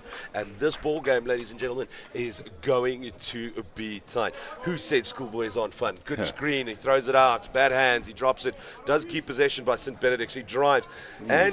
Very impressive to get the basket there. He didn't look very confident going through the plays there, but he got it in there. It's the last couple of possessions, St. Benedict's is showing fight. It's hey, you come back, you've tied the game, but we're not going to give this game to you. We're not going to lie down. We're going to fight. Yeah, clearly their coaches have had some words at halftime. Exactly. There's some timeouts left as well. St. David's, good run, goes up and misses the basket. Probably should have had a good rebound, though. St. David's fakes the 3, drives, puts it back out, goes up. And unfortunately not. You should be sinking those at that distance, unfortunately. But it's fine. St. Benedict's goes. Now they counter. He had a free ball. He finds the man. Ooh, block shot. Great defense. No foul. I thought that was a foul, but that was just a block of note. Since David's counters, doesn't pass. Probably should have. Yeah. Doesn't get the basket. That was a little selfish. He had the angle. He had 2 options open. He had the bounce pass. I think maybe he saw it late, but the shot he took was not a shot that you'd want to take. No, definitely. That play on your screen from St. David's, the one with the drive, didn't manage to draw the foul, though, so it wasn't a waste of attack there. St. David's goes up, takes another point. That's good, that's good. I'm liking St. David's attacking at the moment, Stephen. St. Benedict's, you mentioned their swagger earlier. At the moment, though, it's all St. David's going through. Even though the score is tied at 27-27, or 27-26, sorry, to St. David's, it is definitely St. David's with the momentum. But what I like, though, is even though they have the momentum, St. Benedict's is not allowing it to hassle them. They go, fine, score your baskets, we're still going to sink ours. You do you, boo. We'll be fine. We'll be fine. We'll be fine. You do your thing, I'll do my thing. we'll let the winner be crowned at the end. A big change. You spoke about rotation. Literally a 5-man change for St. Benedict's. Are they going rotationally? That seems like a first string, second string side, and they're just flopping that out. But I think tactically it might change. I wouldn't be surprised if St. Benedict's now goes uber zone. I like the move personnel wise, because as we mentioned before, St. David's guys have been in there a long time. You bring 5 fresh bodies in and tell them to run up and down the floor, it has to have some effect on them. But now their players need to run them. They have to run them. The ground. They have to run them. You've got 5 fresh legs. They need to now work. Big drive by St. Benedict's. Goes up. No shot. Good rebound by St. David's. Make sure the big man didn't beat him. Good run. He needs to release this now. He slips. Goes down, unfortunately. He should be okay, though. That's number 9 of St. David's. I believe that is Sibala Pangela. I hope I said that right. Sibala Pangela slipping there. Yo, it's not a good thing to see when players slip. Very easy to lose. He was going down the floor with some serious intent, just turning that corner. His feet came out from under him, but with good intentions. See, again, we spoke about the key. Big drive. Remember, if you're going from the top of the key, and so the way St. David's is zoning out high, you only have to beat one man. You only have to beat one man. No one under the basket. No one to help. If you stay in the middle, and I like when he went to the middle, the guy from the wing, he came to help. He didn't just stand. He didn't just stand on 3 wait for the pass.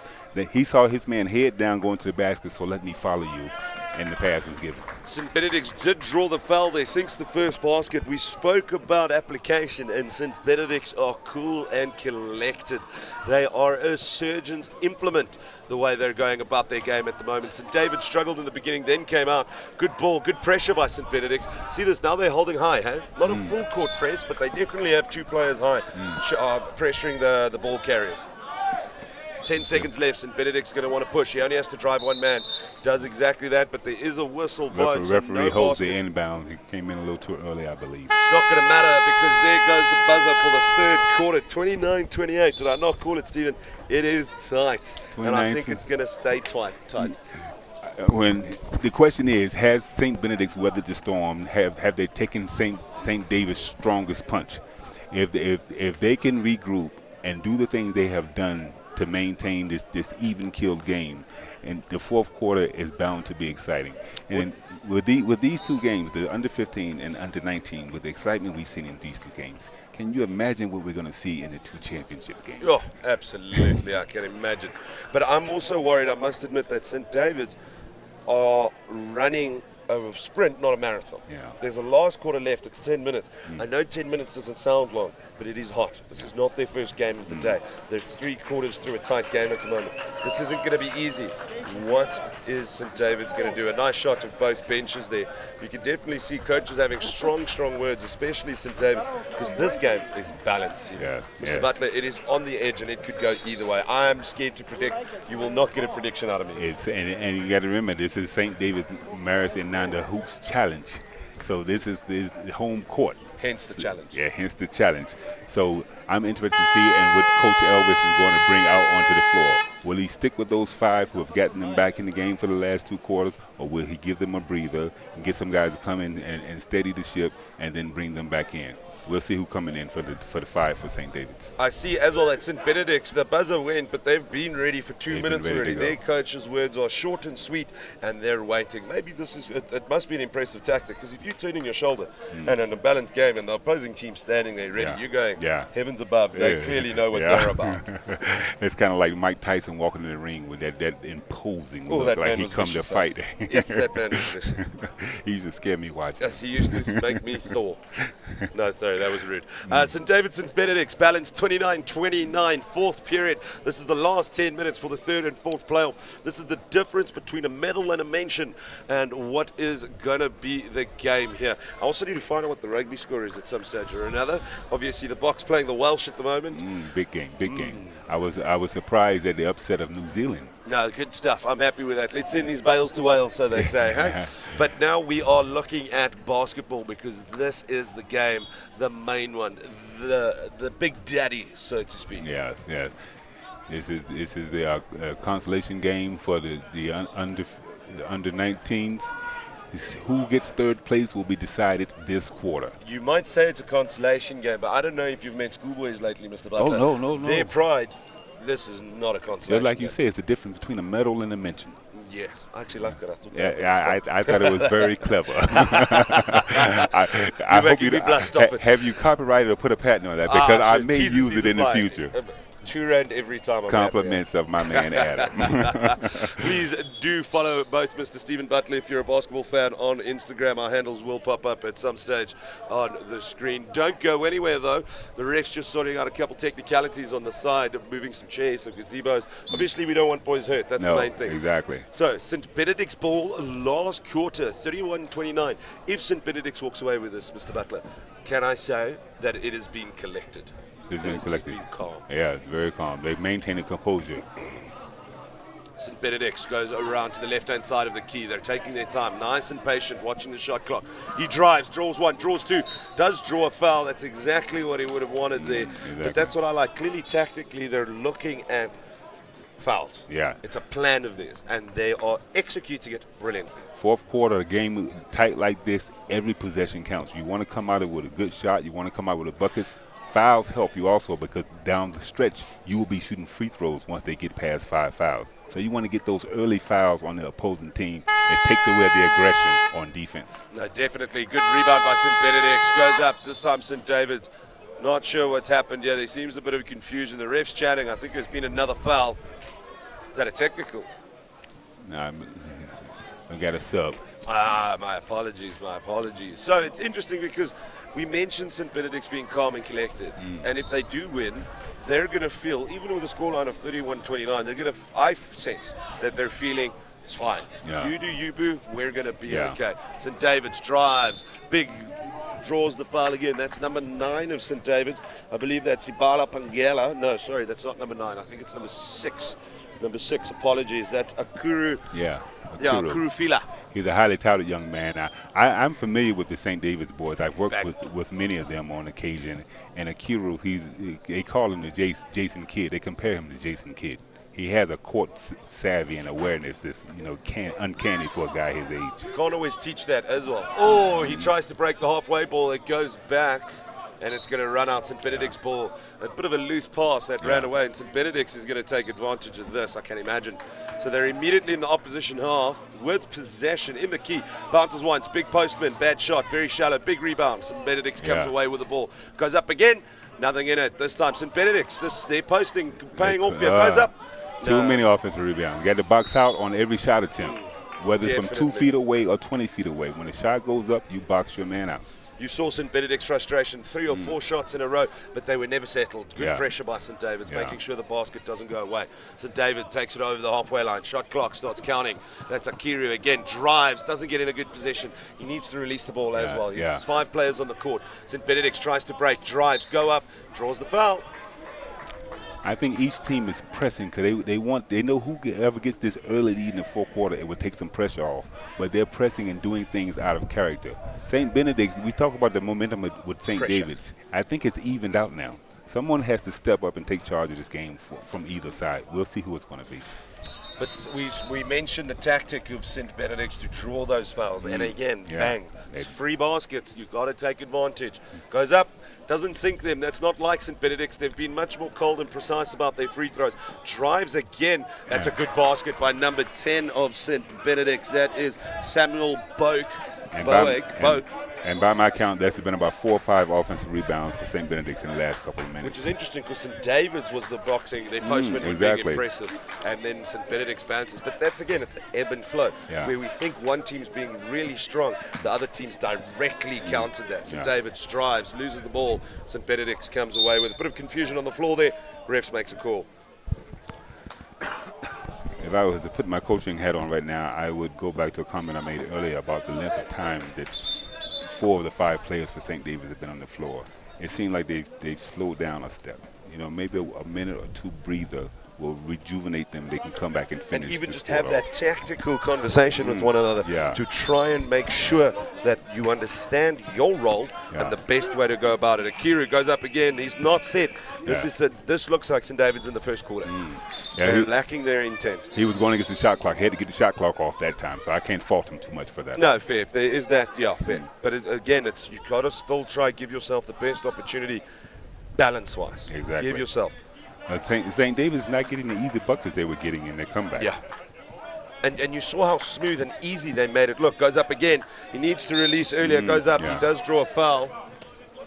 But we're also seeing, we mentioned first string, second string for St. Benedict's. That might not be the case. It might just be, it's easier to phrase it like that. It might be different tactical choices. Exactly. But we do know that their bench currently was the side that built the lead. But I believe that coach, his strategy is he's going to finish strong with these guys and have them fresh. Well, I was thinking the opposite. I was going to think in the next 3 or 4 minutes they're going to sub and have 3 minutes of fresh legs. Yeah. I mean, but obviously that's a different approach. I mean, maybe your coaching hats and mine are different sizes. No, by my estimation, I thought that group on the bench would be coming in at 5 minutes. Now we're under 4 minutes and they're still there. So coach must be satisfied with the guys that he has on the floor. Yeah, I do tend to agree with you, but I think this could change. The thing is, it's going to change one way or another. Yeah. Akiru not sinking his baskets. Remember, St. David's down by 3. They need to put these points away. Because when it's a tie game and it's the last 10 seconds, anything can happen. But when you're 3 down and you're pushing from the back, then you start feeling the pressure. St. Benedict's comes. I'm sensing a basket. I feel it in my water. Goes back into the middle. Sends it. Shallow ball. That gets St. David's rebounded. He's kept it in well. Good on St. David's. Some fresh legs on for St. David's. Finally, it might be added. Akiru drives. He needs to release. He's not the only player on the court, unfortunately. And you mentioned you worked with him, and he's a great player. We can see it. He's been blown for traveling, so offensive foul. He's pressing. He's trying to do too much all by himself. You need to trust your team. Yeah. If you engage 2 guys, you got to look for an outlet. Yeah, the release. St. Benedict's throws it to the right side of the key, brings it back to the middle. What they're going to do? He calls it. Is he looking for a screen? No, it goes out to number 10 on the left-hand side. Shot clock winding down, under 10 seconds. He drives, only has the one man. Goes up, good block. Give it. St. David's has the counter. He's got someone on his right, does exactly that. Oh. No, what are you doing? It's good to see a little flair, but you need the points now, not the flair. That is about maturity in the game. That wasn't a time for hot sauce. That should have been a meat and potatoes play. Yeah, you should have came down with a solid fundamental play, get the foul or get a bucket. No, 100%. That was a basic delivery, basic layup. They go up, put the deficit to 1 point. St. David's drives, does well. Unfortunately, doesn't come away with a basket. St. Benedict's good rebounding, even under pressure. And now they're still 3 points down when it should be a 1 point deficit. And they should be in their zone. St. David's definitely slow to get back on defense. We mentioned the rotation. Maybe not handled the best way. I saw that Akiru immediately got pulled off after your so-called hot sauce analogy, which I love. St. Benedict draws 3. Does throw it out to the left, doesn't go up for the shot. He had the time. Shoots, shot the shot clock, and unfortunately a bit heavy on the ball. Shot clock was on him. He had to look up. He had a man in the backcourt. Yeah, St. David's drives now. You see a player trailing in the backcourt for St. David's. I believe he's a little tired. St. David's goes wide, keeps it in, goes for the bank shot, and I was going to mention we haven't seen many threes being thrown since the first quarter. Look at the wind. Look at the trees. The wind has picked up also. No, definitely. Yeah, remember you said that's why they shouldn't take threes, and then they started singing it, Mr. Butler. St. Benedict's throwing it around the key, taking their time. 10 seconds on the shot clock. Drives, draws 2, fakes the 3, drives as well, releases out. Good patience by St. Benedict's. 3 seconds on the shot clock. Goes up. You can't ask for a better shot. You use most of the shot clock, and then you get a penetration and layup. You're up 3, you go up 5. That was absolutely gorgeous in that replay. He pulled 1, pulled 2, and still went under the third man there. So St. David's needs to get a 5-point deficit here with only about under 4 minutes left. Foul drawn. Time has stopped. St. Benedict's ball. Okay, St. David's, they look very razzmatazz in defense. They seem very confused. They're not who's who. Are we doing zone? Are we going man? Now they get drawn in, and St. Benedict's have gone very well about drawing players off the ball. And I think that cannot be discounted, how well they've drawn players through their movement. Again, St. Benedict's winding down the clock. He drives, and he does get the foul. But which direction does it go? I believe it's St. Benedict's ball, or St. David's. As I speculated, here comes the fresh 5. Now this is going to be key because you have 3 of the 5 guys on. Well, 2 of the guys because Akiru is back now, but you have 5 guys for St. Benedict's that are fresh. They've been watching the game. They've seen how the game is going back and forth, and they seem to be the first team and look like some senior guys. We're going to see how they come in and be effective in this And they're play. coming with a 5-point lead. Benedict strides, draws the foul. Which direction does it go?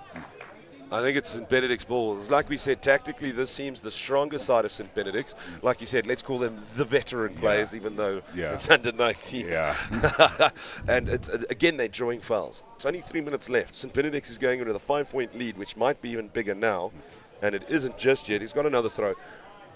How does St. David's counteract that? St. David's needs to do what St. Benedict's is doing. St. Benedict's is getting their shot down this end. St. David's is taking shots that are inadvisable. There he sinks that bucket. So it's a 6-point lead at the moment. St. David's goes.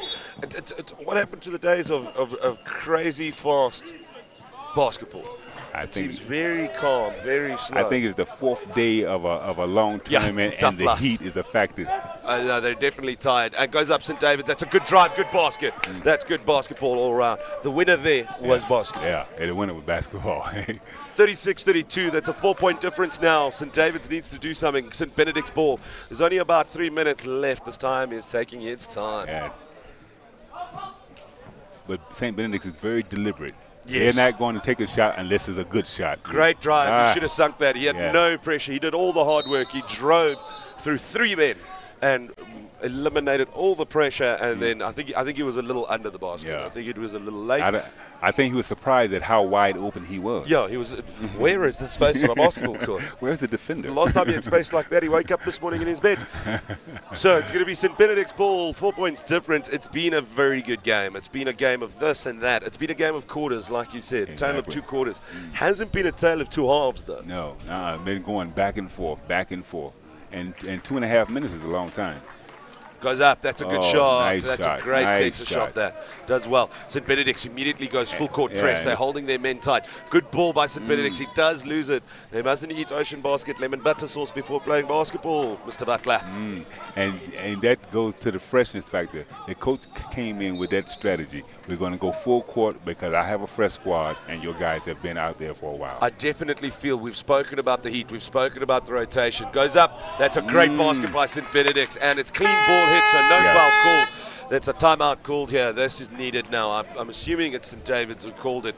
It is 40-32. We spoke about the rotation. I think we both are agreed on this, is that St. Benedict's rotations have been better today. Exactly. They've been coming 5 in and 5 out. And in the second squad, so to speak, they've been weathering the storm. And then when that fresh group comes in, you notice the difference, the impact, and they're capitalizing on what their teammates did by wearing St. David's down and eating up those minutes. What I think it comes down to as well is the intent we mentioned. We'll say it once, we'll say it again. The rotation, but it might come down to depth then. Yeah. St. Benedict's might have the depth to do those levels of rotation as opposed to St. David's. They might be struggling on the depth side. That's why guys are overworking, and it shows on the court at the moment.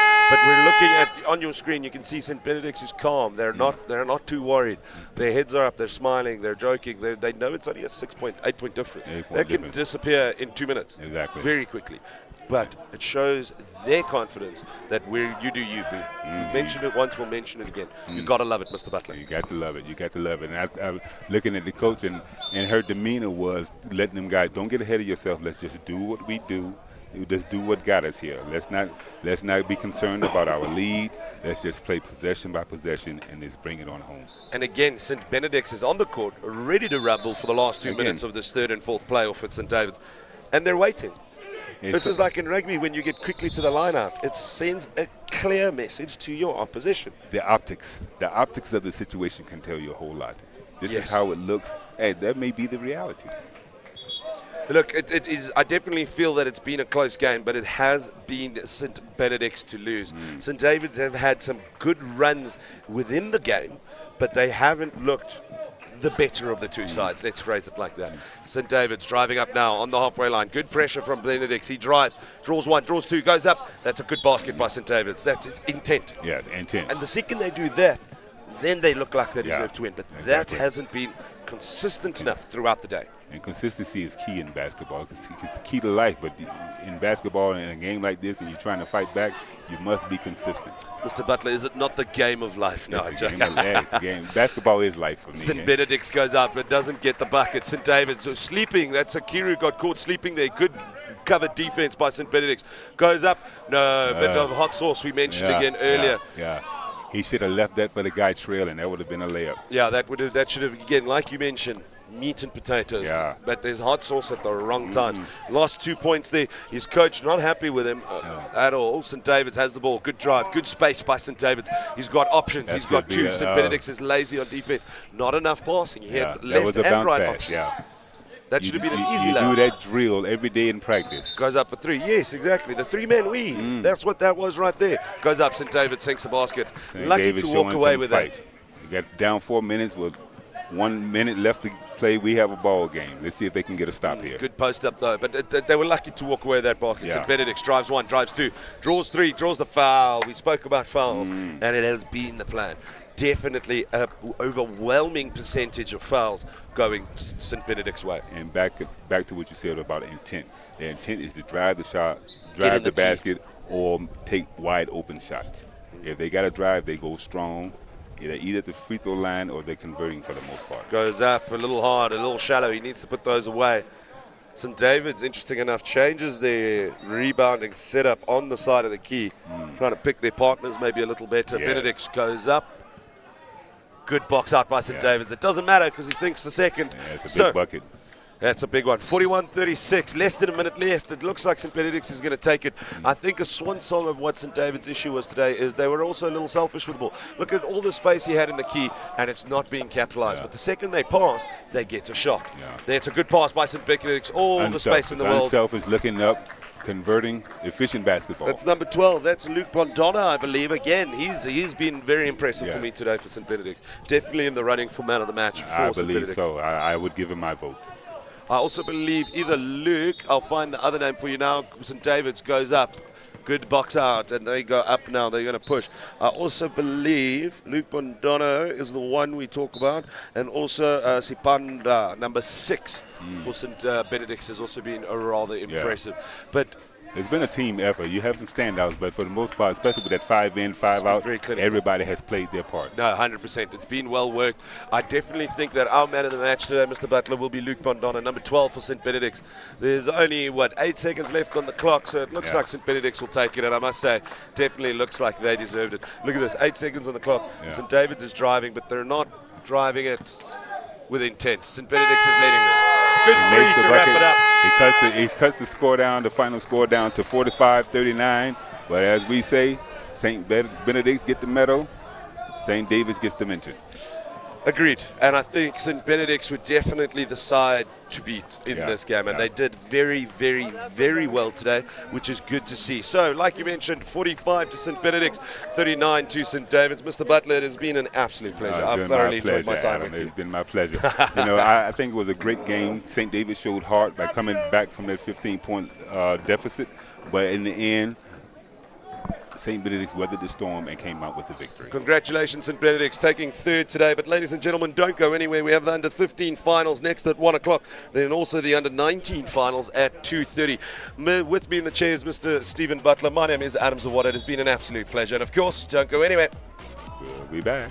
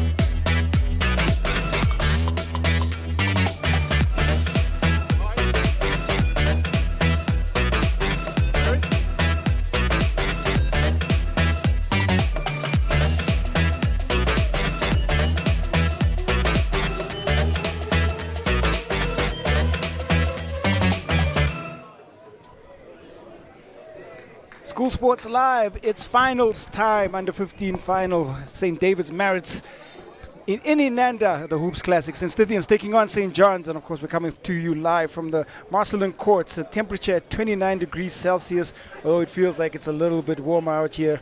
It is a blazing day, and we've been treated to some really great on-court action. The St. Stithians, St. John's, a local derby, and should provide real entertainment and real competition. Of course, I'm Quinton Nason, not alone in the booth, joined by Tsakani and Ngobeni. And based on what we saw a little bit earlier from St. Stithians, there's a pattern of play where they rely a lot on their primary scorer. Number 92 is Tami Tlongwa. And of course, their captain came through big time in the final. I did have a chance to catch up with the captains just before the final and to hear some of their thoughts.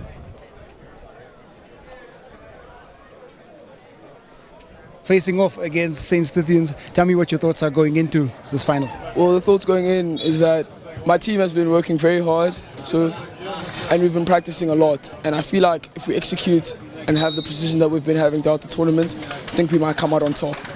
What have you guys done well throughout the tournament? We've gotten most stats of rebounds and blocks, so I think our defense has improved throughout the tournament, and we're getting a lot of points on the board each game as we go on. Who are your key players? I'd say key players is Panashe Dumbu, Atira Tlongwane, and Tom Shimatu. They've been playing very well this tournament, and they've been doing everything that they can for the team. Now, the fact that you've played against this team before, does it give you insight into what you need to do to win? Well, yes, it does, because we know that Saints is a very strong team and they execute very well. So now we know that when we go into the game, that we have to have the mindset that we're not playing against anyone, we're playing against Saints. Best of luck today. Thank you very much. Simba Manika, under 15 Saints captain. You played against St. John's before. Where and how do you win this game? I think that our offense and our team and chemistry is very good, and I think that if we can use our strengths to beat St. John's as we have before, we've never lost to them, and I think we can do it again. You talked about your strengths. What are your strengths? Because you guys have made your way into final. Where have you won and how have you won? I say our plays are very good, and we do very good in shooting, as well as driving to the basket and offense. Our defense is sometimes not the best, but I think that we're going to work hard this time. What would a win mean for you? It would mean the world, actually, because this tournament is very big for me and very big for our players, because we've never won a tournament as this under 15, actually. Well, best of luck today. Thank you, sir. Always lovely to hear the thoughts of the captains, and you get an idea of what the stakes are. The stakes are high, and it is an early start for St. John's to get to the free throw line, and we'll see how this all works out. Going to be a battle on the boards. Heard the captain alluding to Dumbu, who picks up the rebound, and now at the free throw line for two. We saw the free throw line shooting has been questionable at times, and it's going to be highly important that these players in this big time game convert from the charity stripe. Free throw shooting has been opposite to what the weather is. Extremely cold out here, and hopefully they begin to warm up just from the weather. But I like what both captains says. Their temperament. They both want to come out here. They both want to win. St. Stithians knows they've never lost to St. John's. St. John's want to get this win. So it should be a fairly competitive game for both these guys, because they both have something to prove to themselves, to their team, and to both their respective schools. Manikai goes up, and Simelani there underneath, able to draw the foul.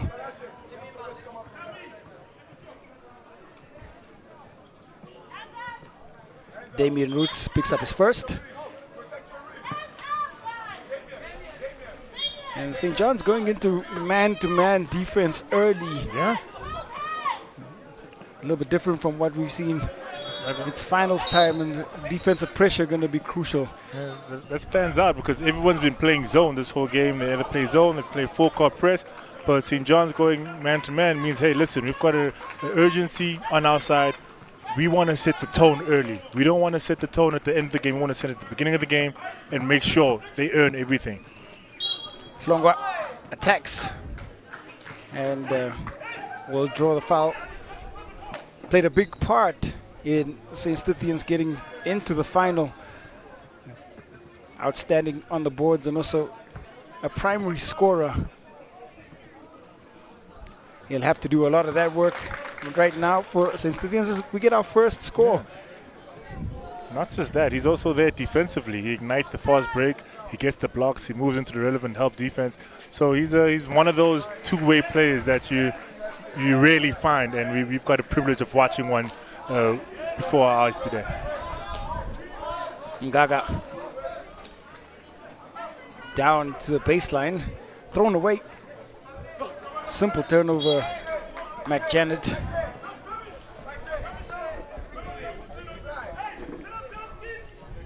Slow start is tempered. I think both teams just jostling, trying to figure out where and how to attack. And when the stakes are high, you'll find that players tense up just a little bit earlier. Simbelani inside. And can't get the bucket, but on the cleanup. Important rebound, Lechwati. You mentioned players tense up. Shots like that normally go in, they make difficult. Just because, I mean, it's the end of the tournament, it's the finals, you're tired, it's hot. A lot of factors come into it, but you know what? A championship lasts forever. You can talk to your friends, your high school buddies for the rest of your life, so you need to make it happen. One of two. The free throw line has been the only place that we've seen scoring. Nothing coming from the field as yet. McJanet. Straight into the body of Lechwati. Another foul called. Dangerous times ahead. Is St. John's already in the penalty. They've picked up 5 team fouls. And that's the danger of playing man-to-man too early. Get overly aggressive and pick up fouls. Shimatu into the corner. A floater. Dumbu adventurous in his play on the floor. St. Stithians. Hlongwa. In and out. And it is on the follow. Look at that. Anesu. St. Stithians just crashing the boards, never saying down in the play. And that's what you want to see. Everyone crashing the boards. The play is never over. Zino Diwei gets the bucket for the first field goal. You see him get on the inside, draws the foul. And that's very rare you see that because St. Stithians always has a defensive wall with that zone that they're playing. So once you get through the first wall, there's always someone there. But he was smart enough to attack while the zone is still forming and not set yet. So you beat a zone by attacking it in transition. Smilo Mgaga. First score for St. John's.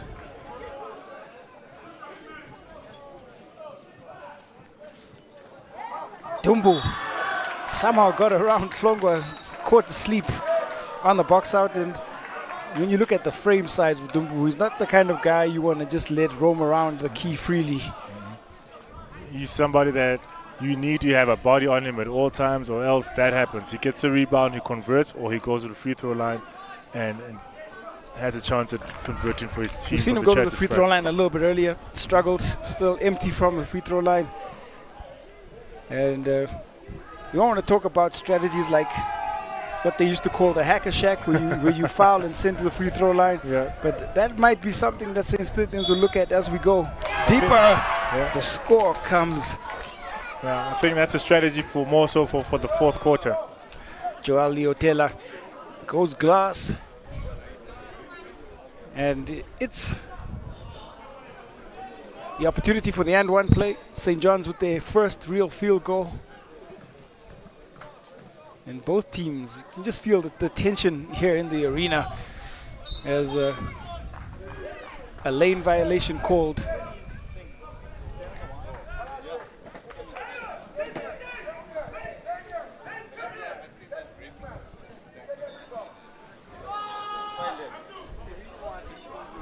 Chance at the free throw line once again. Joel Liotela. And that one does fall. 1 point game. Chase down. Sharp defense. Kick ball. Mgaga. Both teams now in the penalty, which means that on every foul infringement, we'll get a chance to go to the free throw line. And very, very strange or weird circumstances. Just 3 minutes in, both teams have committed over 10 fouls. Yeah. And infringement prone. Two things that the coaches are going to have to be wary of: foul counts on their players on the floor, and might force a change in defense. I think it forces a change in defense strategy because now the personnel that you were going to use is now sitting on the bench. Guys who are on the bench now have to step up a lot earlier than they would normally do. So this is why the coaches get the big bucks. Simelane throws it away. Out in the open floor, Mgaga, left hand. Count the bucket. Mgaga seems to be everywhere where everything right is happening right now. He's getting steals, he's running transitions, he's getting the ball. Oh, just a correction on that. I don't think they called the foul. They did count the bucket. They just didn't call the foul on it. Okay.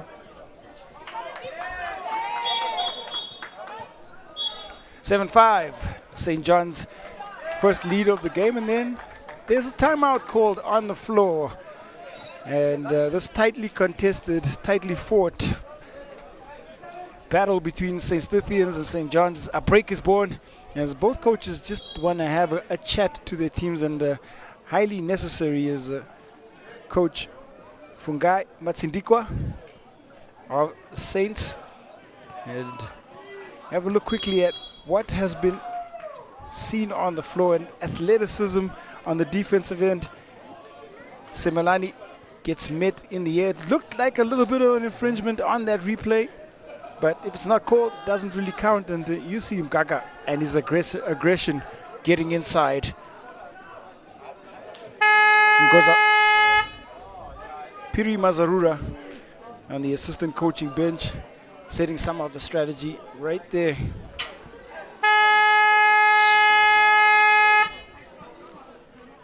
St. John's might want to look at a change in the defensive end. The man-to-man has not proved successful. They picked up quite a few fouls, but both teams actually have. And the coaching board and the X's and O's are going to have to play a crucial part here, more so because of the state of the game and the amount of fouls that we've seen so far. Forced changes is Ryan Arthur for Coach Onyejiki.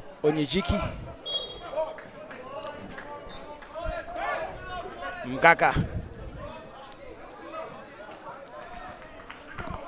inside Dumbu. Arthur and Dumbu get tied up. A jump ball called.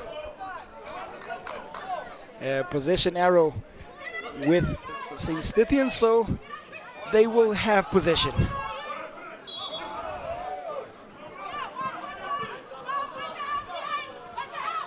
Hlongwa gets by one, throws it up, count the bucket. And that's what we've seen from Hlongwa the whole day. He just knows how to weave, how to slash, and convert on those. He's a very nice transition player. Tied at 7. Mgaga. Leotera at the defense, and that one should be a foul as well. Zinotiwei picks up the foul.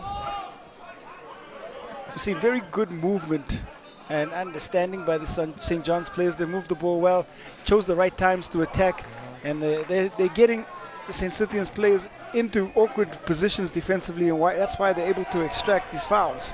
I like that. They're using the shot clock, they're moving the ball, getting the guys out of position, and just getting it done right now. And like as their captain said, they really want this win. So with everything, with every execution they're doing, you can see that these guys are locked in and really want to play for this win, one possession at a time. The only thing they're not doing well is shooting at the free throw line. It's a cold day on the free throw line, a hot day everywhere else. Well, that infringement sees Simelane make his way to the charity stripe once again. At this rate, the teams are both going to be going into their benches. We'll continue to see multiple changes as Dinotiwe makes his way off the floor. And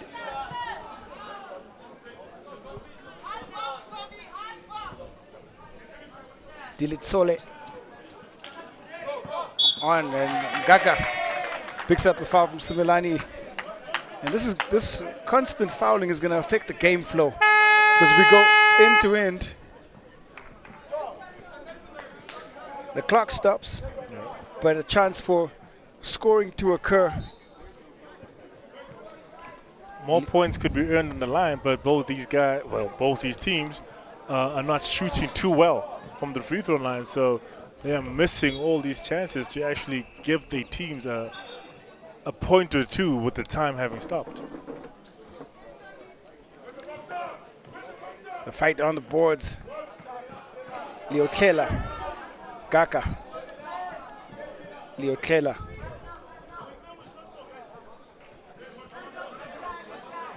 Gaka goes baseline and gets by the defense, and Ryan Arthur picks up the board.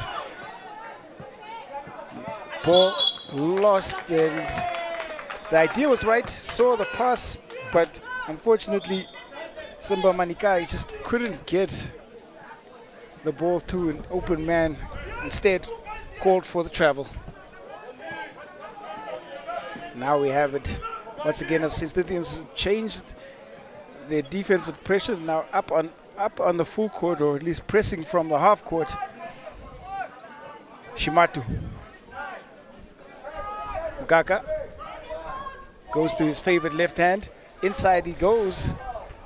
Go bank, looking for the foul call. Nothing from the referees now. Simelane. Open floor. Arthur underneath.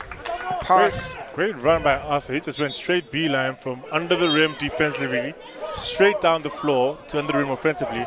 And next time, I'm sure that will be open because you have to reward such effort. It's a brave call by Sandton to go full court, especially with the foul situation. Hlongwa's footwork lets him down. Traveling violation.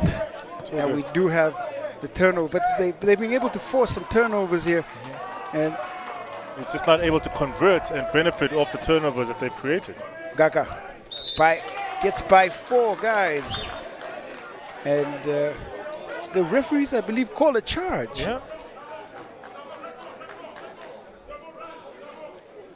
Slightly confusing because you can see the players on the floor lining up for a free throw line because they don't seem to know that it was a charge. Offensive call. Looking for some sportsmanship as Simelane and the referee, Mgaka and the referee don't see eye to eye. Now that'll see Mgaka take a break. It is a passionate game. Hangami on. Manikai gets by the defense, throws up a wild shot attempt. Ryan Arthur on the rebound.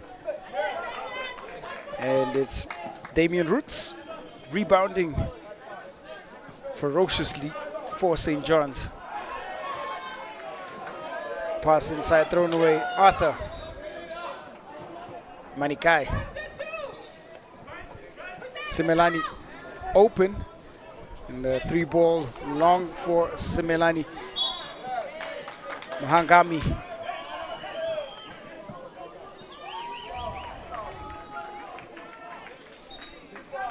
This is actually the perfect time for St. Stithians to press because Mugaga is on the floor, the primary ball handler. So that means all the other ball handlers are secondary. So that says that they're not that comfortable with the ball. So I say St. Stithians should just increase the pressure on that press. The danger with increasing the pressure on the press is that the foul situation hasn't changed.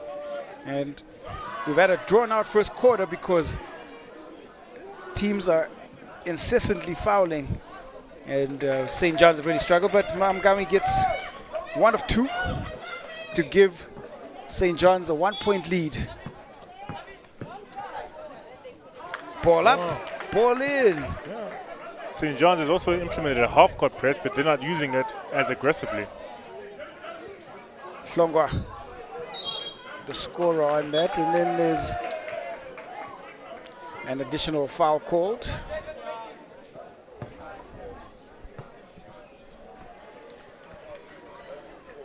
Leotlela whistled for the infringement. And Similani to the free throw line again. I think we've seen a lot of free throws here. And Similani, generally quite high percentage from a charity stripe.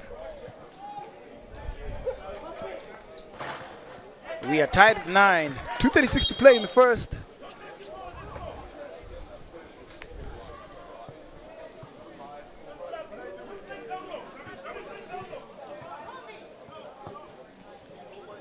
Correction on that. It's 2-point lead for St. Stithians.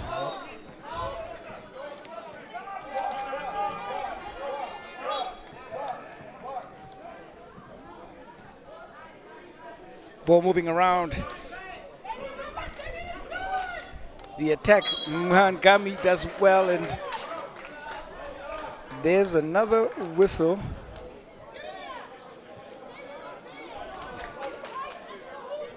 Motala called for the foul.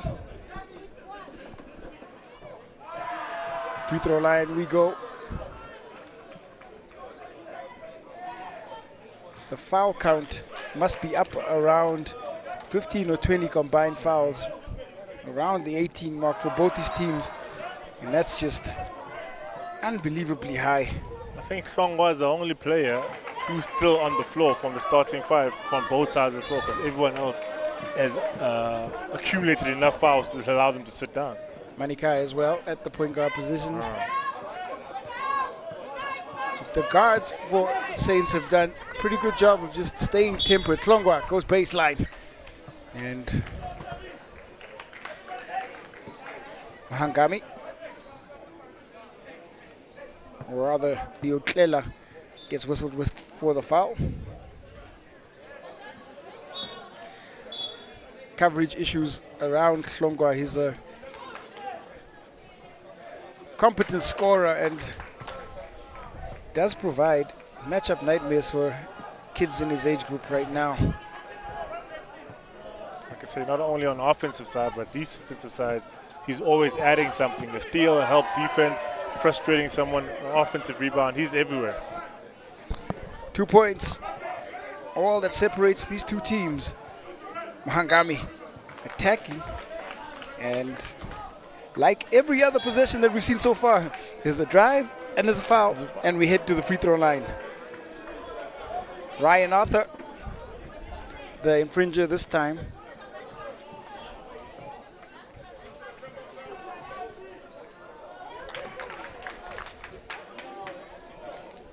Mahangami.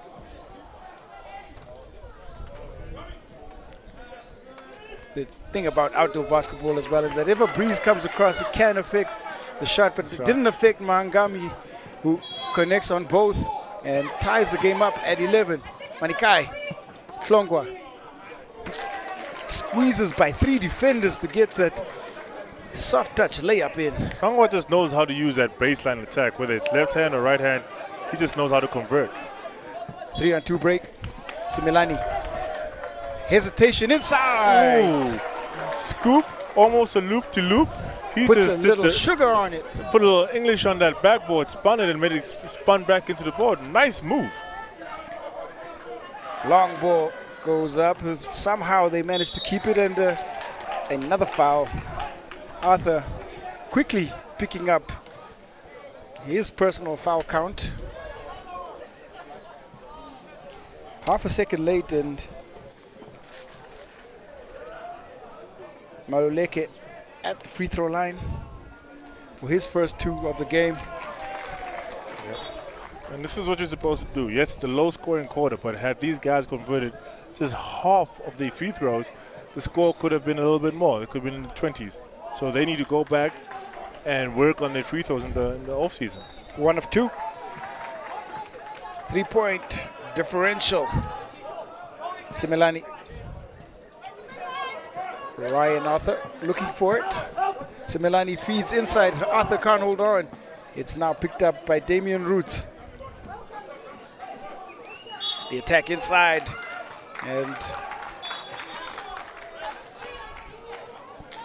coaches at some point want to have a discussion with their players around staying in front of your man without infringing, because that foul sees Manikai go to the bench.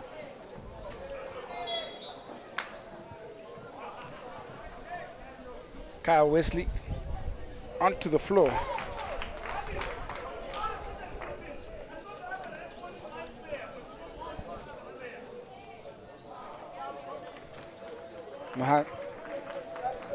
Maluleke back at the free throw line. Was 1 of 2 the last time out. Same result this time.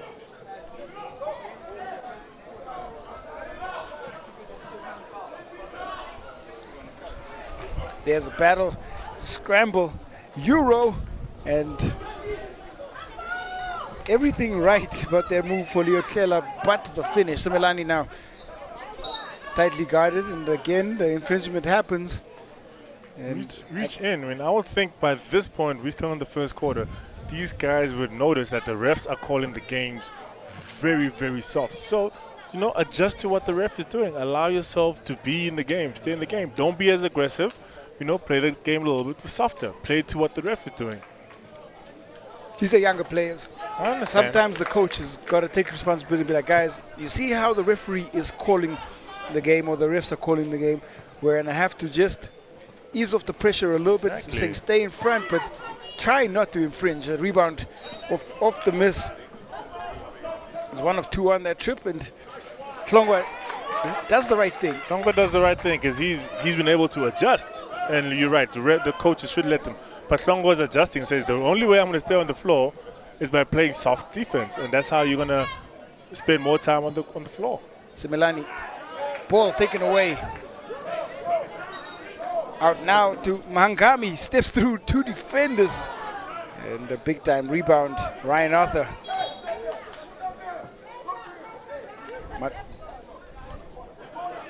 Simelani. Changing defensive pressure from St. John's. The ball thrown away again. Shot clock game clock winding down, thrown up. And the first quarter action brought to a close. Shimatu throws it up from half court.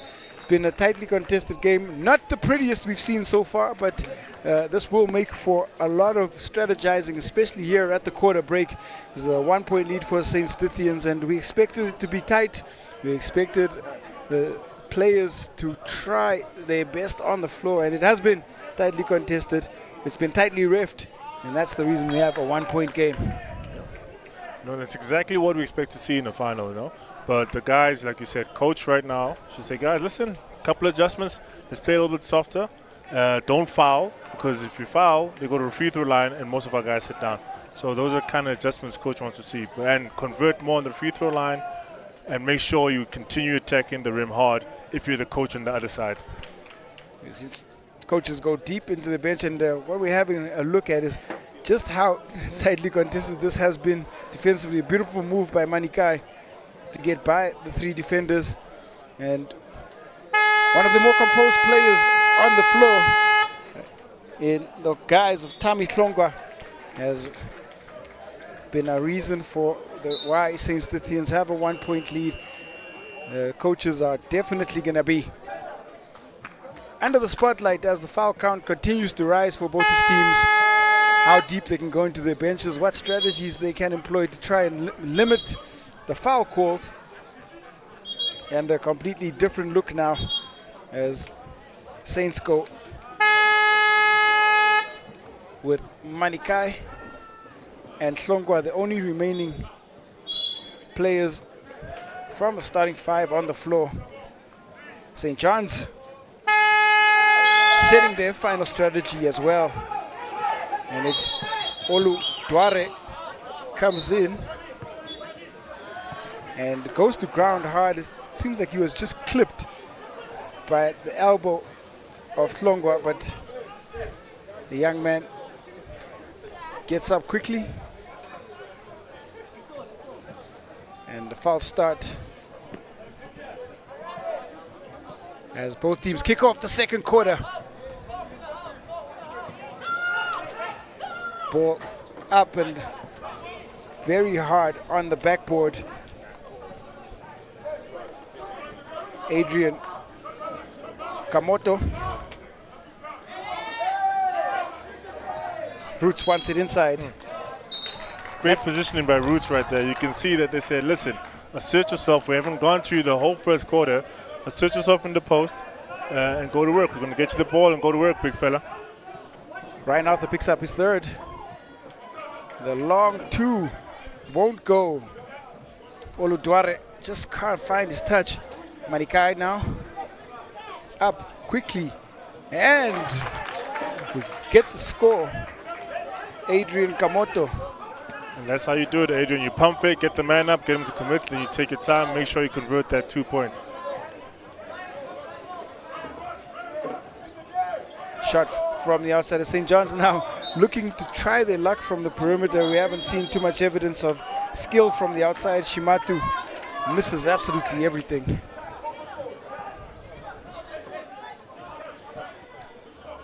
St. John's now happy to try a press of their own. Hlongwa somehow gets the shot up after being off balance. Kamoto chases down the rebound. Now to the corner three. And Arthur just can't hold on to the missed shot from Kyle Wesley.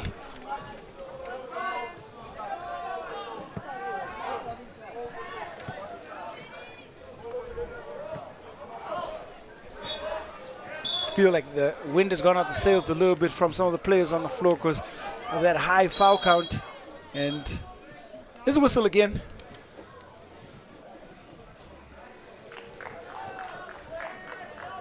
The referee's just getting in between Roots and Arthur, who seem to be getting into it in the post. Nothing wrong with the aggression, maybe just the execution of how they're going about it being highlighted by the referees. But the ref, the ref should know, down there in the paint, it's a big boys game. Let the big boys play. Let them rub against each other. I mean, it's physical down there. You can't play in the paint and be soft as you're both fighting for position. Hangami, nothing on that one. Hlongwa up against the shorter in stature Ngaka, who's back on the floor for St. John's. Just can't get the layup to go. Mangami now. Ngaka inside to Roots. Arthur picks up the rebound. It's been good on the boards for them, at least. Arthur, skillful dribble, just thrown away after he's able to get by the defender. Manakai for St. Stithians turns it over now. Mgaga was effective when he was on the floor and does the same. Gaga just knows how to read the defense as they're moving. He capitalizes and just gets to the rim. Very smart, calculating player. Let's just make sure he can stay on the floor now. Kyle Wesley throws it up. That won't go, but there's an infringement underneath. Ryan Arthur goes down hard. Begging and pleading from Maluleke. But side ball is called. A lot better flowing second quarter. Both these teams now starting to understand the style of reffing happening. Still, 1 point game. St. Stithians holding on. Changes on the floor. Motala. The feed to Klonga, who gets blocked from behind. Arthur. The three ball by Manikai, long. And Similani somehow uses his active hands to pick the ball up. And end to end, just aggressive stuff. Good defense that we see here. Maluleke and Similani, both teams. I think both those two players, Maluleke and Similani, are just matched pound for pound. They know what the other one's doing because he would also do the same thing. Ngaka gets by Manikai. Ngaka and Manikai get into it.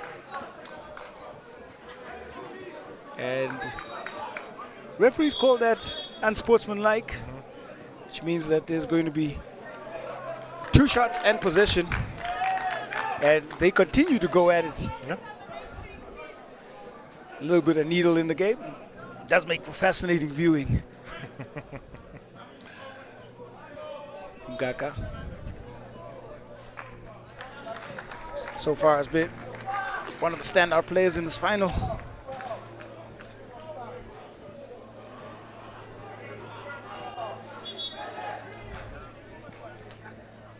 Similo Mgaka. 1 of 2 for him. Possession will stay with St. John's. We're tied at 18, 5:02 left to play, second quarter. Mgaka once again. McJanet back on the floor, but there's a turnover. Shimatu called for footwork violation, and Saints now up the floor. Simelani calls for the high screen. Hlongwa comes on in. Hlongwa should know better than that. He set out the first quarter because of foul trouble. You don't now come in and apply that same amount of pressure. I understand it's an emotional game. You just got fouled. You know, you're going at each other, but you want to stay on the floor and give your team a chance to win. Another foul called. And this is where St. John's is a little bit of danger right now. Another foul will see them go into the penalty. And Gaga goes to the floor hard, but Hlongwa up. Rebound chased by Motala. Just can't get it to go. Hlongwa sticks with it. Third chance opportunities and a much better possession for St. Stithians.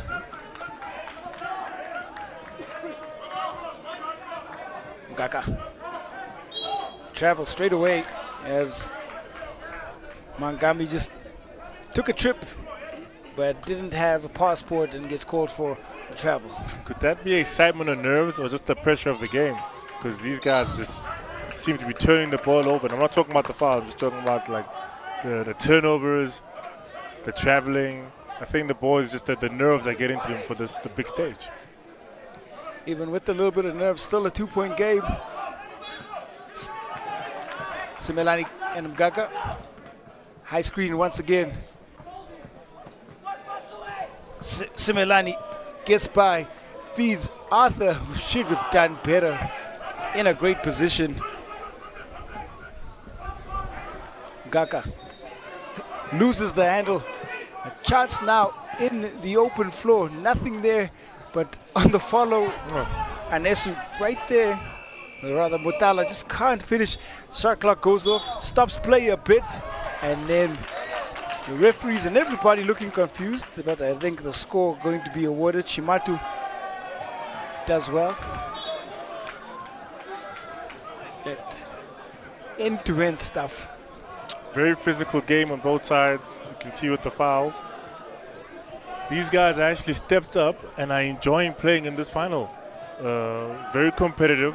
They both want to win. As the captains told us in the pre-game interview, that the St. Stithians has never lost to St. John's. St. John's wants to get a win with this under-15 group. So both these teams, not just the winning, but the bragging rights around Josie as well. Can't convert the three-point play. Shimatu tied at 20. Simelani and Hlongwa top of the key now. Motala. Simelani calls for the screen again.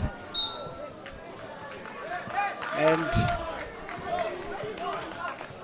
this time it's Hlongwa, I believe, who's called for the offensive foul.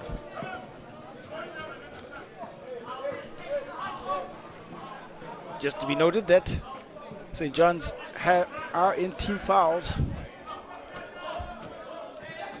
Maham Gami gets inside. And now that foul takes Saints over the 5 count. And they are also in to the penalty. Mahangami to the free throw line. 2:52 left to play. And tough going for the coaches. The referees have not let much go.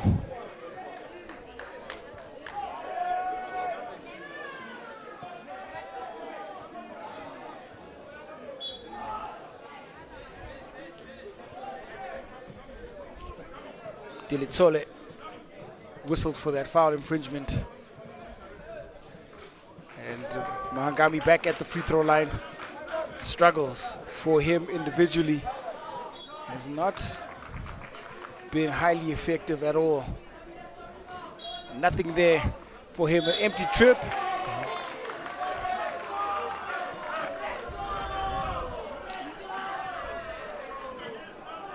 Offensive rebound picked up, but And that foul, that call right there from the referees, I think was all ball. And the referees just got into a rhythm of blowing the whistle so often that they've not allowed the game to just flow freely. I agree with that one, Quinton. But it sparked the St. John's offense a little bit. The guys are saying, let's go. It might be a little energy they need to help them finish this quarter strongly. Maluleke, 1 of 2, and there's another whistle. And the referee's happy to blow the foul. Shimatu gets called for the hold.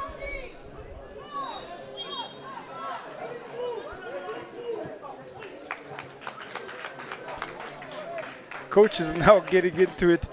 Everybody getting into it. It's a finals. The stakes are high. It's not just about the championship, Quinton, but it's also about bragging rights in Jersey. Saying that, hey, listen, we won the last tournament against your team, you know. We are undefeated against you, or we finally got our first win. So I think it's more than a game today. Mutala at the free throw line. Rebound picked up by Tlongwa. Active around the boards and does pick up the reward for his activity. I want a 1-point lead now for Sandton. Leotela.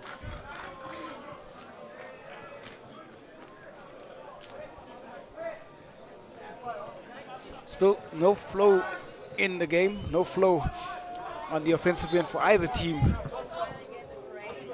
Tlongwa finds Arthur, but gonna get called for 3 seconds. He was in there a little bit too long. Yeah, Mhlongo, when our coach says, he said, once you get your feet in the paint, boys, shoot the ball. The guy who's on the floor is in a better position to get the offensive rebound, because if you pass it to him, that's what happens, 3 seconds. So when you're in the paint, shoot that ball. Hangami. 2 defenders around him. The feed onto the baseline, and it's a lovely floater by Shimatu. Another lead change. Tlongwa able to draw the foul, but Shimatu should go back to the free throw line. Third and fourth quarter are going to be very interesting with these high foul numbers.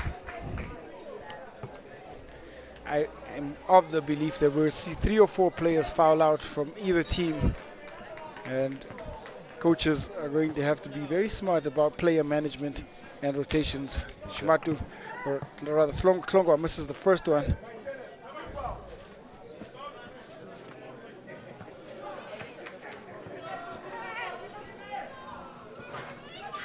One of 2, and game tied once again.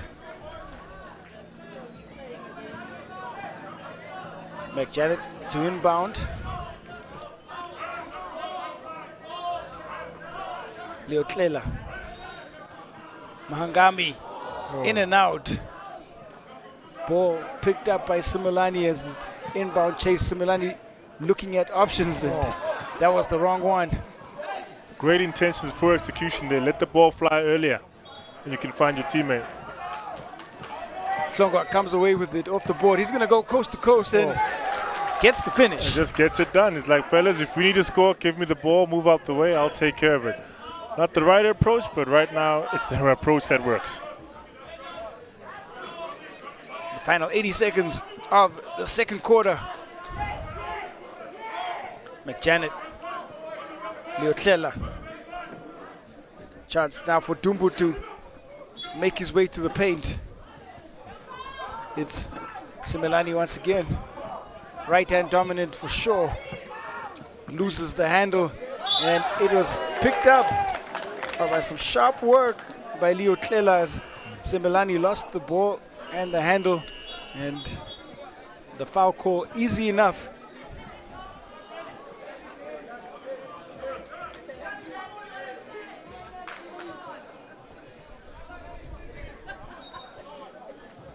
There may have been a timeout call. We're just waiting for confirmation from the table and the referee.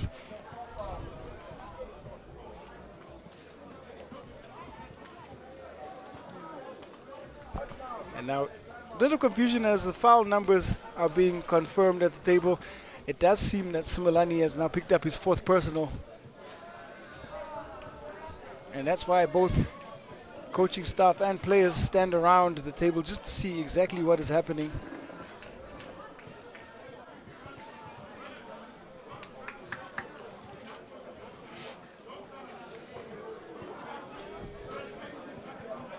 Similani will make his way to the bench, and that whole timeout being utilized just to find out. And we have a look quickly at what's been going on. It's been neatly, and certainly no love lost between these two teams. A little bit of healthy competition, and no one likes to see too much needle in the game if it detracts from the spirit of the game, but we are all four teams going at each other. No, that's why we play. You know, you want to show that your 5 is better than my 5 and compete, but, you know, in a nice, honorable way. Like you say, needling's okay, but not too much. So don't get into each other's faces in a way that's rude. Get in each other's faces in a way that's healthy competition, and you can shake hands after.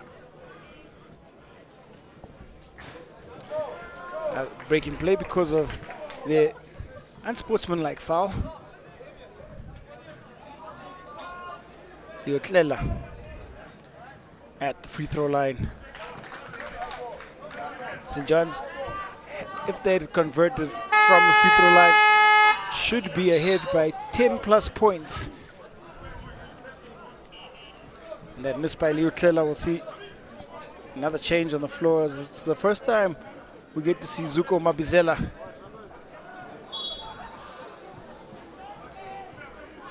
Mabizela. McLaughlin. Ball now a chance on the penetration is Koch. McLaughlin. The outstretched arm of Arthur does just enough. Hlongwa up the floor. Attacking, slices through the defense. Hlongwa and the open floor were made for each other. Like you say, he slices, he dices. He just knows how to get it done once he gets with momentum. And I think that's his 4th coast-to-coast play. Mabizela, McLaughlin, Koch. And the reverse layup. No good, but it does draw the foul. So we'll go to the free throw line.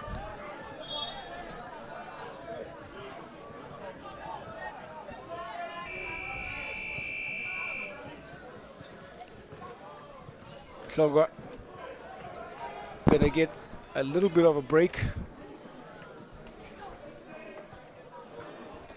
And free throw line now for Antoine Koch.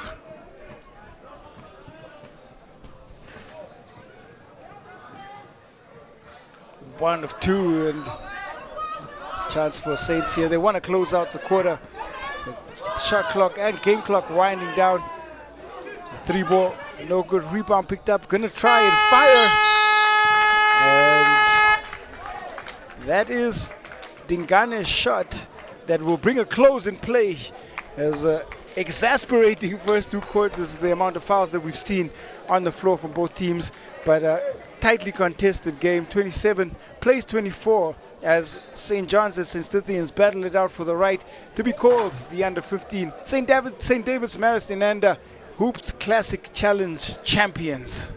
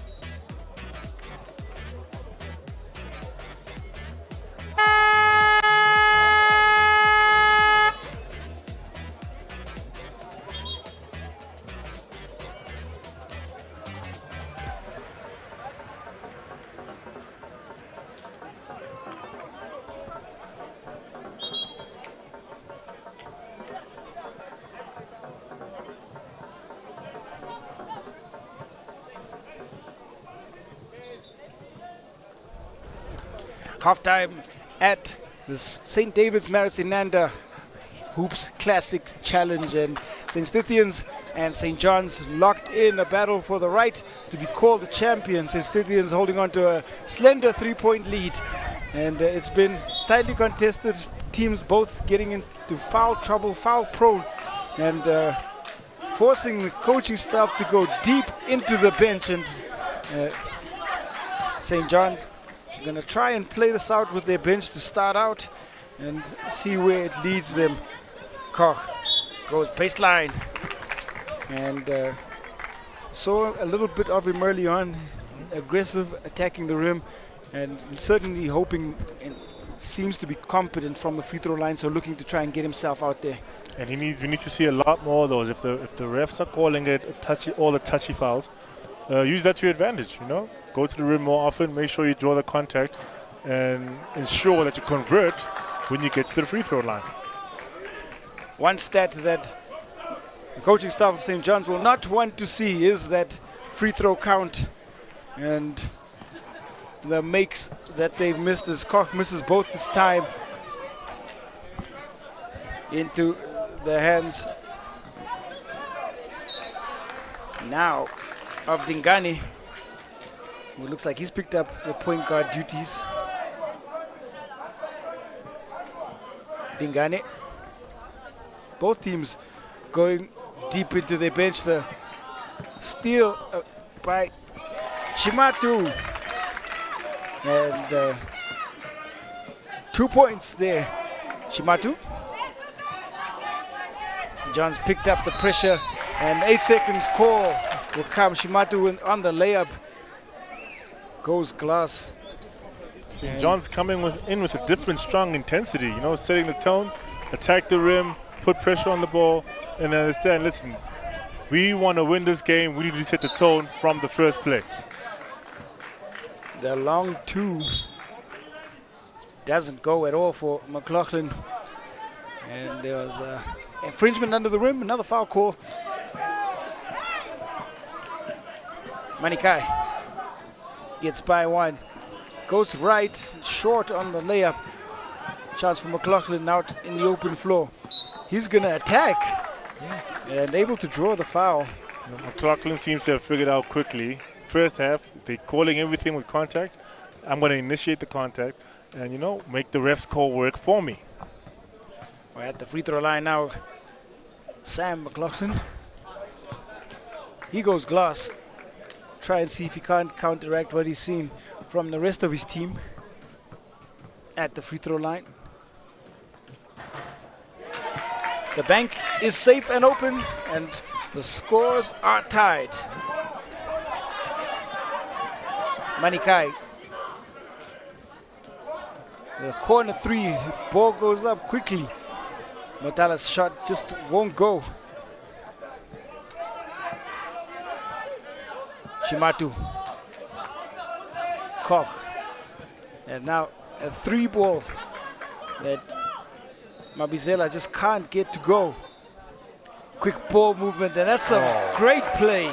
And that's what you want to see right there. Move the ball, hit the open man, create a basket, Give up a good shot for a better shot. Dilotsole adds 2 to the total, and the lead change once again. McLaughlin. It goes inside.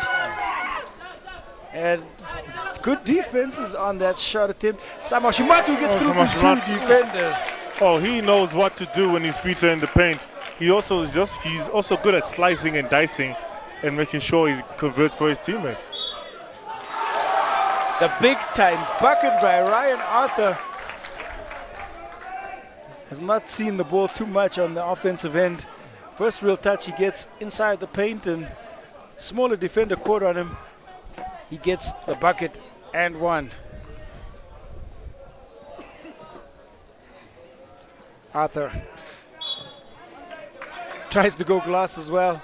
I think the players have now resigned themselves to the fact that they might have to go bank from the free throw line. Hey man, try anything. If it works, keep doing it. Koch. Mabizela. Back to Koch as they move the ball looking to see if they can get Roots on the inside. Shimatu McLaughlin attacks hard. This time, defense equal to the attack. Mabizela slows it up. Shimatu tried to find McLaughlin on the cut, but the poor communication, poor execution, and not a great possession. Absolutely. I think he was looking for the backdoor cut right there, but he didn't read the play that they did not have enough space for that play to happen. St. Stithians, they'll try the baseline jumper, but the follow on the rebound. Mortala does a sterling job sticking with the plate and gets the 2. Mabizela up and under. Dipsy-doo. A dipsy-doo, and he does it so well. Game starting to pick up tempo. Manikai. And Dilitsole whistled for the travel. Changes on the floor for St. John's. Coaches bringing the changes. McJanet started out the game. Haven't seen too much of him. Mabizela. Koch. McJanet. Looking for the feed inside. Oh, too much on it, and Arthur just can't hold on to the ball. Dispossessed chance now for St. John's. Mabizela slows it up. He'll fire from 3. And Manikai looking for his fellow teammate Kyle Wesley. Just can't find him. I think a little bit too ambitious on that play. Great intention, like I say, bad execution. He drew the defense, but released the ball a little bit too late to create for his teammate. Mabizela guarded tightly. Roots. Footwork lets him down. A little bit of pressure on him. It's a definite strategy to try and get Roots the ball on the inside. With the big fella E. Inside to Arthur. Feeds Dilitsole.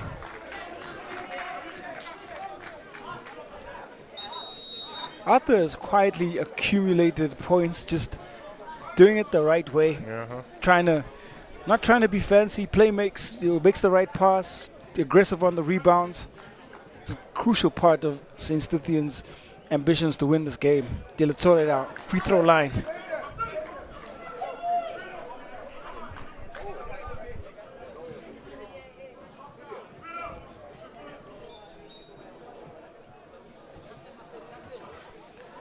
And that won't go. But on the follow, Dingane just can't get the rebound. Gets the rebound, just can't get the turnaround to 4. More ambitious plays as McJanet just can't find the rim on the windmill layup. Ball goes. Lovely feed. Great find. He must have had eyes on the back of his head to make that pass. Manikai feeds Arthur. Arthur short. Everything right on the penetration, just the final touches. Mabizela for St. John's. Koch, McJanet inside to Roots. And proving a bit of a problem on the defensive cover.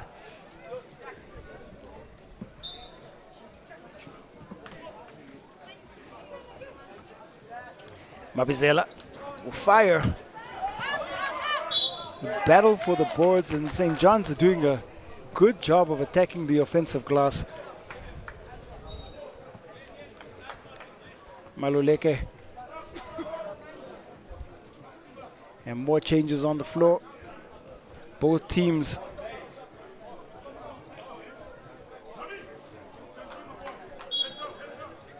forced to rotate their players because of the amount of fouls we've seen. Mabizela. Inside, Shimatu, Mahangami. That's Mabizela, Mahangami. And it looked like it was a footwork violation. Leo Tlela will get called for the travel. Both teams have increased the tempo in this third quarter. Like less fouls, they're playing harder, moving the ball around a lot more, and they're just looking to make the easy, simple play to secure the win. This is where strategy has got to play a crucial part, especially for the coaches. Dway just can't get that 1-4. Mahangami. And open play is where St. John's have been able to punish Saints. Before the defense sets, Leotlela draws the foul and goes right back to that free throw line that has proved a thorn in the side of the St. John's team this afternoon in this final. Leotlela. And having the scoreboard staring right at him, apply just a little bit more pressure to the young man at the free throw line.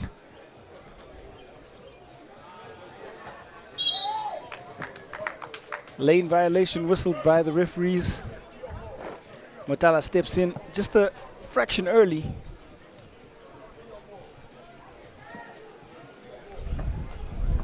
Wind starting to pick up here, and that might be a factor, an environmental factor that will come into play.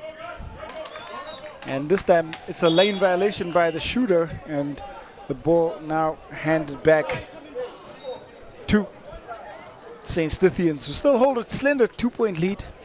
1:36 left to play in this third quarter. Baseline jumper, long. Mabizela somehow comes away with the rebound behind the much taller Arthur. Mabizela spinning, fires it up. Arthur battling hard with Maluleke. Just can't hold on to that one.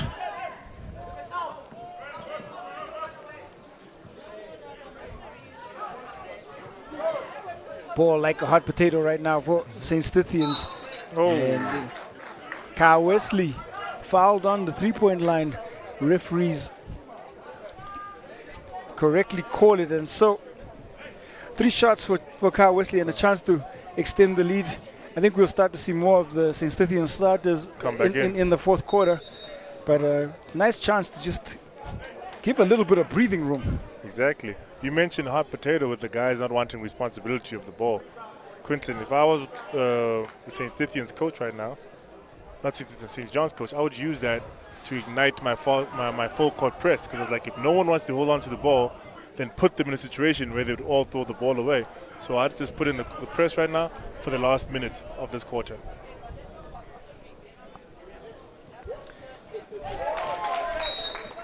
Gets one of the 3. And the chance to press and just change the tempo. You're right. But some coaches will err towards the side of safety. No risk, no reward.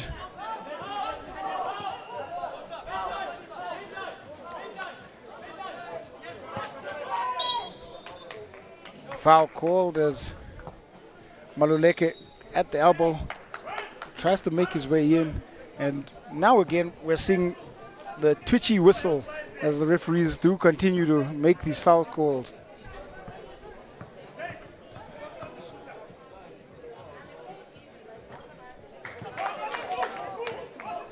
Maluleke, just like many of his peers, free throw line causing and problems and slightly nightmarish at the stage. Misses both. Somehow into the hands of Dumbu. Nothing there. And Esu picks it up, but it's into the hands of Arthur. Ball now thrown up.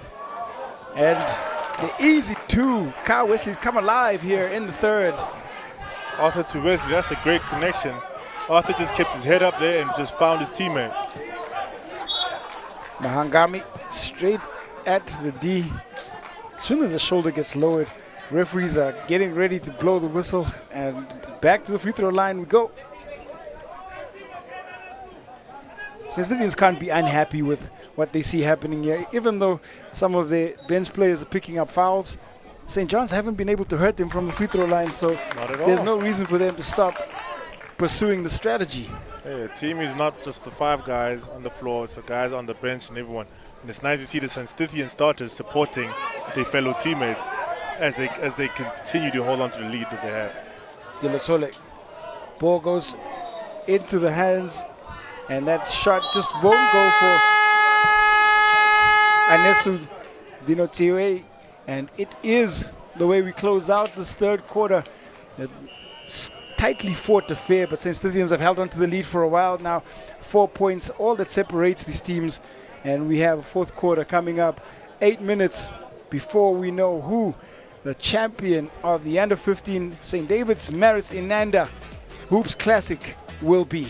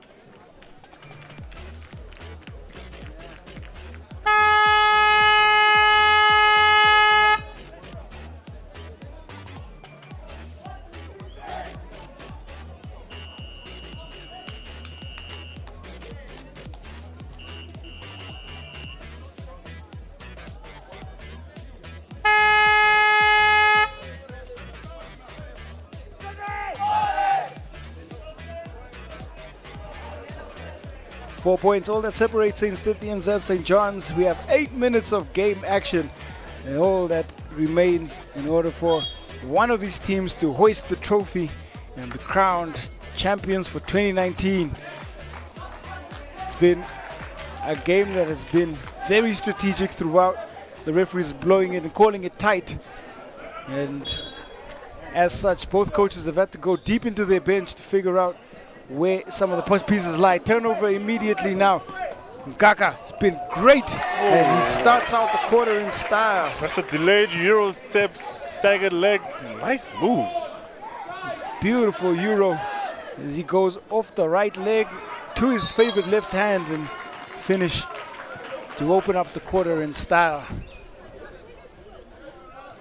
Meanwhile, with the starters back in, I think coaches needed to have reiterated to them, listen boys, they're calling touchy fouls, play good defense, move your feet, keep your hands off the people, because any touch is a foul. We need you to stay in this game to finish it. So both sides have put in the players in to finish the quarter and win the final. St. John's have gone back to some of their starters. Dumbu on the floor again. Mgaka has been outstanding in providing them a lot of scoring. Still 3-point lead for St. Stithians. Mgaka. The layup goes up. Maluleke just can't get the finish. The feed inside, and that is exquisite. From the rebound to the basket, no dribble was bounced. That is what you call excellent ball movement. Lehwati gets the 2 and extends St. Stithians' lead. Dumbu underneath. Arthur can't hold on. Significant size difference between Dumbu and anybody else inside the paint.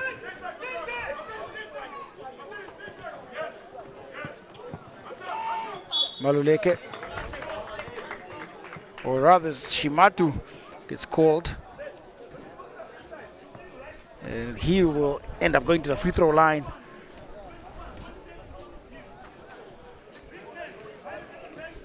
It's been there frequently. Tom Shimatu.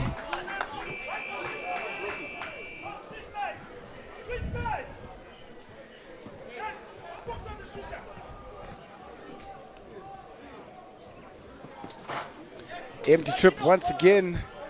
St. Stithians managing to control the boards.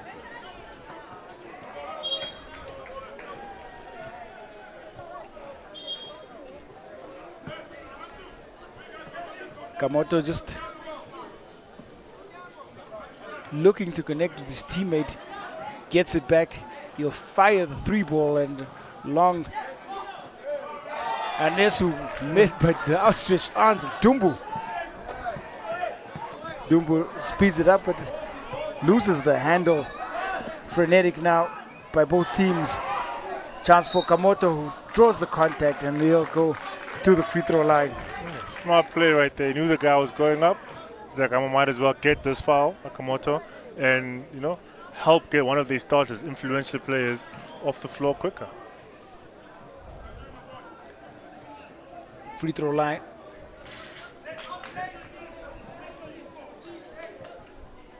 Been a lot better for St. Stithians than it has for St. John's. Most of the time they've been able to come away with at least one make, and this time though, empty trip, Kamoto can't convert. Dumbu and Arthur get tangled up. It's a jump ball and possession arrow. Hands St. John's possession.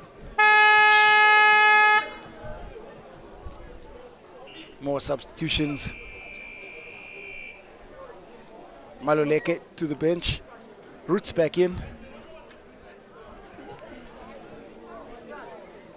Ngaka has got to take a break. Unwillingly so, Mabizela back in. Dumbu gets the feed and uses all of that length for the finish. 3-point gap. Stithians moving it around. Anesu up. And Roots challenges for it. It's Lehwati who comes away with it.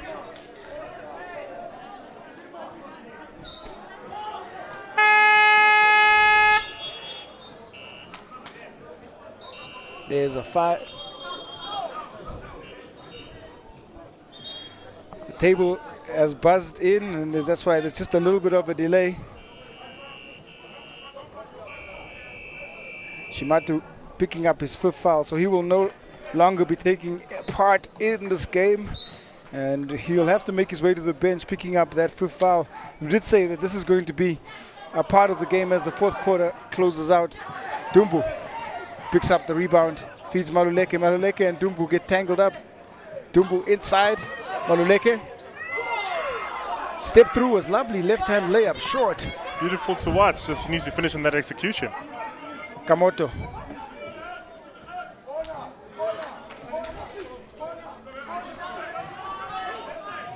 Dilitsole.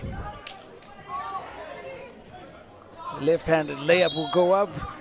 And it was Ryan Arthur. He's given some quality minutes to St. Stithians, just managing to stay on the floor in a game that has been so tightly refereed. Inside they go off the play execution, but it's Dumbu's length that forces the block now. Open floor and the score. Leotela brings St. John's within 1. Dilotsole cross court to the wide open Anesu Zinochiwe.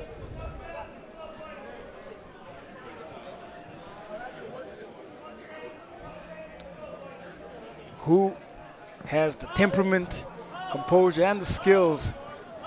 Either of these teams, as we start to close in on a winner. Dumbu into the teeth of the defense. That time won't come away with the score. Kamoto for St. Stithians.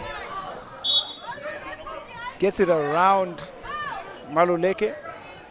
Kamoto has figured out these refs because he always, every second play, he seems to get a foul from these refs, whether he's going to the rim or driving around the guys, but he seems to know what to do. Well, there is a situation now where St. John's once again are in the penalty, and that is 5 fouls for Maluleke, who will make his way off the floor again. The coaching staff seriously being tested on the St. John side as well. Ngaka has come back in, and I believe he's also on 4 fouls.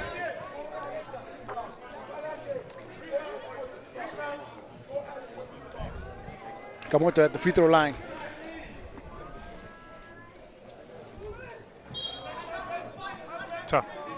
misses both. Combination of pressure and environmental factors as Saints now bringing some of their starters on the floor. Manakai back in, as well as Simelani.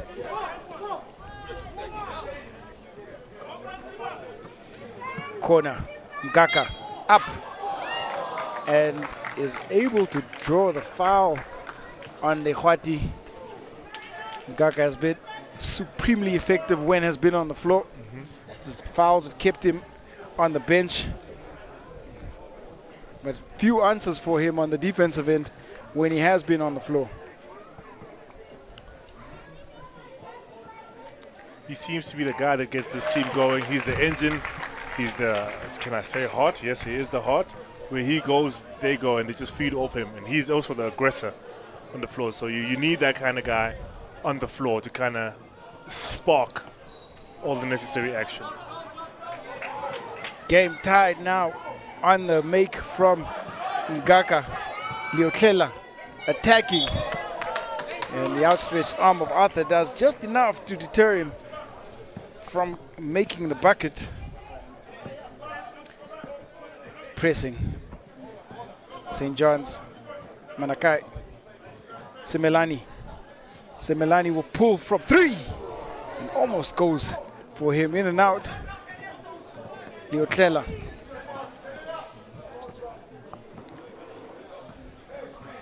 Mabizela. Ngaka steps through. Too casual on the finish.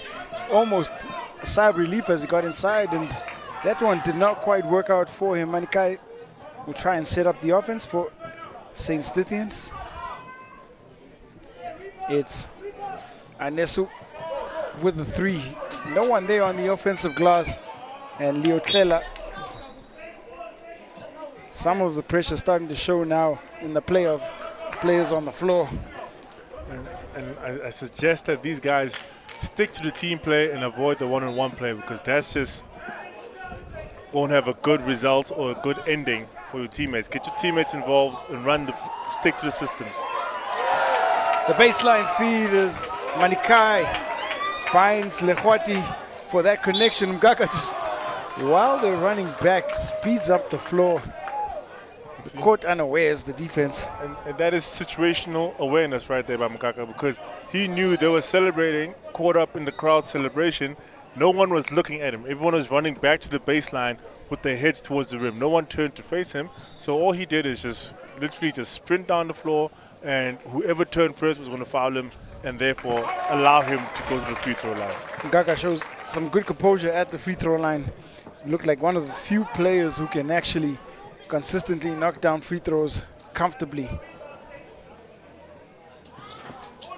1 of 2 for him. Dumbu can't hold on. Manikai. Manikai able to draw the foul. And looks a little bit flashy in his style of play, but does get the job done effectively. Chance for him to have an impact and have a say. People getting drawn in as the pressure starts to mount. You feel and hear the crowd as the focus now on free throws and the score. Manikai, 1 of 2 that time. 2 points, all that separates these two finalists. Ngaka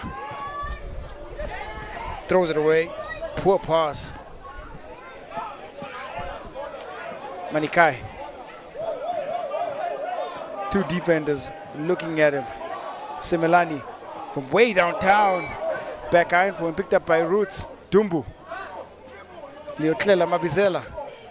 Spinning. Puts it up.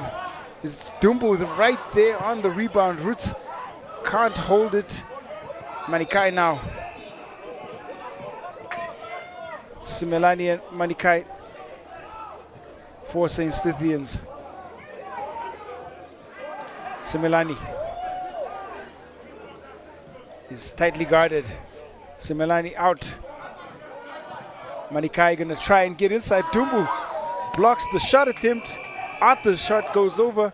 It's Lekhwati underneath. And the rebound picked up again. Anesu can't get it. Fourth chance opportunity for Lekhwati. He just can't get the finish. Now it's Dumbu. And he gets the layup, much to the applause from the crowd. And I mean, after such consecutive offensive rebounds, this is how you reward the big guy for running the lane, giving the ball, allowing him to convert. And the game is tied at 42-42. 2 minutes left, well, minute 56, and the pressure is now on. Every play counts, every pass counts, every defensive stop counts. So the last 2 minutes, everything is just intensified. Pressure on every move. And it's been a show. Mgaka has been a standout player. All of those cuts inside the key, using that left hand of his and his athleticism. We've seen a lot of that on display. For St. Stithians have had a variety of role players. Kamoto there coming in, being able to draw the foul. And both these teams have been locked in battle. It's a game of very small margins, and the margin for error really not there, especially now with these final 1 minute and 56 seconds, all that separates these teams from championship and glory.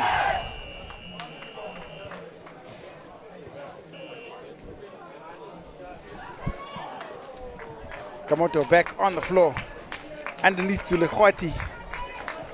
That was a crucial moment.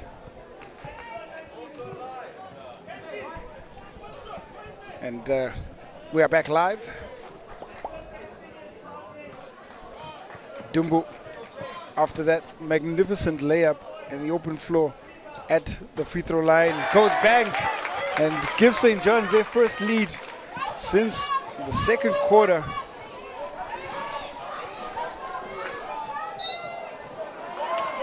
And out of the timeout, Klongwa has made his way back on the floor. Coaching, trying to utilize their star scorers here late in the game. Layup no good. Dumbu on the follow. Dumbu's come alive. Right place at the right time, great positioning. Weak side, if a shot goes up, always be on the weak side, because that's where it's going to land most of the time. Lekhwati caught in no man's land. It's just over. Matched up against a much taller player, and a strong, skillful finish. This is what will bring a timeout, as strategies need to be synergized, and understanding where and how to get the ball into the hands of your scorers important. And I think for St. Stithians, they're going to look to utilize Klongwa and maybe Simelani from the outside. For St. John's, it's going to be more of the same, because Dumbu has just been highly impactful inside. They have the weapon of Mgaka as well, who's been effective, and then hopefully their defense can just do a little more. Both teams again in the penalty. We've seen that throughout. It's a full house here at St. David's Marist in Inanda. Crowd well and truly in it, and the trophy stand, what they are playing for. Saints. Manikai looking for Simelani. Mabizela dispossesses, puts up the layup and won't go. Manikai comes away with the rebound.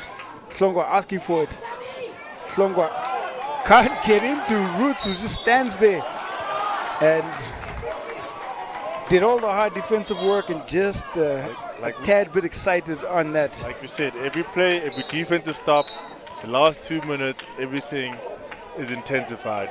So every mistake that you make is just bigger than what it normally should be. So stay composed and get it done. This is where composure counts. You know, this is where the young men gain composure.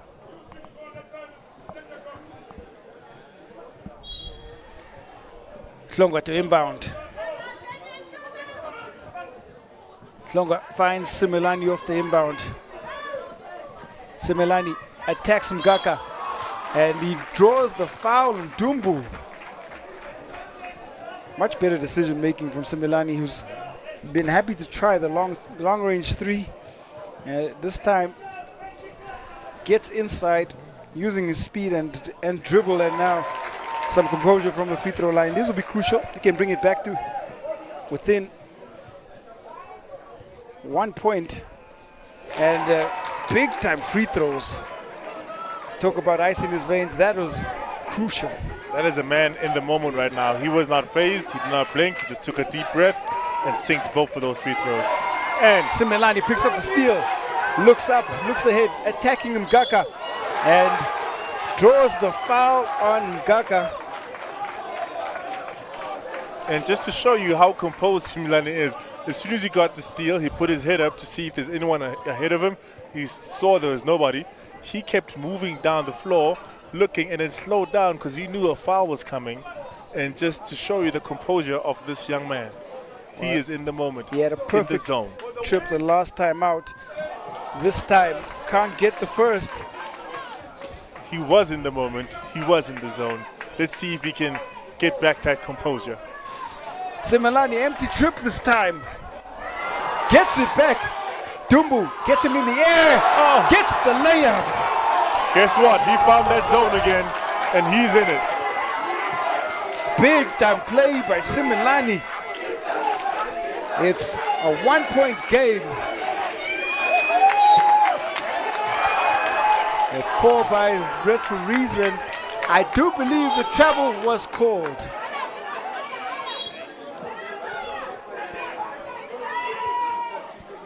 Lechwati hands it to Dumbu. Dumbu up! And it's Lechwati who had no choice but to commit the foul. Pretty good foul, I think, in the context of the game.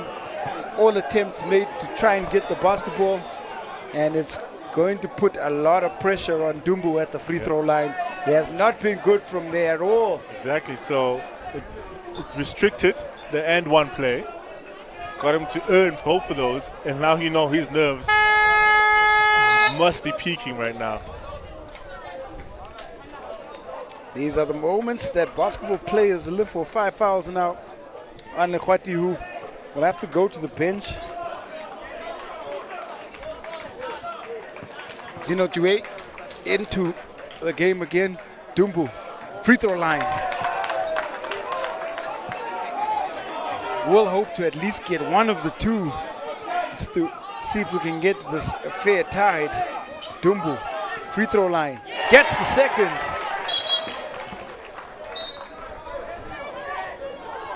.32 seconds.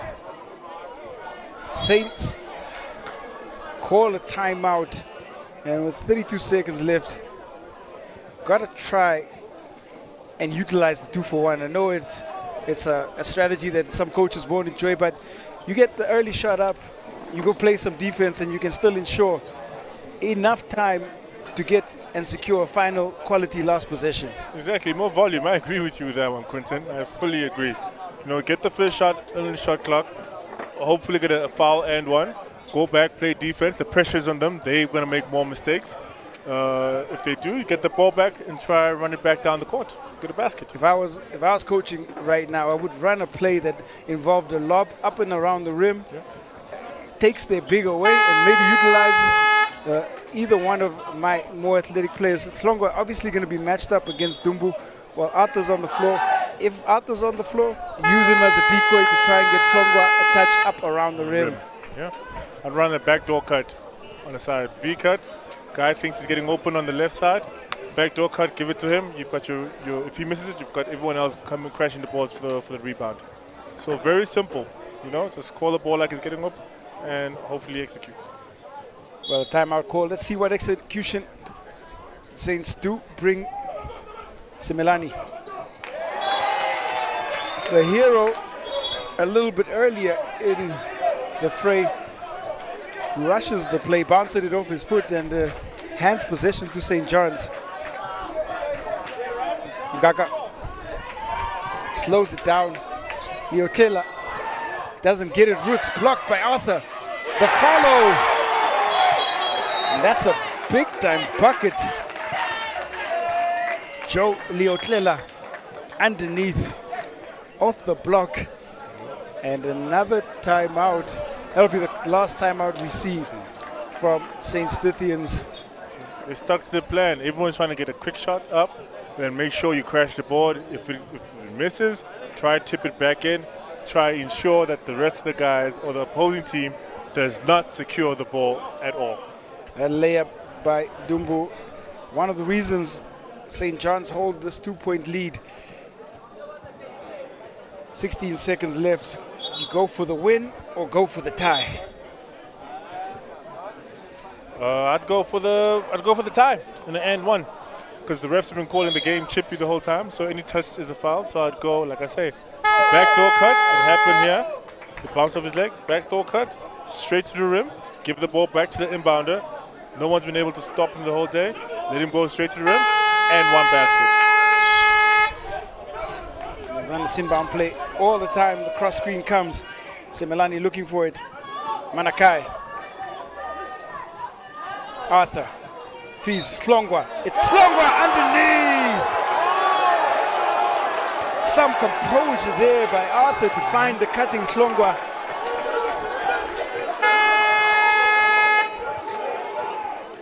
Some confusion happening on the floor here as the referees don't count the make, and now pressure on Klongwa. The referees and the coaches caught up. Foul ruled like that it was on the ground, and the referees now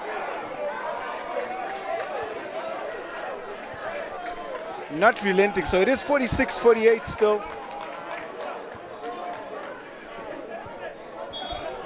That was in the motion of shooting. Questionable call. Very questionable call. Very, very questionable call, especially at this time of the game.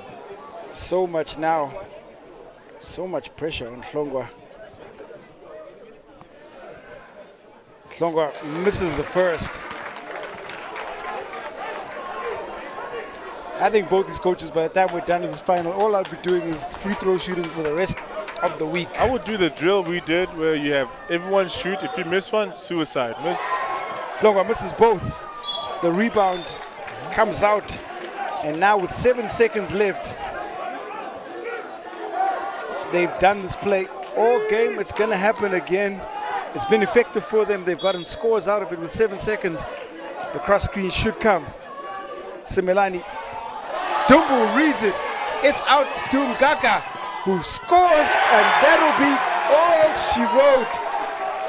St. John's will come away with the victory, and no matter what happens, they are the Inanda Classic champions for 2019.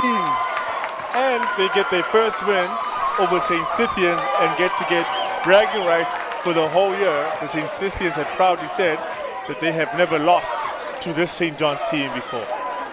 Wow, it was a battle for St. John's. They were down throughout the whole game.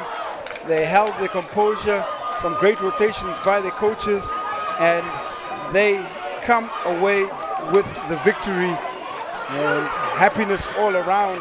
At full time, it is St. Stithians 46, St. John's 50, and St. John's are your champions for the St. David's Marist Inanda Classic 2019. Deserved winners they are at the end of the day.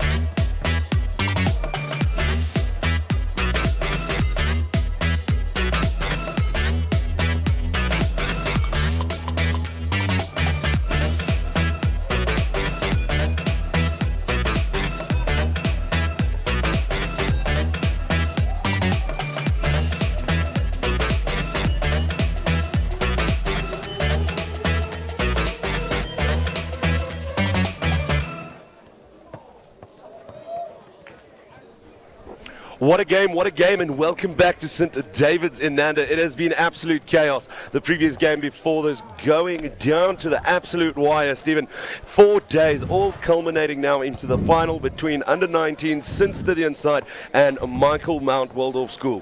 Under-19 final, the big finale is upon us. But if you are just joining us, ladies and gentlemen, you missed a thriller. In the under-15 contest, St. John's became victorious and crowned themselves champs by a score of 50-46 over St. Stithians. It was an up-and-down affair. Everyone in the stadium was thrilled with the performance by both teams. Let me tell you now that the crowd here is absolutely electrifying. But now we've watched that game, it's the next one. Michael Mount Waldorf versus St. Stithians College. And what we did, though, is we made sure to catch up with the coaches before this game. And we had a quick interview with them to try and figure out what their processes were, what they were thinking going into this game. Have a look. Ethan Fleetwood, captain of Michael Mount Waldorf. You guys came to this tournament a little bit of underdogs. Everybody's been talking about your performance. Is it a surprise to you that you're in the final? Not really. We had a bit of a bad run last year. The year before that we won it, but this year, no, I wouldn't say it is a surprise. You've had a look at your opponents. They are historically a strong team. They seem quite confident going into it. Where and how do you win this game? Well, we have beaten them multiple times before, and I guess it all comes down to hard work. Got to put in the work, got to get rebounds, got to make sure our shooting is good, got to just work at it. We can't let them score, we've got to score. Let's talk a bit about the weather, the heat, the factor. Does it play a bit in terms of fatigue? It is a bit intense, there's a lot of heat, but it shouldn't. It's both teams, so I guess it plays the same amount of, it has the same effect in both teams. Where's the game won and lost for you? On the court. Great answer, best of luck today. Thank you so much. School Sports Live here with our Saints captain, Nati Maposa. You face off against Michael Mount Waldorf. How are you feeling going into the final? Of course, there's a lot of nerves going into it because we faced up against them about 3 times already this year, or 4, and it's been blow for blow really. I think we've won 2, lost 2, so the game could go either way. Key players for you. You're the captain. Where is the game won or lost for St. Stithians in this contest? I feel that we just need a box out because that's something we fail to do sometimes because we get too complacent, and just converting our shots. That's really all we need to do to close it out. Any players that you need to watch out for on their end? I feel like Kwesi and Ethan. Oh, and number 10, Kai. They're really good players. What does it mean for you and your school if you come away with this win? It will mean a lot because we'd be one of the first teams in the school's history to win this tournament, so that would really bring it home for us. All right, thank you very much. Best of luck in the final. Thank you.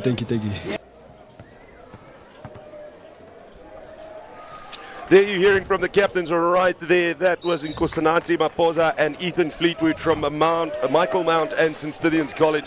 There you heard it, Ethan Fleetwood saying it's won and lost on the court. A man of rare, smarts. It doesn't happen often in athletes now, does it, Stephen? Hey, that was a clever answer, and it's very true.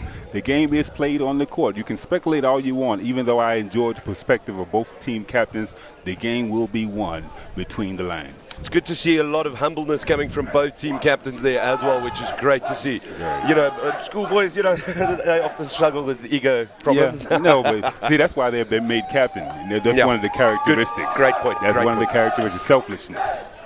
You heard there as well that they're looking out for particular players. I am absolutely thrilled. It is electrifying here at St. David's, and you can see what it means to both these sides. Earlier, Stephen, you particularly mentioned the intent that you could see in Michael Mount's faces.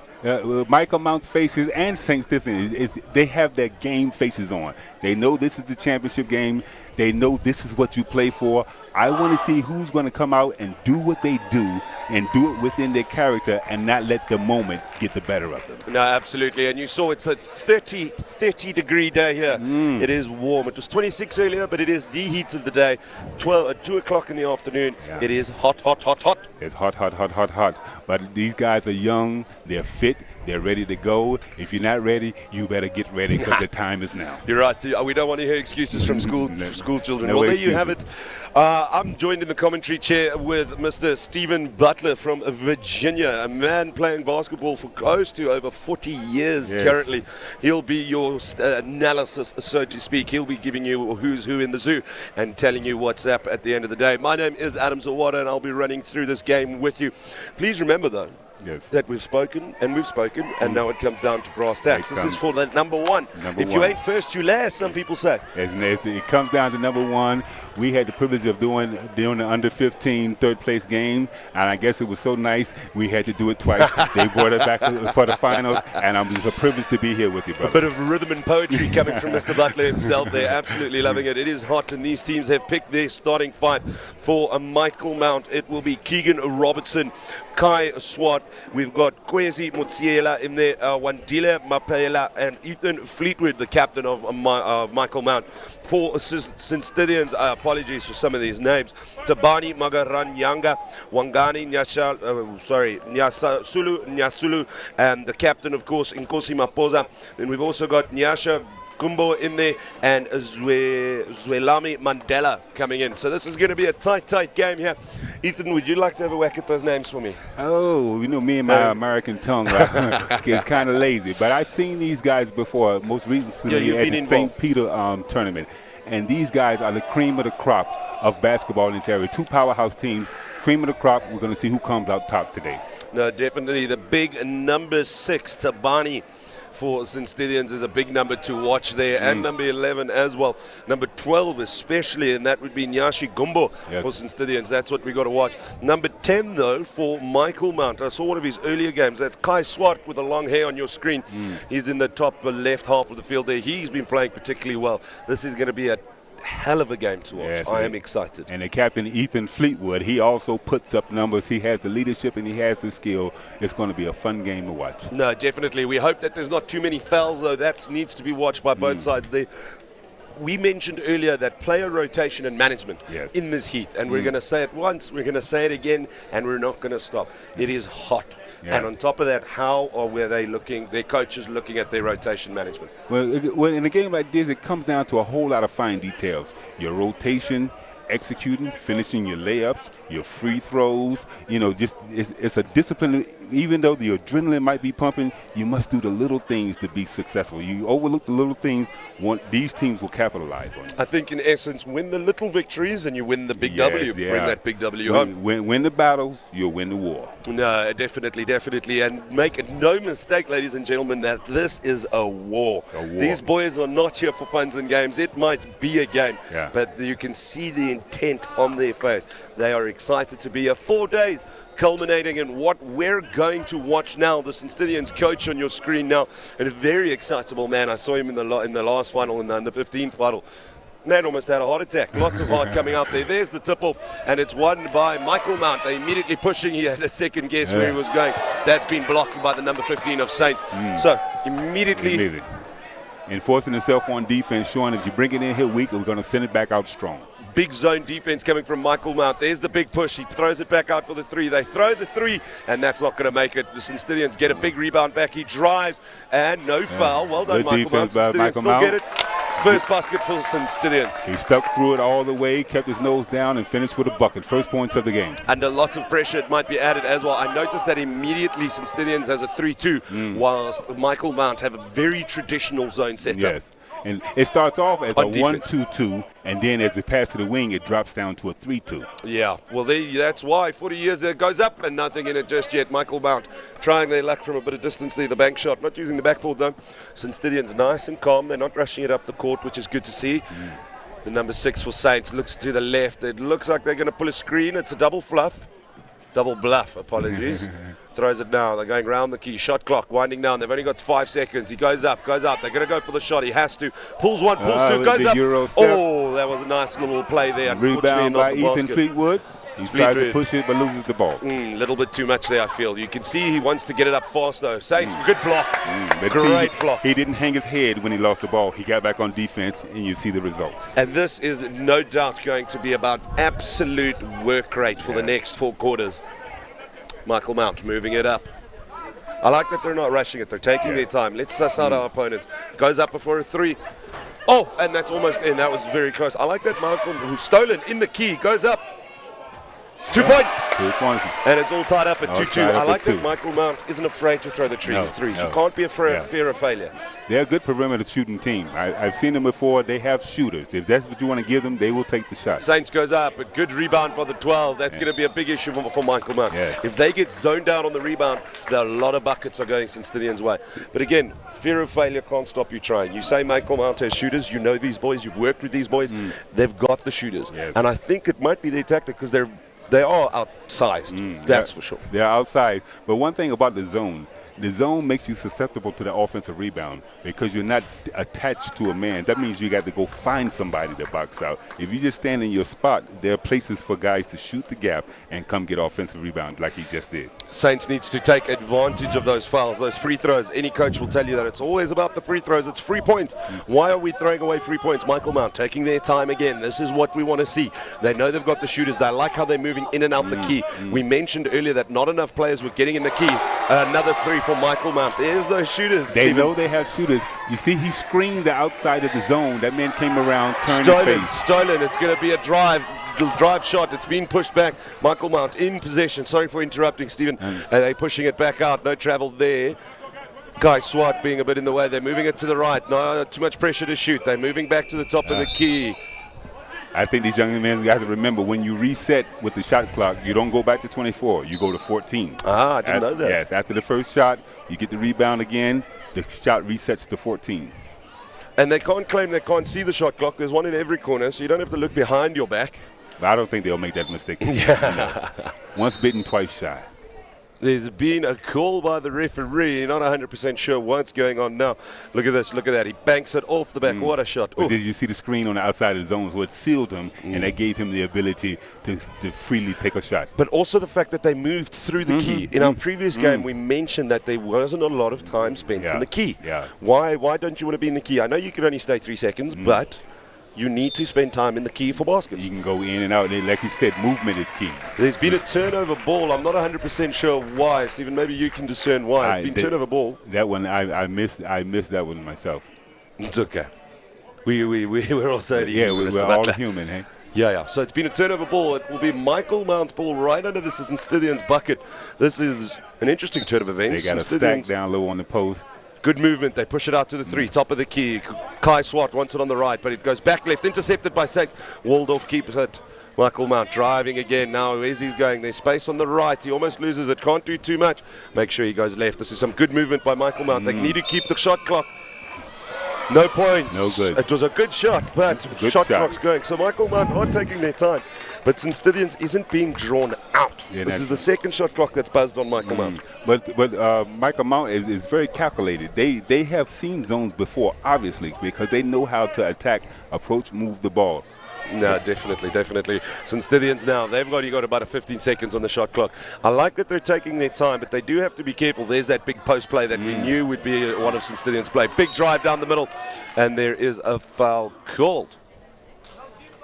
Early on in the game, as I watch how both teams approach the zone, as I said, Michael Mount is more calculated, but Sandton has the guys that are so strong and athletically gifted that they can just impose their will even on a zone. But you almost tactically don't want that to be the case. You don't want to be the case. You must have a strategic approach to it. It must be a tactical approach. Otherwise, Michael Mount, he's got space for the 3. He takes his time, sets it. Oh, very unlucky there. A little hard into the bucket.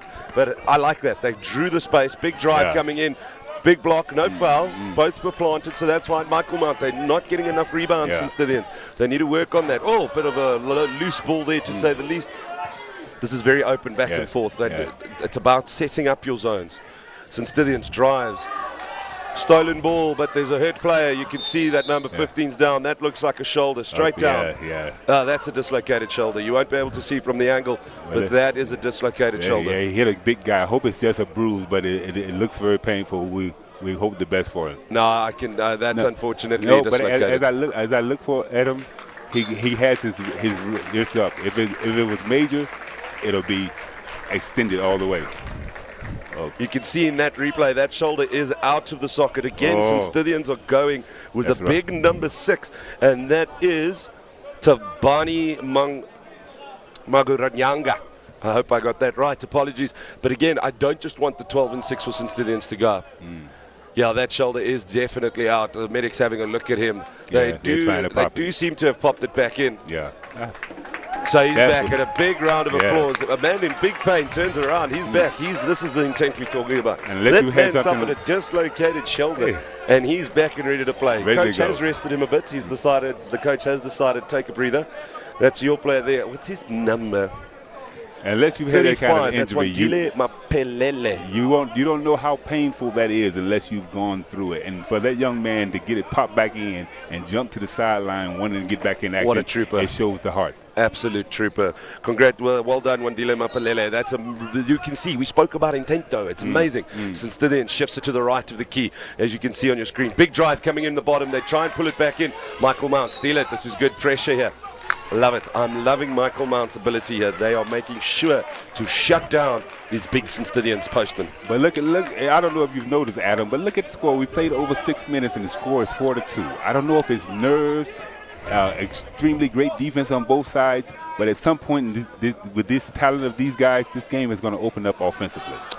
It has to after some time as well. I think in the beginning, guys are fresh, and it comes down to good defense currently. Waldorf making sure. Michael Mark, that's a good shot. Yes. Nice little round the shoulder shot there. So St. Stithians ties it up 4-4. You're right, first quarter and it's only 4-4. I think it's definitely good defense at the moment, but it's going to be about sustaining. Big drive, he goes and it's a good basket for Michael Mark. As I was saying, sustaining that good defense. I wouldn't be surprised that even if there's maybe 10 points at the moment or 15 points in the first quarter, Michael Mount trying to steal it, unlucky. And Michael Mount has gone to a full-court press. Nice to match it up, nice to mix it up. But now they go immediately back to zone, so they're making on-field calls very nice. They jumped them, they wanted to surprise them with and that. It worked. It did. It did work. They were lucky not to walk away with it. St. Stithians drives, they're relying on their big men again. There needs to be better tactics here. You can't just rely on the big men. Big ball forward. He's going to drive, goes up, shoots. Nice jump stop. Unlucky. Michael Mount helping his fellow teammate. St. Stithians, number 6, the big ball carrier moving up. You'll see that with St. Stithians. Both of their big guys will handle the ball up top. Goes up. Not quite there, but the problem is even if they do handle it, then they can't post them. Right. It's a very almost untraditional approach, which is fine, but you're lacking the postman now. Right. St. Stithians, good pressure from Saints. He forces the ball out. Still Michael Mount's ball, though. And traditionally, they're the point guard for a reason because he's used to looking at the game from that perspective and getting everyone involved. Big guys, scorers like these two guys, they want to attack when they have the ball. Yeah, definitely. That thirst for buckets is always up there. Michael Mount spreading around the key. They have to look at the shot clock. St. Stithians steals it. He drives. It's a fast break. St. Stithians goes up and an easy basket there. That's a good fast break. Excellent, excellent. Off the turnover, they push the basketball, get the easy 2. I'm glad he didn't hold on to the ball because releasing it was what made that work. And any coach will also tell you, on a fast break, the faster you release it is the better, is the faster it goes. Saints brings it across the key. Big drive. He goes up. Foul call. No basket, though. If he sunk that, he would have got both. 6-6, all tied up. Almost the first quarter done. It's been an exciting game. The defense has been impressive by both sides. Defense, the energy and intensity on defense. I think both teams having a certain amount of respect for each other. They made sure they came into the game with a focus on defense. Yeah, they're careful not to open themselves up too much. And I think that's the main play at the moment is they're going, cool, run at us all you want. Yeah. But you are not putting this ball in the hoop. Yeah. Focus on defense, but kind of not forgetting the offense, but at the same time you're playing conservative. It's Nyasha Gumbo having a shot there. He did put the one away, so St. Stithians take the lead. For the first time in about 7 minutes, they did sink the first basket. Michael Mount does take their time, but they do seem to be struggling. Goes up. That's a good shot. That's that outside screen that they got the first bucket with. 100%, and that's Kai Swart, number 10. But it's because they're spending time in the key, I feel. They're not afraid to be in and out the key. And I have a feeling that Kai Swart, if he does that all game, he's going to amass a hell of a lot of points for his side doing that. St. Stithians drives up, throws it back out, goes for the 3. Travel. And it's a treble. So St. Stithians, I think it was just in his launch he went. He needed to go down once. He wanted to set up on the top of the 3. He did a little bunny hop as he gathered the basketball. But I believe this exterior screen, it'll work. They're doing it to this right side a lot. Yeah, with Michael Mount coming from the left to the right of the court. So and I from the believe top this to the guy's a bottom of your left-handed screen. shooter. That's why it's easier for him to come. But I must admit, St. Stithians is really shutting Michael Mount out at the top of the key. Yeah. And they're doing a good job of it. How Michael Mount gets around that, because that with Kai, with them dropping around the back of the keys, only going to work once or twice. Yeah, once or but twice. what does happen is they are drawing the St. Stithians postman away. Away. And you can take them out of the game by getting them away from their sweet spot. Yeah, but what has been happening, unfortunately, is ooh, that's a big little tussle there, does well. I He like the way draws it he Took his time. aggressively and went through that pick. Some players would just leave themselves suspect to the pick. Yeah. To the trap. Goes up, and 2 more buckets for Michael Mount. Definitely a shooting game for Michael Mount. I don't think it's been a single layup for them. The thing is, the front three of St. Stithians on defense is holding Michael Mount very well. Yes. And there's been a lot of dispossessed ball from St. Stithians to Michael Mount. Goes up for the 3, and he sinks it. That's a great shot there. Bit of a rush, but it doesn't matter when it goes in. 10-10 at the end of the first quarter. It was everything it was built up to be. Up and down, back and forth. St. Stithian and Michael Mount is action that we expected. Absolutely, 2 very different play styles coming into play here as well. Michael Mount, you said it, the shooters, they're giving themselves the space. St. Stithians, the big men trying to drive.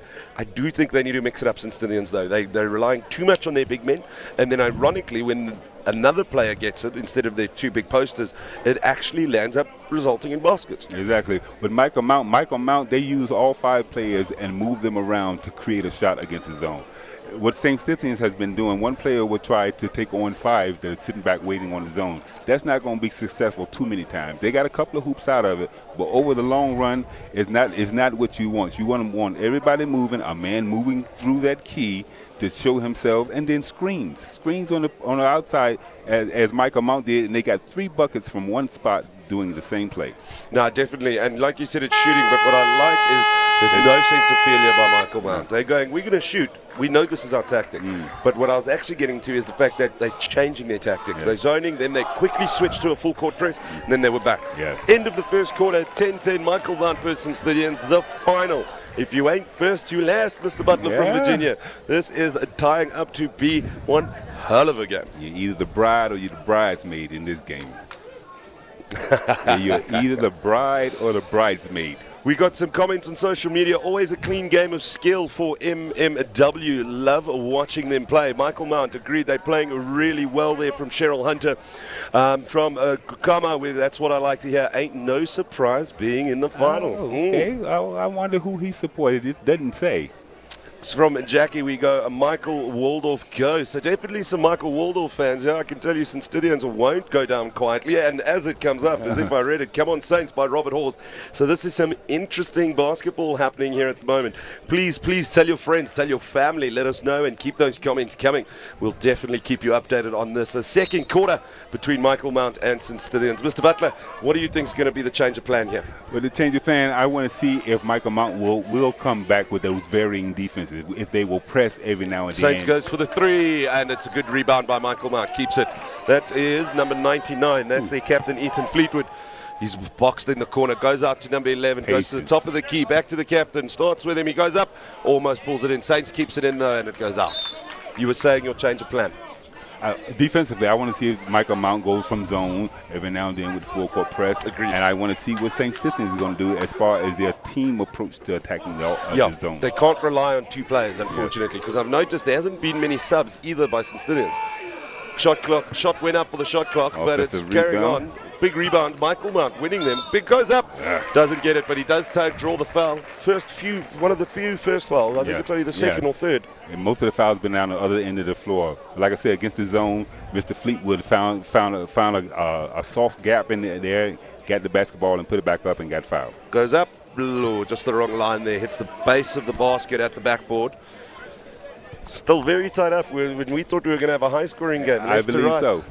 But you never know what happened over the next 32 minutes. But what's interesting as well, it's still very up and down the court, but it's not a very high-scoring game just yet. I wouldn't be surprised that in the third and fourth quarter, suddenly they decide, now we're going to go. Yes. And then now we're going to get a runaway. And whichever team runs away better, I think is going to build up a tough lead to come back from. Ethan Fleetwood not taking his opportunity for 3 points. Saints comes up. It was a good rebound by number 12 of Saints. Again, they're driving with their big men, but they do draw well. Then they go wide. Big drive down the baseline. He goes up. Oh, great basket. It resulted in the basket, but you had one man dribbling and 4 guys watching. Yeah. There needs to be some action amongst those 4 guys. Individually, that was great, though. Yeah, that was a great individual effort. Kai Swart going up again. Oh, I thought that was in. Ethan Fleetwood gets the rebound, forces the out ball by St. Stithians. Michael Mount's possession has been superb, but they are running the problem with the shot clock. They've been buzzed 3 times by the shot clock.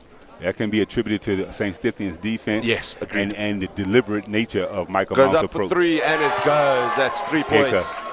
Look, here comes the full court press. Here we go. Now immediately they're pushing up, but now they can't lose their men. They need to keep their men. Oh, big, it's nice. Waldorf steals it. That's what they wanted. Goes down to the baseline, goes up for the 3, not enough in it. Good box out, good box out. Good work. There's a struggle down below. Oh, they want that basketball. Do you see that? That's that hard. Is hard basketball. But number 11 from Michael Mount, who is Oliver Greaves, said, no thank you, sir. You might be double my size, but that ball is mine. Yes. It was all about positioning and heart, and he got it.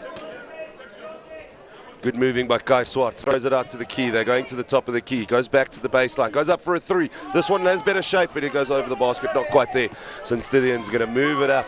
St. Stithians likes to move it up faster than Michael Mount. Big drive. 2, 3. He went through 4. Definitely using their strengths, St. Stithians, and their size. He goes back. This one, a nice little bank shot. 2 points, and he goes over. Big rebound. Bounces it out, and that's 2 points. 2 players standing in the same spot for 10 seconds.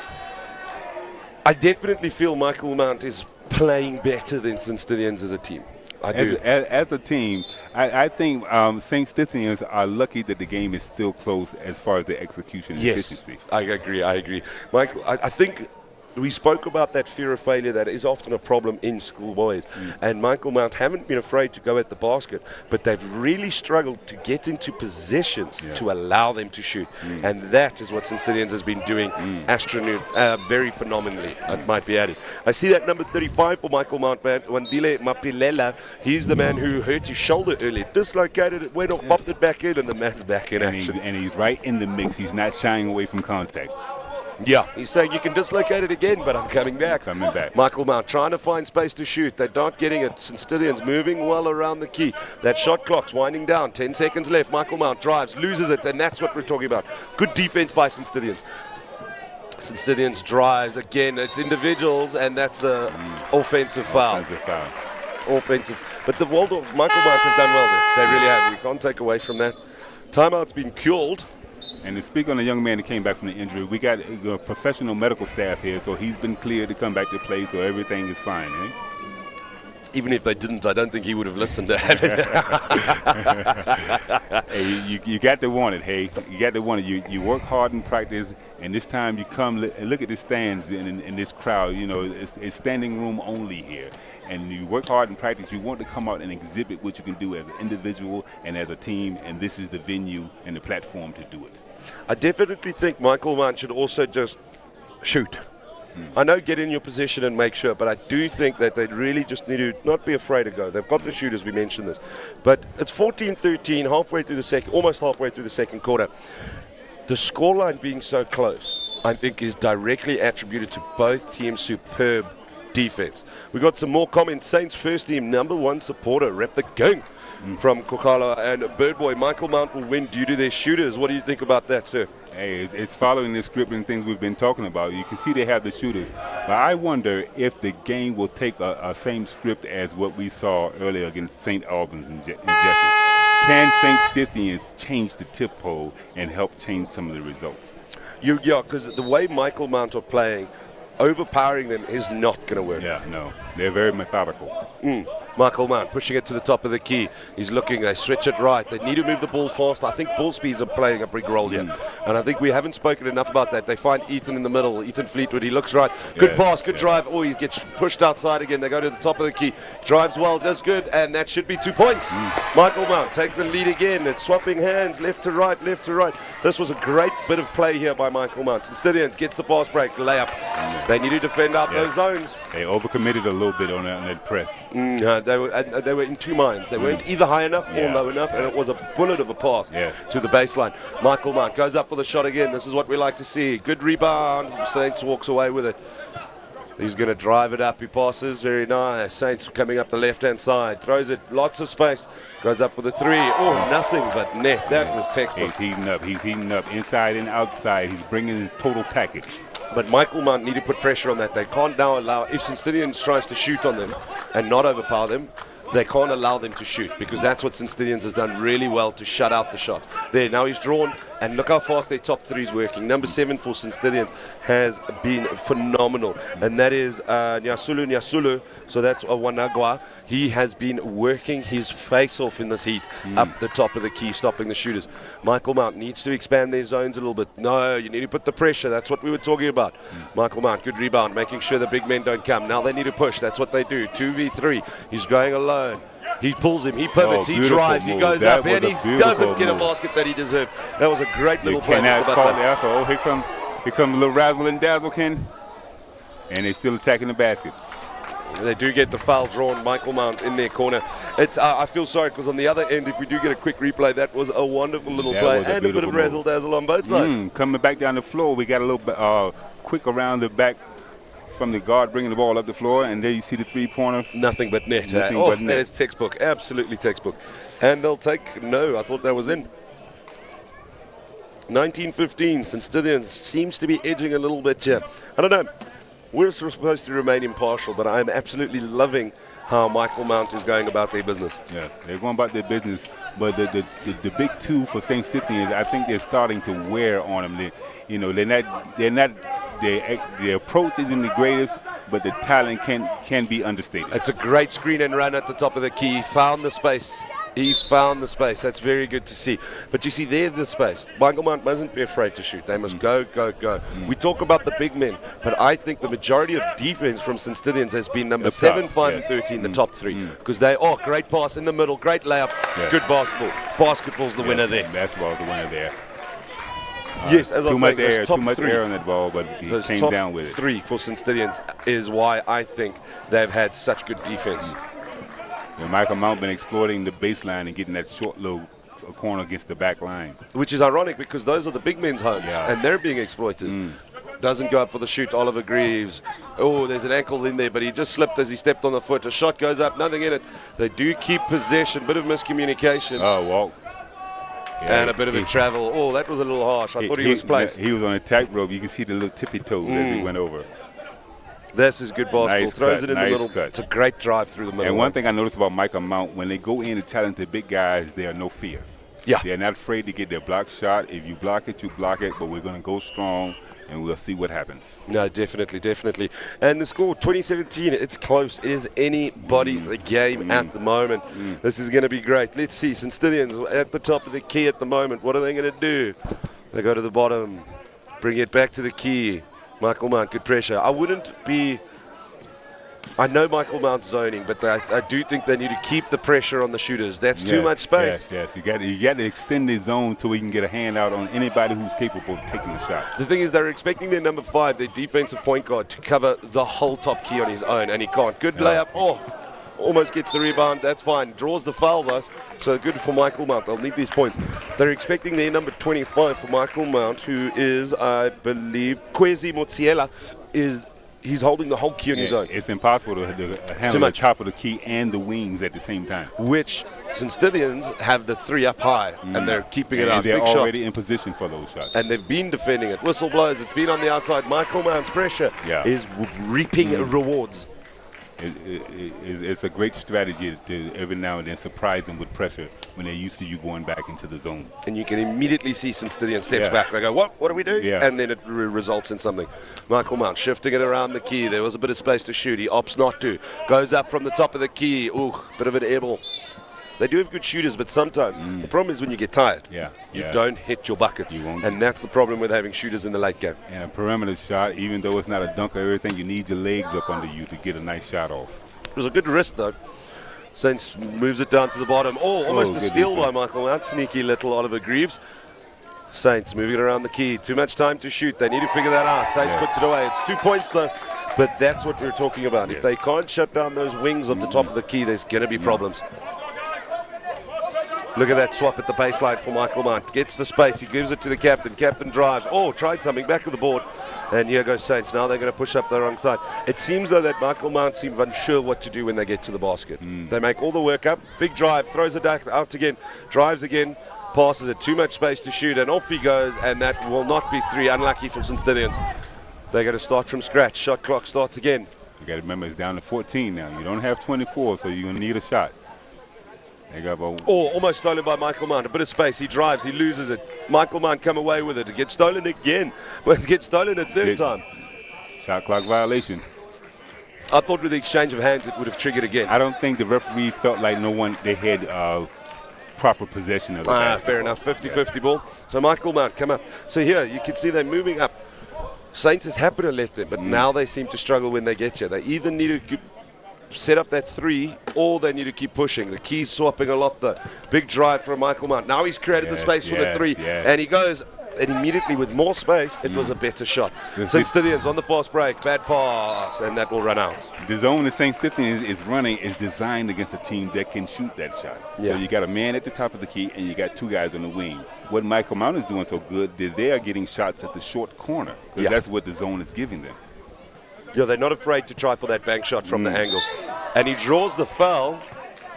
So that's good from Michael Mount. Some points needed here for them. They need to try and make sure that it doesn't run away from them just here. And, of course, basketball is left to right. But you want to make sure that the left to right yields results. Exactly. Captain goes up. No points. Then they need to make sure, the Michael Mount coach having a bit of a word there, saying, please, please, please. These are 3 points, boys. They can't throw it away. Michael Mount come away with the rebound. He's got the space. He doesn't go up. Top of the key. He's going to go wide. He does that. The wings protecting for Saints. Goes back. There's the bank shot. Almost sinks it. Michael Mount. Get a funny rebound. That works out well. Goes for the bank, and it's, that's unlucky. I hate those shots. In and out. Saints, again, bit of a bad pass. It is kept in, though.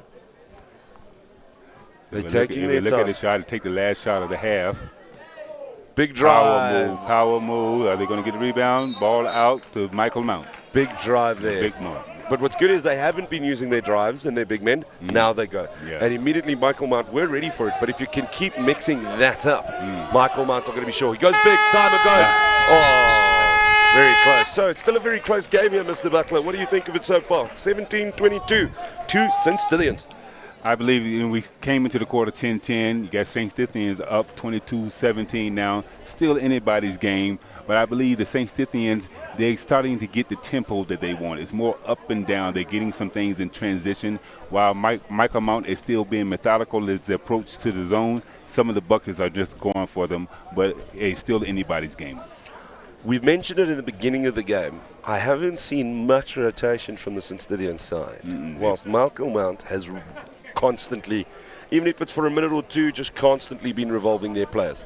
I think that'll be a factor going down the stretch. Even though these guys are young and they fit, it's a difference against when a guy who's playing 35 minutes is going against a guy who's playing 20 minutes. He's fresh for those 20 minutes. So it is halftime. We're going to take a quick breather. Michael Mount, 17-22 to St. Stillians. It's anyone's game, Mr. Butler. I am excited. We're going to take a quick breather, sir. You happy? I'm happy. I'm looking forward for the next 20 minutes. Tell your friends, tell your family, and we'll be right back.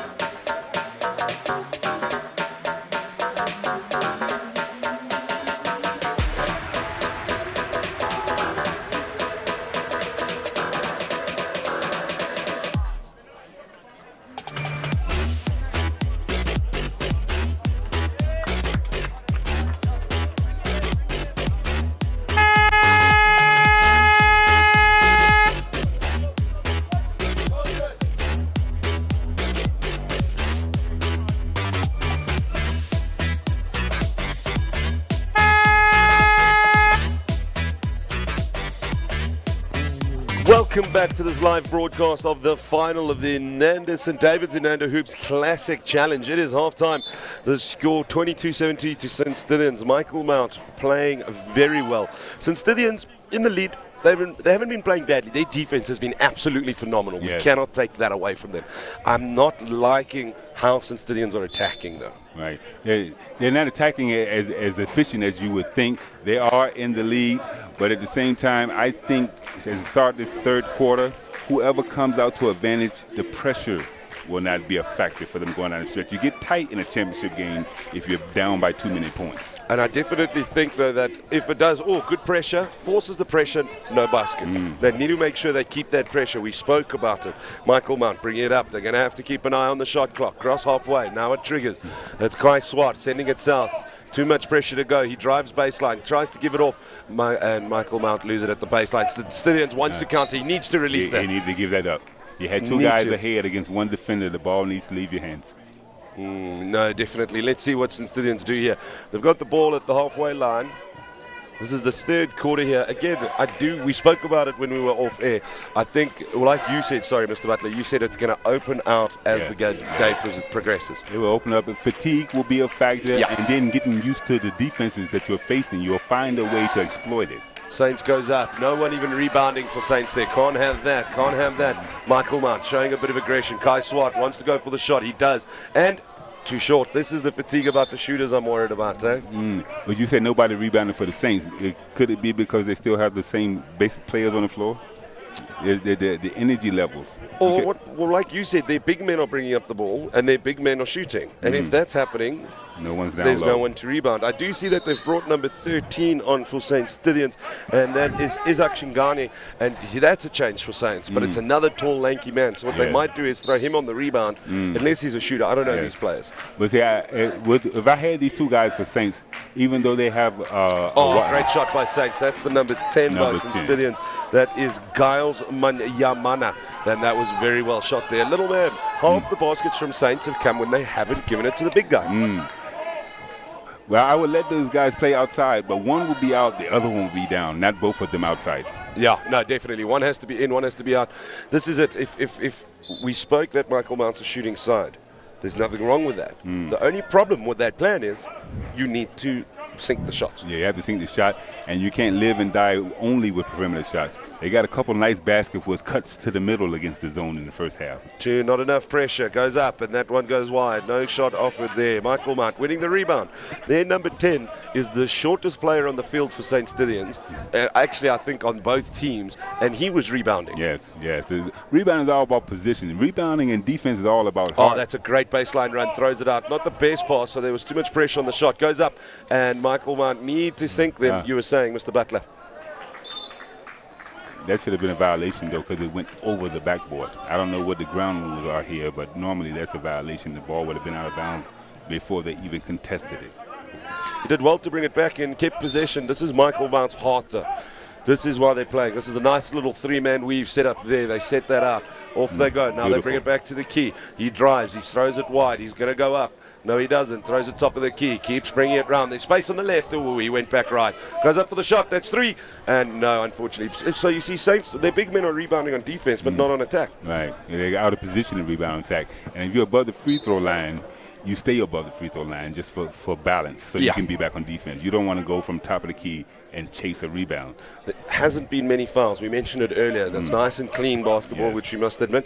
But that doesn't mean they're not afraid to have a go. No, they're going in with reckless abandonment. Saints shifting it around the key. Looks for the center gap. There's too much pressure. Does exactly that. And commentators curse. As we mentioned. They're not afraid to have a go. Each team is mixing it up down there. They're not afraid to get their hands dirty. But what's been interesting for about the last 3 minutes and the tail end of the second half, so about 5 minutes, there hasn't been a basket. Haven't been a basket. The scoring has been very sporadic and limited. And I really didn't expect that. But like I said, it's still a close game, and anything can happen down the stretch. Yeah, definitely. Yeah, we saw a question coming in. Those courts are very nice, and they're actually the like the Lego mat. Yeah, it's like a plastic tile type of thing. Yeah. You know, these tiles are kind of fitted together. You know, it's a great surface to play on. It almost simulates like playing on an indoor. Less wear and tear on your knees. I would like to see more schools get this kind of court. Would you look at that shot? Sorry to interrupt you. He drew the foul, drew 2 men, still got the ball up and he sunk it. Now there again, that was absolutely good basketball. Number 25 for Waldorf is Kwesi Motsiela. He's been playing very well. He goes up for the, watch this, on this replay. 1, 2, draws the foul, puts it and he still sinks it. And he sinks the free throw. Oh, yes. I love it. I've got goosebumps. Oh, that was spectacular. And that's exactly what Michael Mount needed. And back to the question about the courts, St. David's has done a great job in bringing up the profile of the basketball program, and these courts are part of it. It's been an absolutely wonderful venue. I mean, the fans are loving it. The boys love it. It's been good. It is very hot, but the way it's just designed, I mean, how we're elevated, and you can only see half the fans on the left-hand side of your screen behind the basket, where our camera is situated now. Oh, great shot. Great shot. You can see the support for Michael Mount. Big support in the crowd. Is actually underneath where we sit.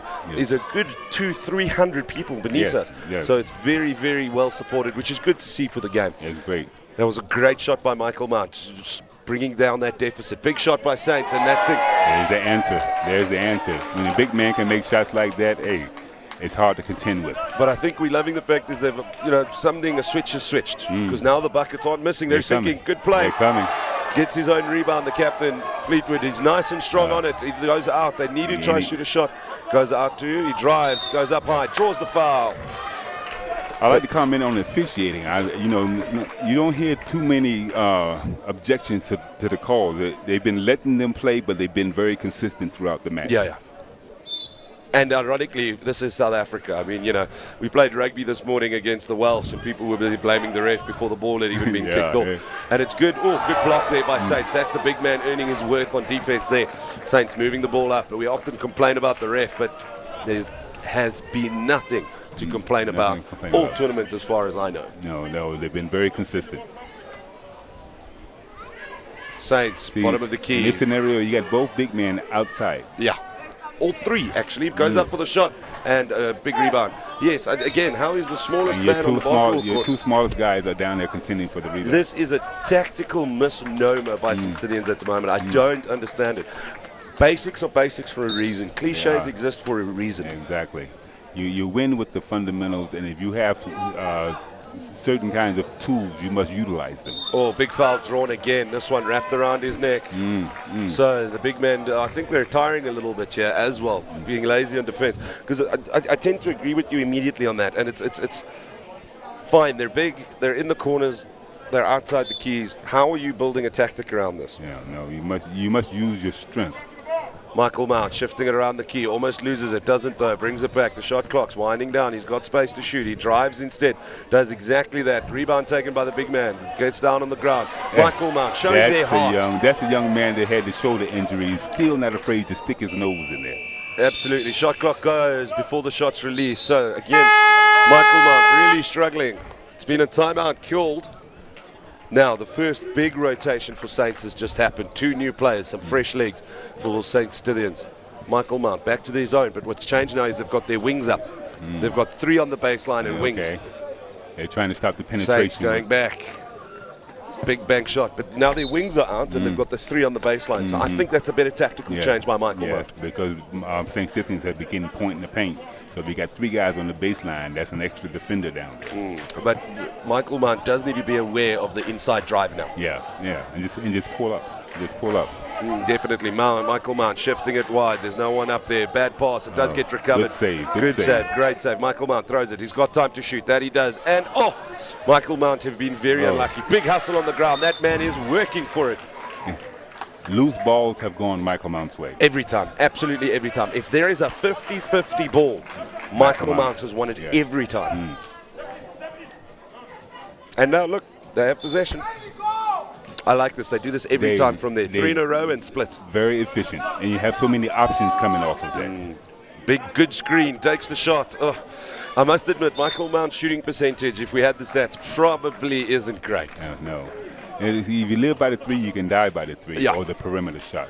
100%, absolutely. 31-23. Stillions really sunk a few baskets to get that lead. Saints goes to the top of the key, not too much pressure, he shifts it wide, the big man looks like he's going to drive, goes across the key, number 3 spreads it wide, St. Stillian's taking their time, that shot clock winding down, he goes up for that shot and bang, does not sink it. Michael Mount on the fast break, this is what they want, 1-2, bang bang, oh what a hand, basket. What a hand. It hit the backboard first, that's why it was counted as a basket. That's why it should have been counted. Was it counted goaltending? It should have been a goaltending, it hit the backboard first. Michael Mount again on the fast break goes. He draws the foul. I want to see if we can get a replay on that last back. If the ball hits the backboard, then once it hits the backboard, you're not allowed to touch it. So as he goes up, off the backboard. Oh, I don't know. That's a tough angle. I think that might have actually been called. As he goes up, oh, he did get enough of a finger on it though. It hit the backboard. Yeah, but I definitely think that might have been called. It depends on the angle, And referees are human. They're allowed to miss one, and I'm a coach, and I talk to referees every game. But they're going to make some, and at the end of the game, it normally balances out. I also don't think it was going in, and that's why the ref let it slide. Yeah, sometimes that's Michael Mount sinking both their free throws. That's exactly what they wanted. That deficit gets lowered even more. Saints moving it around. The big man in the corner shifts it back. They're taking their time. He looks confused. He's not sure where to go. Saints are looking a little tired out there. Is it just me? Michael Mount is a steam rolling like a Russian. That's what they need to do with That's these a good guys. Drive. Yes, agreed. And Cutting into the key. Cutting into the key, and what will result in that are easier opportunities and foul. You'll get sometimes you can draw fouls against key players, and it can change the complexion of the game. Yeah, because what, 5 and you're done, huh? 5 and you're done. Also sinks his first basket. Or did he? Sorry, I missed that. Yes, he did. So that would be 32-27. St. Stillian's not losing their opportunities. It's as simple as that. Michael Mount come off with the ball. Now they counter quick. 2-on-2. Great. Good breaks one. He needs to go wide. And he draws the foul. That was a good transition basketball there. Yeah, very fast, very smooth. The one thing I would like to see, which is going to be tough now that it's so hot and halfway through the game, is ball speed. Ball speed, yes. Michael Mount can't be throwing away their chances. Their shooting percentage hasn't been great. Ball speed and teamwork. It can't be man against the world. We're coming down the court as a unit. There he goes. He sinks that. So the deficit lowered to 4 points only. And let's remember that St. Stillians were leading by 10 at a stage. And Michael Mount has whittled away. Under a minute left in the third quarter. This game is definitely going down to the wire. This is exciting stuff. Michael Mount, steal it again. I expected nothing less but a hotly contested competition here. St. Stillians, interestingly enough, went on a bit of a court press. There comes, he drives one, drives two, goes up over the big man. Absolutely robbed. You are feeling robbed for Michael Mount there. St. Stillians driving well. They're doing well. Coming, tries to sneak it from behind. Their teammate got to let you know someone's coming. Yeah, man on. Man on for a reason. Michael Mount trying to be a little sneaky there. They do lose possession still to St. Stillians. Last hand was a red shirt. Saints shifting it around the key. Let's see where they go. See here, this is where what's worrying is Saints, they almost don't know what to do. They don't seem sure. Then he goes for the shot, and he sinks it beautifully. Wow, what a shooter. It takes him up 3 with 8 seconds left to go to quarter. Michael Mount must push the basketball for another opportunity. 3, and the timer comes down. And the goes for a big shot. Almost in a So that's a third quarter done, 35-28, 7-point difference. That 3 that was shot by St. Stillians was number... Well, I had his name now, I've lost it. It was number 4, and that's Kwalile Nyembe. And that was a great little shot. It's an interesting rhythm he had there. He sort of almost shot it from below his shoulders with a big wrist movement, which is quite interesting. As we watch the highlights. These are other 3. Some of St. Stillian's shooting percentage has been great. Yeah. They're getting closer opportunities. Very few three-pointers, more than they probably would like, considering their personnel. It's been really good basketball all day, though. I mean, I'm absolutely astounded. These boys are playing hard. Michael Mount's heart is as big as a lion. Let's not forget how hot it is here. These boys are essentially playing basketball in Dante's Inferno. Yes, and it is a factor. Like we talk about rotation, you must consider the rotation. You must analyze your players. Who's getting which Michael Mount have been doing. What I judge players. My players can be tired. I can see them sucking air. But if they're getting back on defense and they're doing the different things, you can play tired. But once you stop doing the fundamental things as far as effort, if you're not getting back on defense, you're too tired to be on the floor. No, agreed. And I do sense that could be a very interesting problem for St. Stillians. They've had their big men on constantly. They haven't allowed to breathe. What's interesting is very few timeouts have been taken as well. So if this does go down to the wire, it's going to be very stop-start in the last quarter. Stop-start and be game management, and the coaches will have their input on the outcome of this game. Michael Mount believe they can win this. St. Stithians have the lead, and they are playing well. Their defense, St. Stithians' defense, has been astronomical. It's phenomenal. And they've been limiting Michael Mount to mostly a perimeter-oriented game. And when Michael Mount are tired, the shots don't go in. So, beginning of the fourth quarter, 8 minutes. This is where it comes down to the wire. St. Stithians' ball drags up to the top key, tries to get stolen, creates some space, goes up for the shot. Side of the backboard. That wasn't anywhere nearby. Michael Mount, big push. Oh, not the best pass. It was a lot of pressure on him to try and release that fast break as well. Yes. They need to keep possession, though. Michael Mount did that very well in the beginning. But St. Stithians were happy to let them. Now it's the opposite. St. Stithians have been holding possession. And not getting turnovers. You always get an opportunity to take a shot. Absolutely. Goes up. It goes wide. Michael Mount steal it. That's not a great pass. As soon as I say that, they turn the ball over. Yeah, 100%. Commentators curse. Michael Mount shifting around the key. They're happy to spread it. Spreads it wide. There's space on the right. Too much pressure. Goes up. Doesn't quite draw the foul. There's the space. There's the space. That's perfect. And That's when perfect there's no basketball. pressure, it gets put away for three. 35-31. It's back to a 4-point deficit. It's a good shot by number 2. That's Caribou Papau. Well, Papau for Michael Mount. The rotation has been great. The rotation has been great, and it's been a close game, and no team has been able to run away and get to a double-digit lead.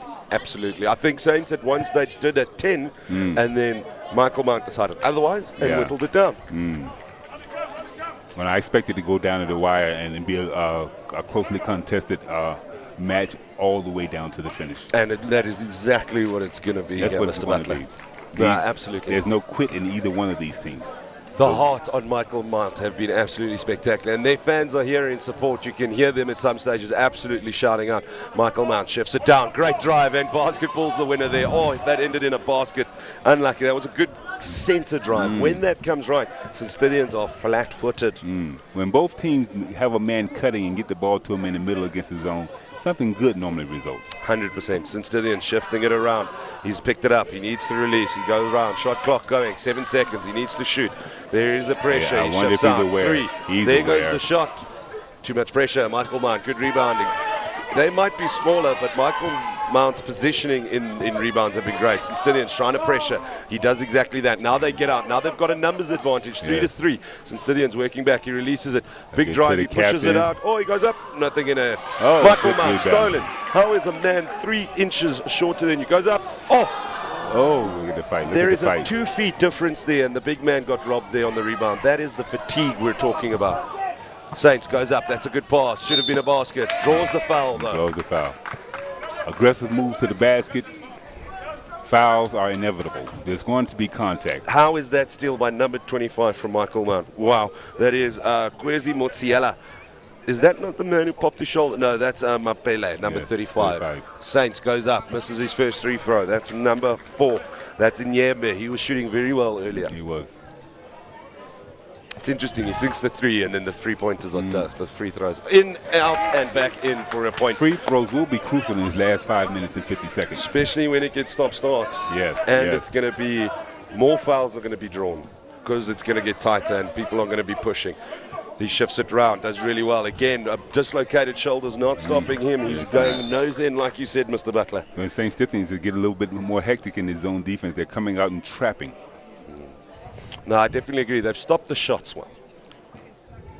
There's that pressure. There's a bit of free space. He goes up. That's it. Not enough pressure, and he takes 3. Immediately, Michael Mount. Shooter's chance. Shooter's chance. Michael Mount needed to make up their mind there. They were half pressing, and the other 3 got back on zone. If you're going to full court, you got a full court. Here's Saints taking their time, building it up, building it up. Where's the drive? He sends it back out. Now there's a drive by the young man that's going to not be stolen. Draws the foul. Good stuff. And we're back to a 2-point ball game. That's a good shot. Who shot that in the end? I think that was number 3 for Michael Mount, and that is Keegan Robertson who sunk that. A big-time shot. Yeah, those aren't easy. Say in a what you big want. situation. Yeah. So only 2 points difference. And Stillians keeps possession. He's drawing it out. They're going back to the top of the key. They need someone cutting big through shot the from middle. a big distance and out. There goes the shooter's clock. That would have counted though. That was from Steph Curry range. 100%. Michael Mount gets one, gets two. Razzle dazzle goes up. Oh, almost the basket there. St. Stillians players falling a little bit. He tripped on an imaginary line. Where's the sniper? That sniper had a shot at some ankles there. Goes down to the bottom of the baseline. They're going to have to bring this up. That's and does he cut drive? Cut through. When you cut through, see those two guys had to pay some attention to it was a good run. Drew them well. Goes wide. Goes up to the center. He's going to go. There's the drive. Another cutter. Good defense. They made sure they were settled though. Their feet were down. Michael Mount. Oh, big body push. That's a foul. That's a silly foul to have in the opposition. I was looking at the referee. I was wondering if he was going to give him an intentional foul on that one. Don't think he did, but that's a silly foul to make in the opposition half. They did give him an intentional foul. Okay, so that is going to be a two shots and then the possession of the basketball. You can't, in this game, especially with the youth, you cannot foul with the intention of just fouling without making it demonstrably noticeable that I am going for the basketball. 100%. And I think that's a fatigue problem because number 12 for St. Stillians, who's the one of the big men, Gumbo, he's tired. Yeah, he's tired. Sunk his first one, goes up, misses his second, but they walk away with possession. A 1 point difference here. 4 minutes left in this game. Ladies and gentlemen, tell your that could have been a critical foul. Tell your family this is heating up into a hell of a ball game. It's going down to the wire. Oh, silly mistake. That's probably been the first real mistake. Don't foul him. Missed layup. You got to make that. You have to make that one. You have to make that. He gets given the 3 bank shot. He almost makes up for it. Good rebounds by Michael Mount. Now they need a counter. There's a big space on the far left. They don't see his player though. Now they bring it up slowly. Shot clock triggered. Finds the space. Big drive. Goes up and draws another foul. This is Michael Mount. You can hear their fans. Their fans are absolutely losing it. They're playing towards their fans. They are right above them. And as I said before, not afraid of the big man taking it right at him. The worst thing you can do with a shot blocker is to give him space to use his length to block it. You got to take it right up his chest. And you know what's amazing? That's number 35. That's a dislocated shoulder, and he's shooting them. That's the Iron Man, number 35, the Iron Man. You can see his frustration on his face at missing the free throws. He needs to keep his head. Calm down, young man. You've got this. Don't worry. You set the tone. Since this is a tied-up game. Does exactly that. Ball game. That's a crucial, With 3 crucial minutes point. and 53 seconds, we are all even. Yeah, this is building. This is building. You can even hear it in the crowd in the background. Michael Mount's fans are getting loud. Some defense, even their team, the bench is sparing the players who are playing. Now St. Stillians draw the foul. But it's the other way. So Michael Mount, offensive foul. Well done. Offensive foul. You got 2 guys standing right in front of you. You either pull up or you pass it. You cannot penetrate through those 2 guys. Not when they got position. How many fouls has number 12 handed? It's becoming an issue. It's becoming an issue. Michael Mount shifting around the key. Still there's pressure from those front 3 of St. Stillians. The unsung heroes of St. Stillians defense today. Goes up, and that's 2 points. Number 25 loves to penetrate the middle of the zone, and there are good things that happen when he does it. When he finds space, he knows what to do with the basketball. That was an absolutely gorgeous shot, my heavens. And now Michael Mount take the lead for the first time in probably 2 to 3 quarters. In a long time. First time in a long time. Look at this. This is absolutely wonderful. Drives 1, drives 2, goes up. Great little shot that. I love it. The big man can't get near him. Beautiful. Who's that? Number 25. That's Kwesi Motsiela. Playing very well today. I believe it was a good timeout call by St. Stillians coach. And for one, you can get to show up some things that you don't find to your satisfaction. And for 2, it allows the guys to get a quick breather. Yeah. I think that's a factor for some of these guys out on the floor. But these timeouts are going to start being utilized. There's a lot of fans here on your screen. You just saw them. Those are mainly Michael Mount fans that you saw on your screen making lots of noise. There's the trophy. That's what the boys are playing for today. Apart from bragging rights, which, let's be honest, is always a big thing. I came here for the hardware. That's what these guys are thinking. I remember this was actually a good shot earlier. Nothing but net. Good rotation of the ball. He followed through. Nothing but net. We can't take away that even though Michael Mount have been the shooters, St. Stillians have put away their fair shots. Yeah, they have. It's been very good. They have. St. Stillians has definitely a much better shooting percentage as well. That's been for sure. Their percentage is. These 2 teams, it's apples and oranges. It's a 2-point game. These teams are evenly matched. They have different strengths. But at the end of the day, this quality basketball that you're seeing now, I'm glad to see it. What I do like as well is they haven't let it affect their game. Right, right. They're sticking to good defense. They're thinking it through, and they go, this is our plan, and they're sticking to it, which we want to see. Again, the player rotation has been very good by Michael Mount. Sandtonians have started subbing a few, but number 12, number 6, it's been a tough day out in the sun in Dante's Inferno for them. Yeah, they're their horses, and they win and lose. They ride and die with these two guys. I would like to see them now. That's what I want to see, him in the high post. One of those guys in the high post. Yes, agreed. It immediately forces pressure because it draws fouls. Yes. And that's what they need to push. That guy in the paint or his counterpart, it requires attention, and normally from two players. They go up on the high post. Michael Mount, big heart. They steal it. This is what they want. Now they're full court pressing. They get away with it. Almost stolen, but Michael Mount still keeps retention. He's going to go. Backcourt. He did not see it. Oh, no, 1 foot. He said 1 foot was fine, so that's what the ref said in the corner. He said only 1 foot was over, so he never went fully up. And there he goes down again. Another sore shoulder. It's the same one. Guy. It's the same player, same shoulder. Right shoulder. Yes, it's definitely popped out. Oh, there we go. Pop it back in. Why don't you, son? I believe it's a done deal now. Yeah, I don't think. I definitely think they're gonna. But the thing is, I think the coach is there having a word, saying this doesn't just happen. He's being pulled back. Yeah. So the coach of Michael Mount having a word with the ref there, saying how this is happening, and she's saying that he's getting pulled in by the arm on the inside. And this is interesting. I love that hat though. A little off topic. No, you utilize any advantage to get inside the referee's head to think about things.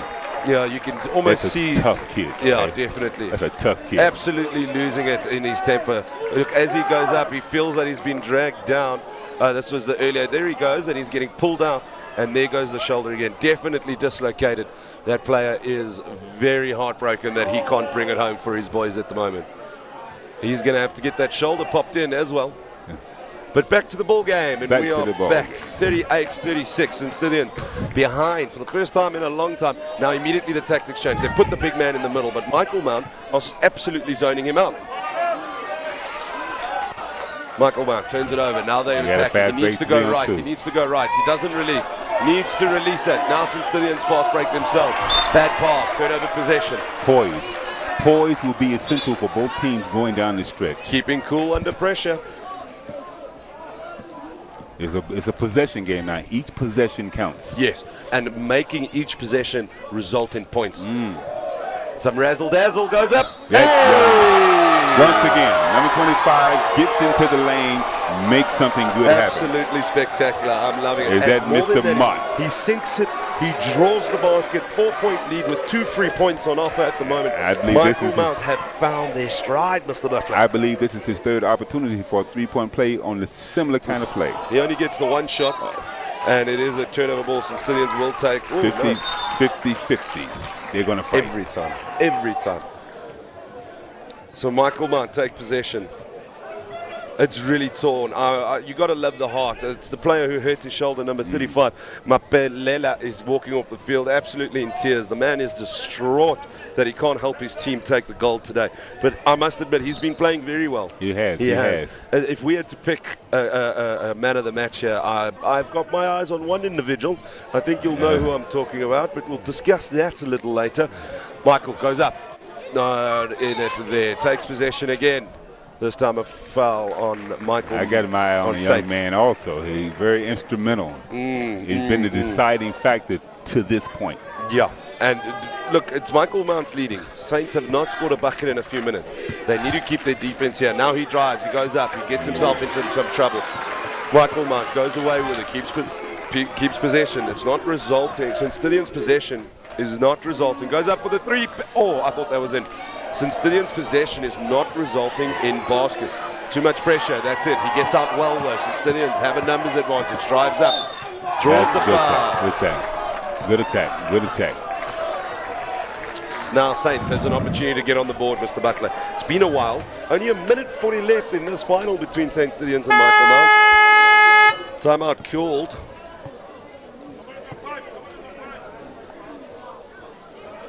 I believe we'll be shooting 2 free throws. But I would like to point out with the 24-second shot, even though it's only a 4-point lead, you got to have the mindset that early in the shot clock, I only want to take a great shot.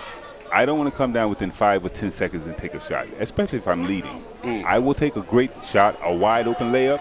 I'm not going to come and shoot a contested three-pointer. But then when you get down to 10 seconds, hey, I need to have a bucket. I need to make something good happen. And then driving to the basket, as number 25 has done on many occasions, is a great weapon to have as the shot clock winds down.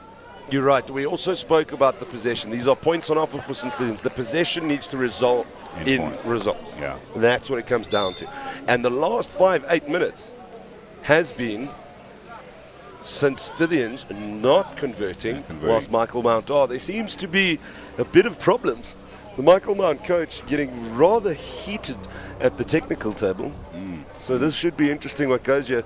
The coach must be careful if she doesn't get a technical. She's being very diplomatic, but she's getting her point across. I know there was an early altercation with the tech table that had to be intervened on, but I see even the referee this time having a word. So there should only be one shot for St. Stithians here, and he sinks it. He sinks it. That's good, that's good. Now there's a 3-point difference. That's one shot away difference. It puts you within range. You don't have to attack twice. If they can put a 3 away, St. Stithians, they tie it up. Michael Mount building up. They're throwing it wide. They're building it well. Oh, that was a nice little plan. Bounce pass to the baseline. The kick ball, reset the clock to 14 seconds.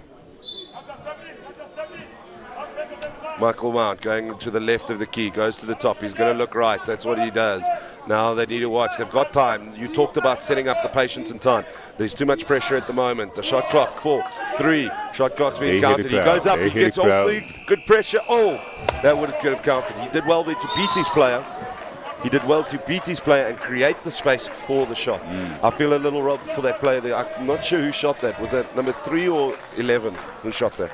Number 3, I believe. Number 3. So that would have been Keegan Robertson for Michael Mount. Again, a silly foul here in the opposition half, leading them up to free throws. You can't let that go. But the one thing I don't mind about that last possession by Michael Mount, they got a decent shot, but they took 24 seconds off the clock, and then with the lead. Yes. But then they came with the foul and giving them free points, stopping the clock. So but they're still up by 2. It's a 2-point game at the moment. Michael Mount in possession. St. Stithians' defense have been rock hard up front. The unsung heroes of St. Stithians has been the front 3 defenders. High on the line. That's good pressure by Michael Mount, forcing it. That's good to see. 51 seconds, 2-point game. Oof, this Saints is getting with the close. basket. Now they're taking their time, Saints, because they know that if they can tie this up, it's going to be a pressure on Michael Mount. They're taking their time. There's 15 seconds on the shot clock. He drives 1, 2, 3, draws a foul. Free throws, but no basket. Yeah, now he needs to sink them. 40 seconds on the clock. So this means that if Michael Mount can use another 24 seconds, it gives St. Stithians 20 back. So this is going to be interesting, ladies and gentlemen. It is coming down to the wire. Can you feel their excitement? There is a buzz in the air. There's some anxiety on both teams, too. Goes up. Oof. Rims out. Rims out. This is the ones that count, though. Because remember, they're within 2 shots here, within 2 points. This is a bucket on either end. Changes this game in 40 seconds. Goes up. Doesn't get it. Michael Mount. Good rebound. That's what happens when you're big in on the post. Plays it out. There's no pressure. Now there's some more. He goes up. Good shot. Does not sunk. That would have been 3. That would have been the lead. Since they didn't try to pressure, they need to try hustle. They don't have Michael to foul. Mount go. They don't. They find beautiful it, pass. Beautiful pass. Oh, that basketball. Beautiful pass. Wonderful, Mr. Butler. I don't know how he found him, but that was a beautiful pass. Who released that? Was that number 25? Number I believe 25, that was Mr. number 25. What a bounce pass to the back. The 3 goes up. There is now a 4-point difference. Now they Michael have to Mount take foul. away They have 9 to seconds. I believe this is going to be Michael Mount's game. 7 seconds on the clock. 6.2 to be exact. 4 points difference. And Stithians needs to throw a bucket from a distance. I do believe that's been the last foul on number 12, and he's done for the day. It seems that's that. Are they calling it? Michael Mount is up in celebration. Is that the game? I'm a little confused. No, timeout. It was a timeout call. Timeout call. We got Michael Mount on the line for 2 shots. They're up by 4 now with 6 seconds on the clock. I don't know if there's enough time. available to do anything. Because you get down to take a shot, it requires time to even make one, and it's more than a one-possession game. No, definitely. I definitely think they're going to have to try throw a 30-footer, hope it's for the 3, and then maybe just try another one. Yeah, but by the time they do that one, that 6 seconds will be gone. No, I agree. Michael Mount, you know, it was down to the wire. This isn't going to come down to the second, but Michael Mount seems they will be the winners. Never say never, but to me, if I was a betting man, if I was a betting man, I would put all of my money on Michael Mount to close this out.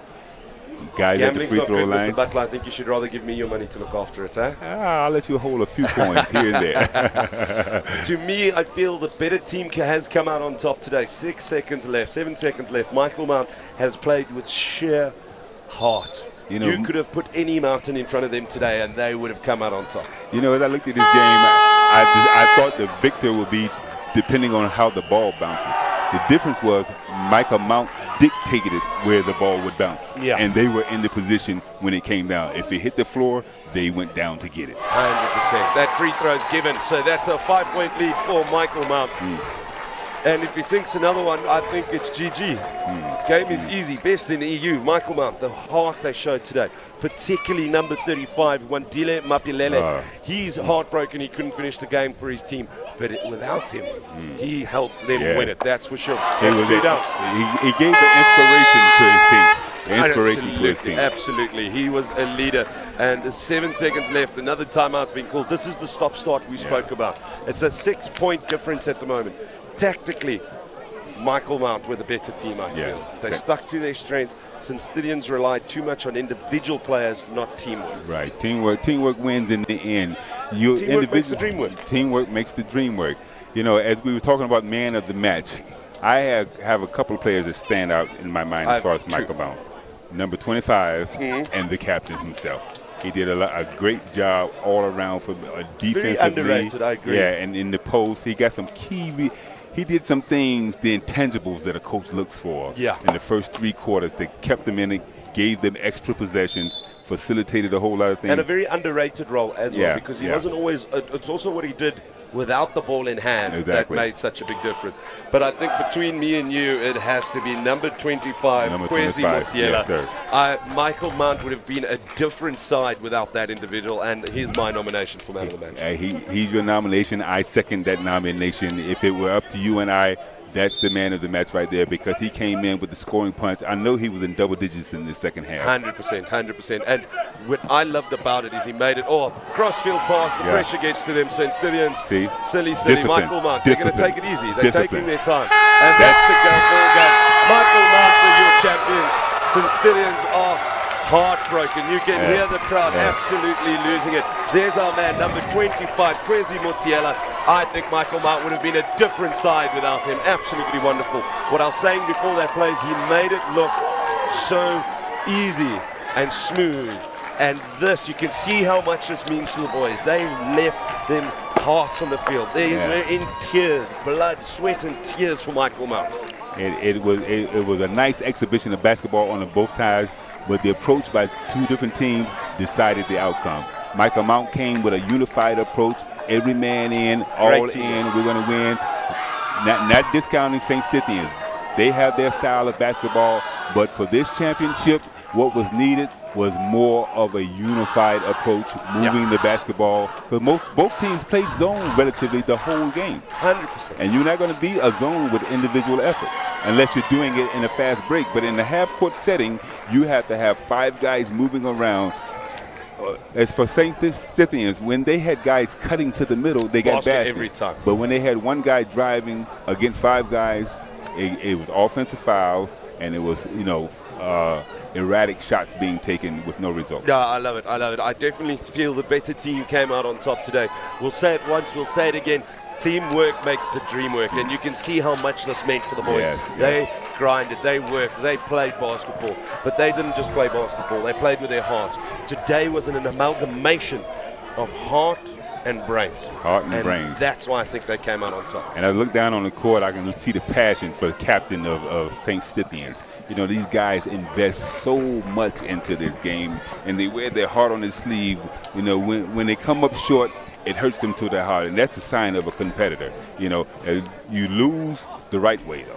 Yeah. You celebrate the right way, you celebrate humbly, and you lose, and you show it, but you don't show out. 100%. And I think at the end of the day today, like you were saying about the captain, basketball's the winner here. Yeah. It has been a great 4 days of basketball. It has been absolutely wonderful.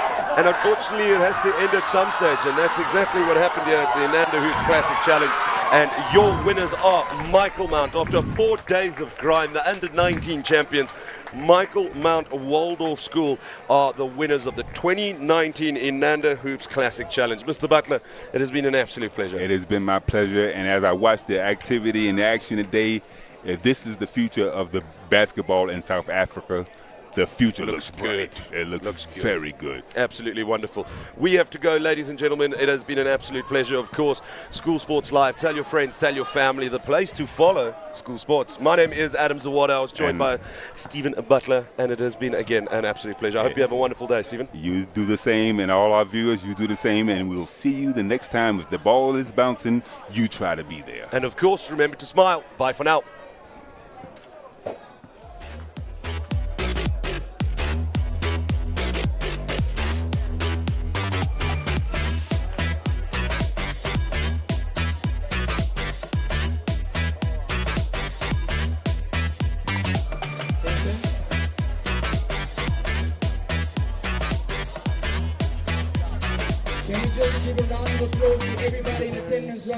The players and all the visiting schools.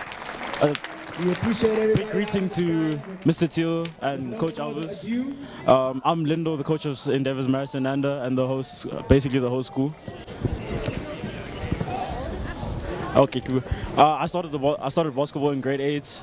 I mean, grade 4, and I feel like I've really grown. I started at Sacred Heart. I moved to St. David's in grade 8, and I've really grown from there. I've improved. I love the basketball. I've loved basketball since I was young, and to really play the sport with all these amazing players feels nice. I mean, shout out to like everyone that put 100 on the court, put everything like blood, sweat, and tears. They really work for everything that they achieved today. So it's pretty nice. What else? To the people that organize this, we really thank you. We thank everyone that came together and really put all these schools together, the coaches that brought the schools here, the Coach Alves who organized this, and to everybody who was behind the scenes, thank you. Especially shout out to School Sports Live for streaming and giving everybody their attention. Basketball is really giving a platform for everyone. We've had basketball grown a lot in South Africa, from people moving to America and hopefully playing in the league. I mean, I hope to like push my basketball career for as long as I can, so whether it ends in high school, whether it ends in university, or maybe it goes all the way to NBA, but I'll try and see where I can go as far as I can. I always try and strive for greatness. Like one of my coaches saying is, don't get ready, be ready, and that's what we always try and achieve at St. David's, especially, and I feel like I saw this today. Like everybody was here, they were ready for anything that came their way, they were ready for any challenge, and the final was a great thing to watch.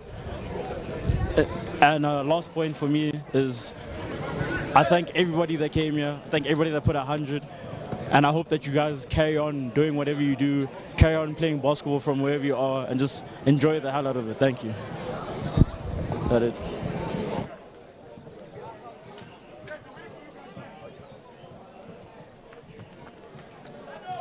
Can we put our hands together for the captain of St. David's first team, Lindo Kutse?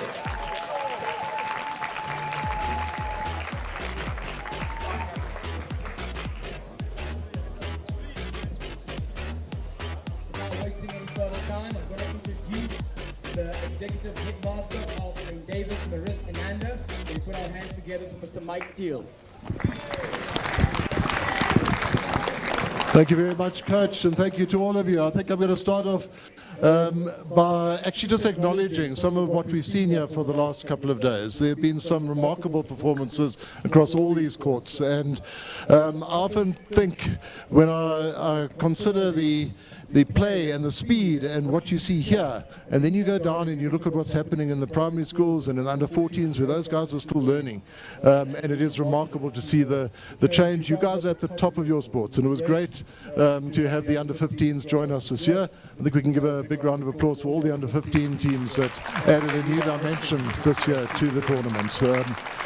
But as you know, and as one of the very big names in basketball, your Kareem Abdul-Jabbar always said, and it's one of my favorite quotes as well, because it applies to so much in life, that one man can be quite crucial to a team, but one man cannot make a team. And I think that's what we really have seen right through this tournament. We've seen some excellent individuals, and we'll acknowledge some of them today. But the teams and the teamwork, and what we saw in this final, which was really a fitting end to a remarkable tournament, was quite remarkable and proved that. But it's my job today just to say a few thanks. And so I'll start with thanks to the boys for coming here and giving it your all, for playing, for enjoying, and for doing what schoolboy sport is all about. Playing hard, playing to win, playing fairly though, and enjoying what you do. So well done to all of you. And then just a thank you to Coach Elvis, who is probably our one man initially here at St. David's, whose brainchild this tournament was a few years ago, and who has kept it going. And I think we can give him a big round of applause. Coach Elvis, thank you for all you do for St. David's basketball. And then also to Coach Clements and to all the other the basketball staff, the assistant coaches, the managers, and everybody who worked so hard to put together the tournament. Thank you to you, and to all the coaches of your own teams.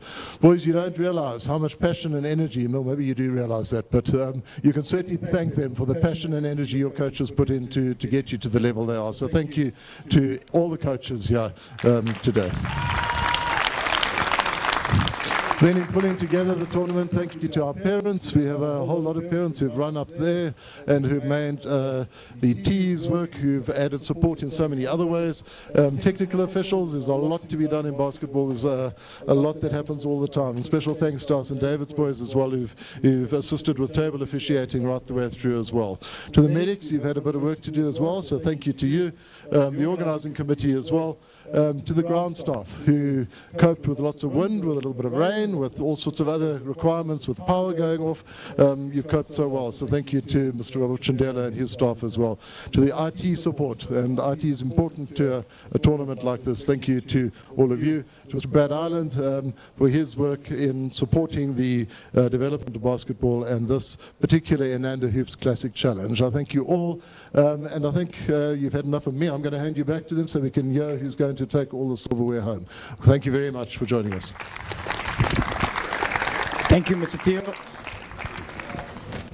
I'm not going to waste any time. We're going to jump straight into our prize giving, giving the awards to all the positions that we have obtained from the under 15 division first. Our bronze medal winners, can we put our hands together for the team that won 36-19 in the bronze medal match to Bishop Baven, under 15s.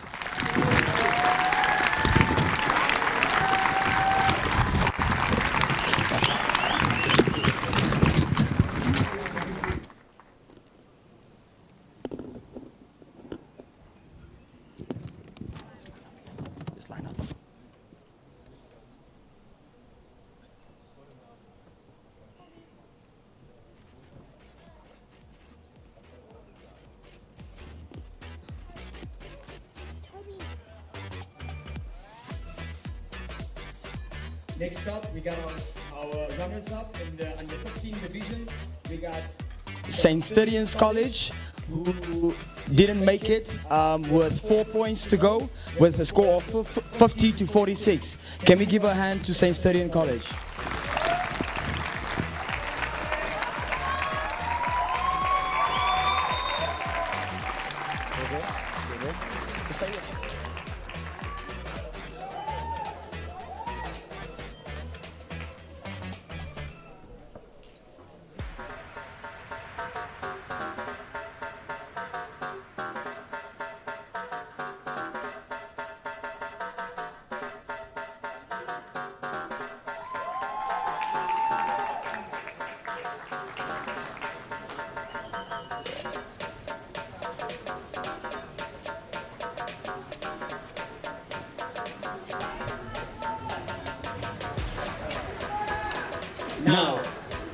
for the inaugural champions of the under 15 division. Can we all make sure we make some noise? Bring the roof down. Don't look up because you will not find the roof. But let's make sure we make some good noise for our under 15 champions for the inaugural year, St. John's under 15s.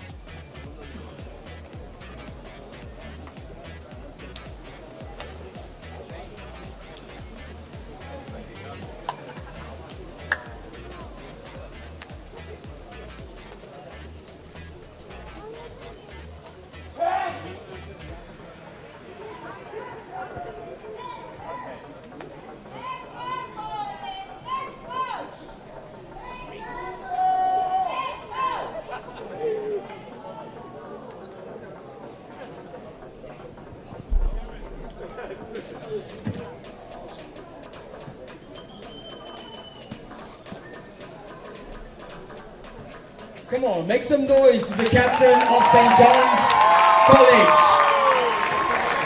All deserving, not Tita. If you guys want to go on Twitter and Instagram, just look for Tita right there. He'll probably have the trophy there. I would like to make sure that the captains of Bishop Haven and his stadiums, can we award them their trophies as well? Come get your trophy for the runners up.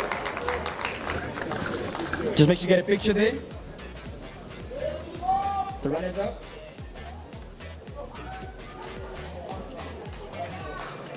Bishop Haven, get your trophy.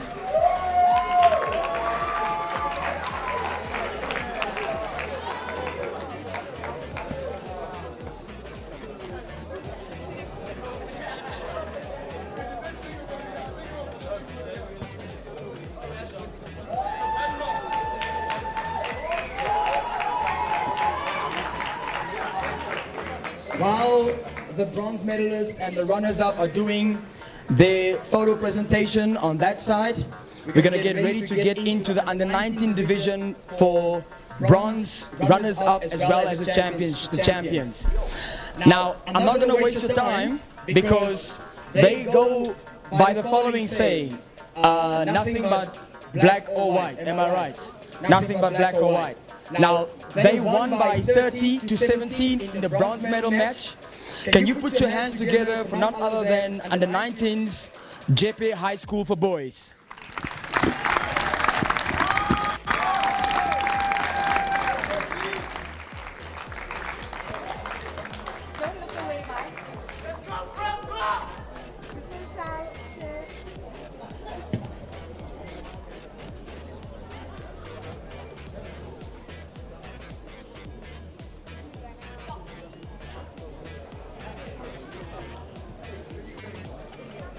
Can the captain for Jeppe please also receive the trophy for the runners-up? Captain.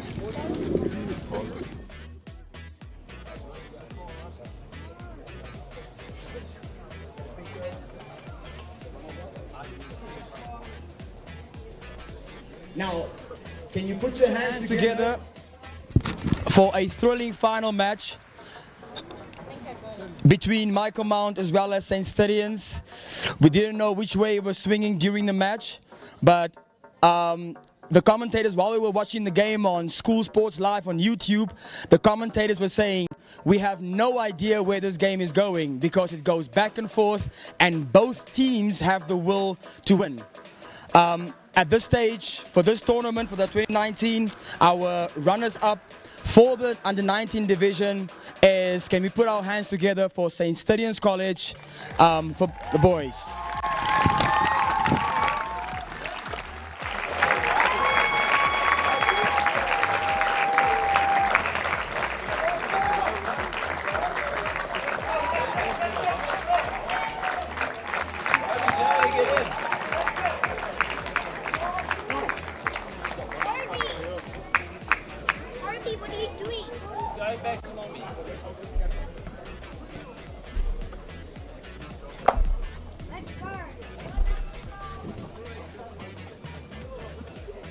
Put it close so you get to it. Let me go a little bit.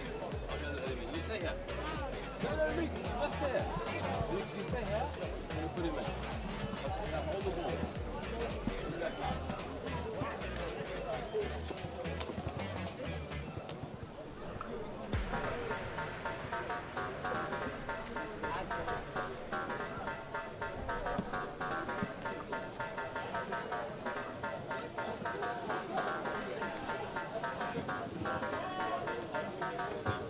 Now, the Red Machines did not stop in the game. They were trailing for a good time throughout the whole game. But they made sure they were victorious with a scoreline of 44-38. Can we put our hands together for Michael Mount Waldorf School?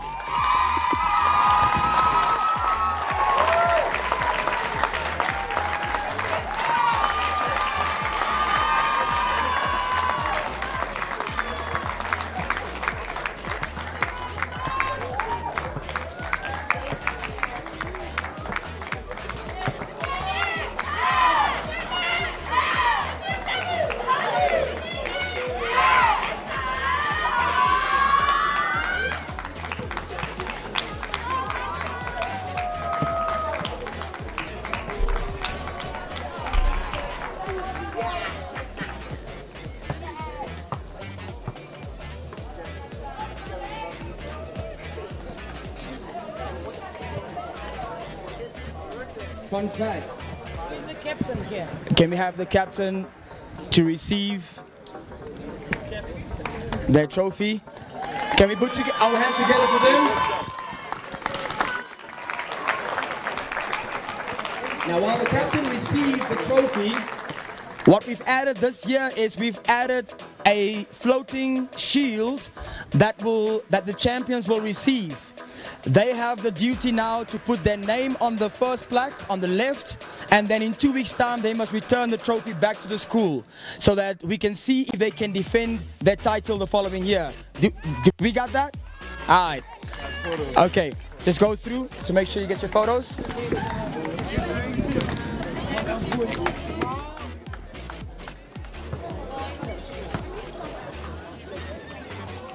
Now here's a fun fact for everybody in attendance. The school that won the tournament for under-19s this year is the exact school who won the championship in the very first competition, the very first championship in this competition. None other than Michael Mount Waldorf. This is the second time they've won this competition. You can put your hands together for that.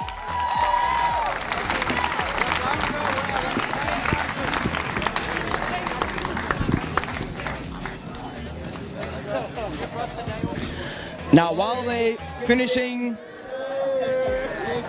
the pictures and all that stuff, I'm gonna get you ready for the following announcement, for the following presentation and awards. Now we're gonna give awards to individuals for those players who stood out throughout the whole competition. So we're gonna give awards to 5 All-Stars to the under-15 category and 5 All-Stars for the under-19s. We're also going to add an MVP for both divisions, and we're going to see who were those people that were shining throughout the whole tournament. I'm going to read out the names and we can give applause. Okay, we can give applause as we call the names out. Now, in the under-15 division, the first All-Star coming from none other than St. Benedict's. Number 45, Joshua Ukunda. All-Star number 2, all the way from Bishop Baven. Can we guess? All the way from Bishop Baven, number 10, Siamtanda Butelezi.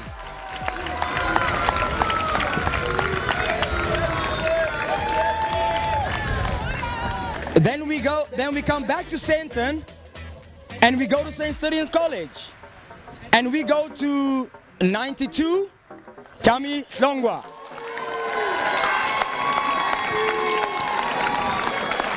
Now, before we leave Sandton, We're going to stay here for a little bit longer, okay? We go back to St. Stadion College, and we take the 9 away from 92, and we stick to 2. And we say, Tabang Simelani.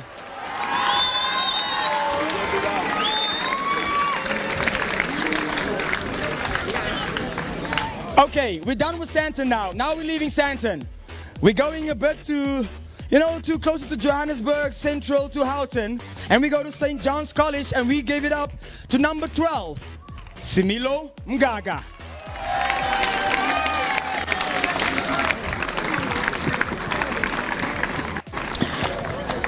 But we're gonna do the same thing and stay a little bit longer in Houghton. This kid only started playing basketball last year. Yeah. Wiry kid, couldn't catch a ball for nothing, but he had a heart of a lion and made sure he stood out in this tournament for this year. Can we put our hands together for Panashi Dumbe from St. John's College? Dumbu.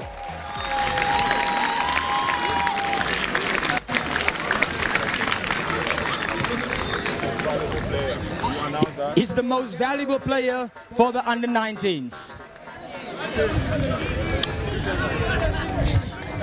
I know, he looks 19 years old, right?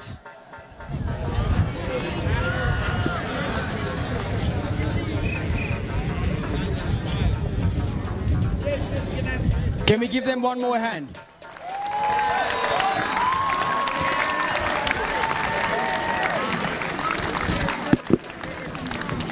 So we had a very tough competition within the under-19 division, and there was a lot of boys who stood out, but some of them could get their teams over the hump, some of them could not get their teams over the hump. But nonetheless, they were still exceptional in their teams. So we're gonna start with the first All-Star within the under-19 division from Pretoria boys, Yandre Mini, number 15. I don't think he's here, but I'm sure he's watching on TV or on School Sports Live, and he will see that he's getting an award. The next one is from Michael Mount. Can we guess? The coach says all of them. From Michael Mount, number 10, Kai Swart.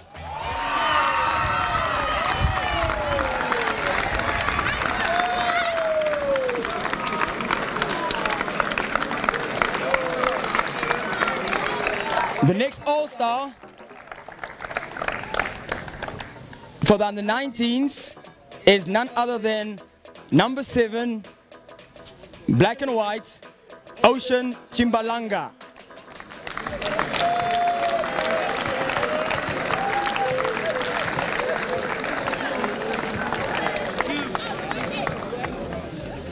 And then we go to Bedford View, and then we go to St. Benedict's, number 12, Luke Bondona.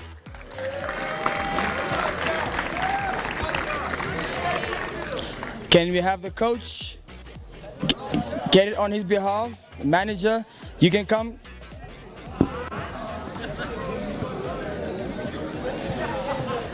And then we come back to Sandton for the last All-Star award. We give it to none other than this tower in Sandton, Nyasha Gumbo from St. Stadions.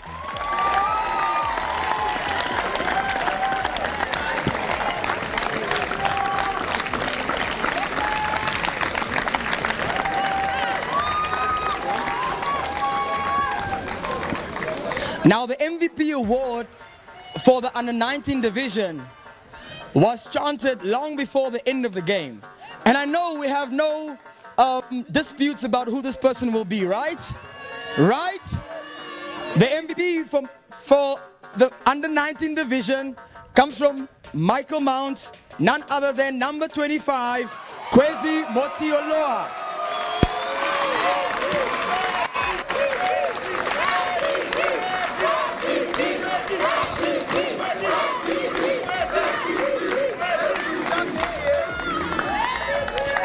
Now, while we're taking the picture there, I'm going to hand over to the basketball coordinator at MIC at St. David's Basketball to give our final words.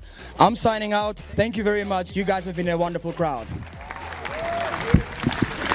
Thank you very much, Coach Clem, for the amazing work that you've done in ensuring that we have another successful tournament this year.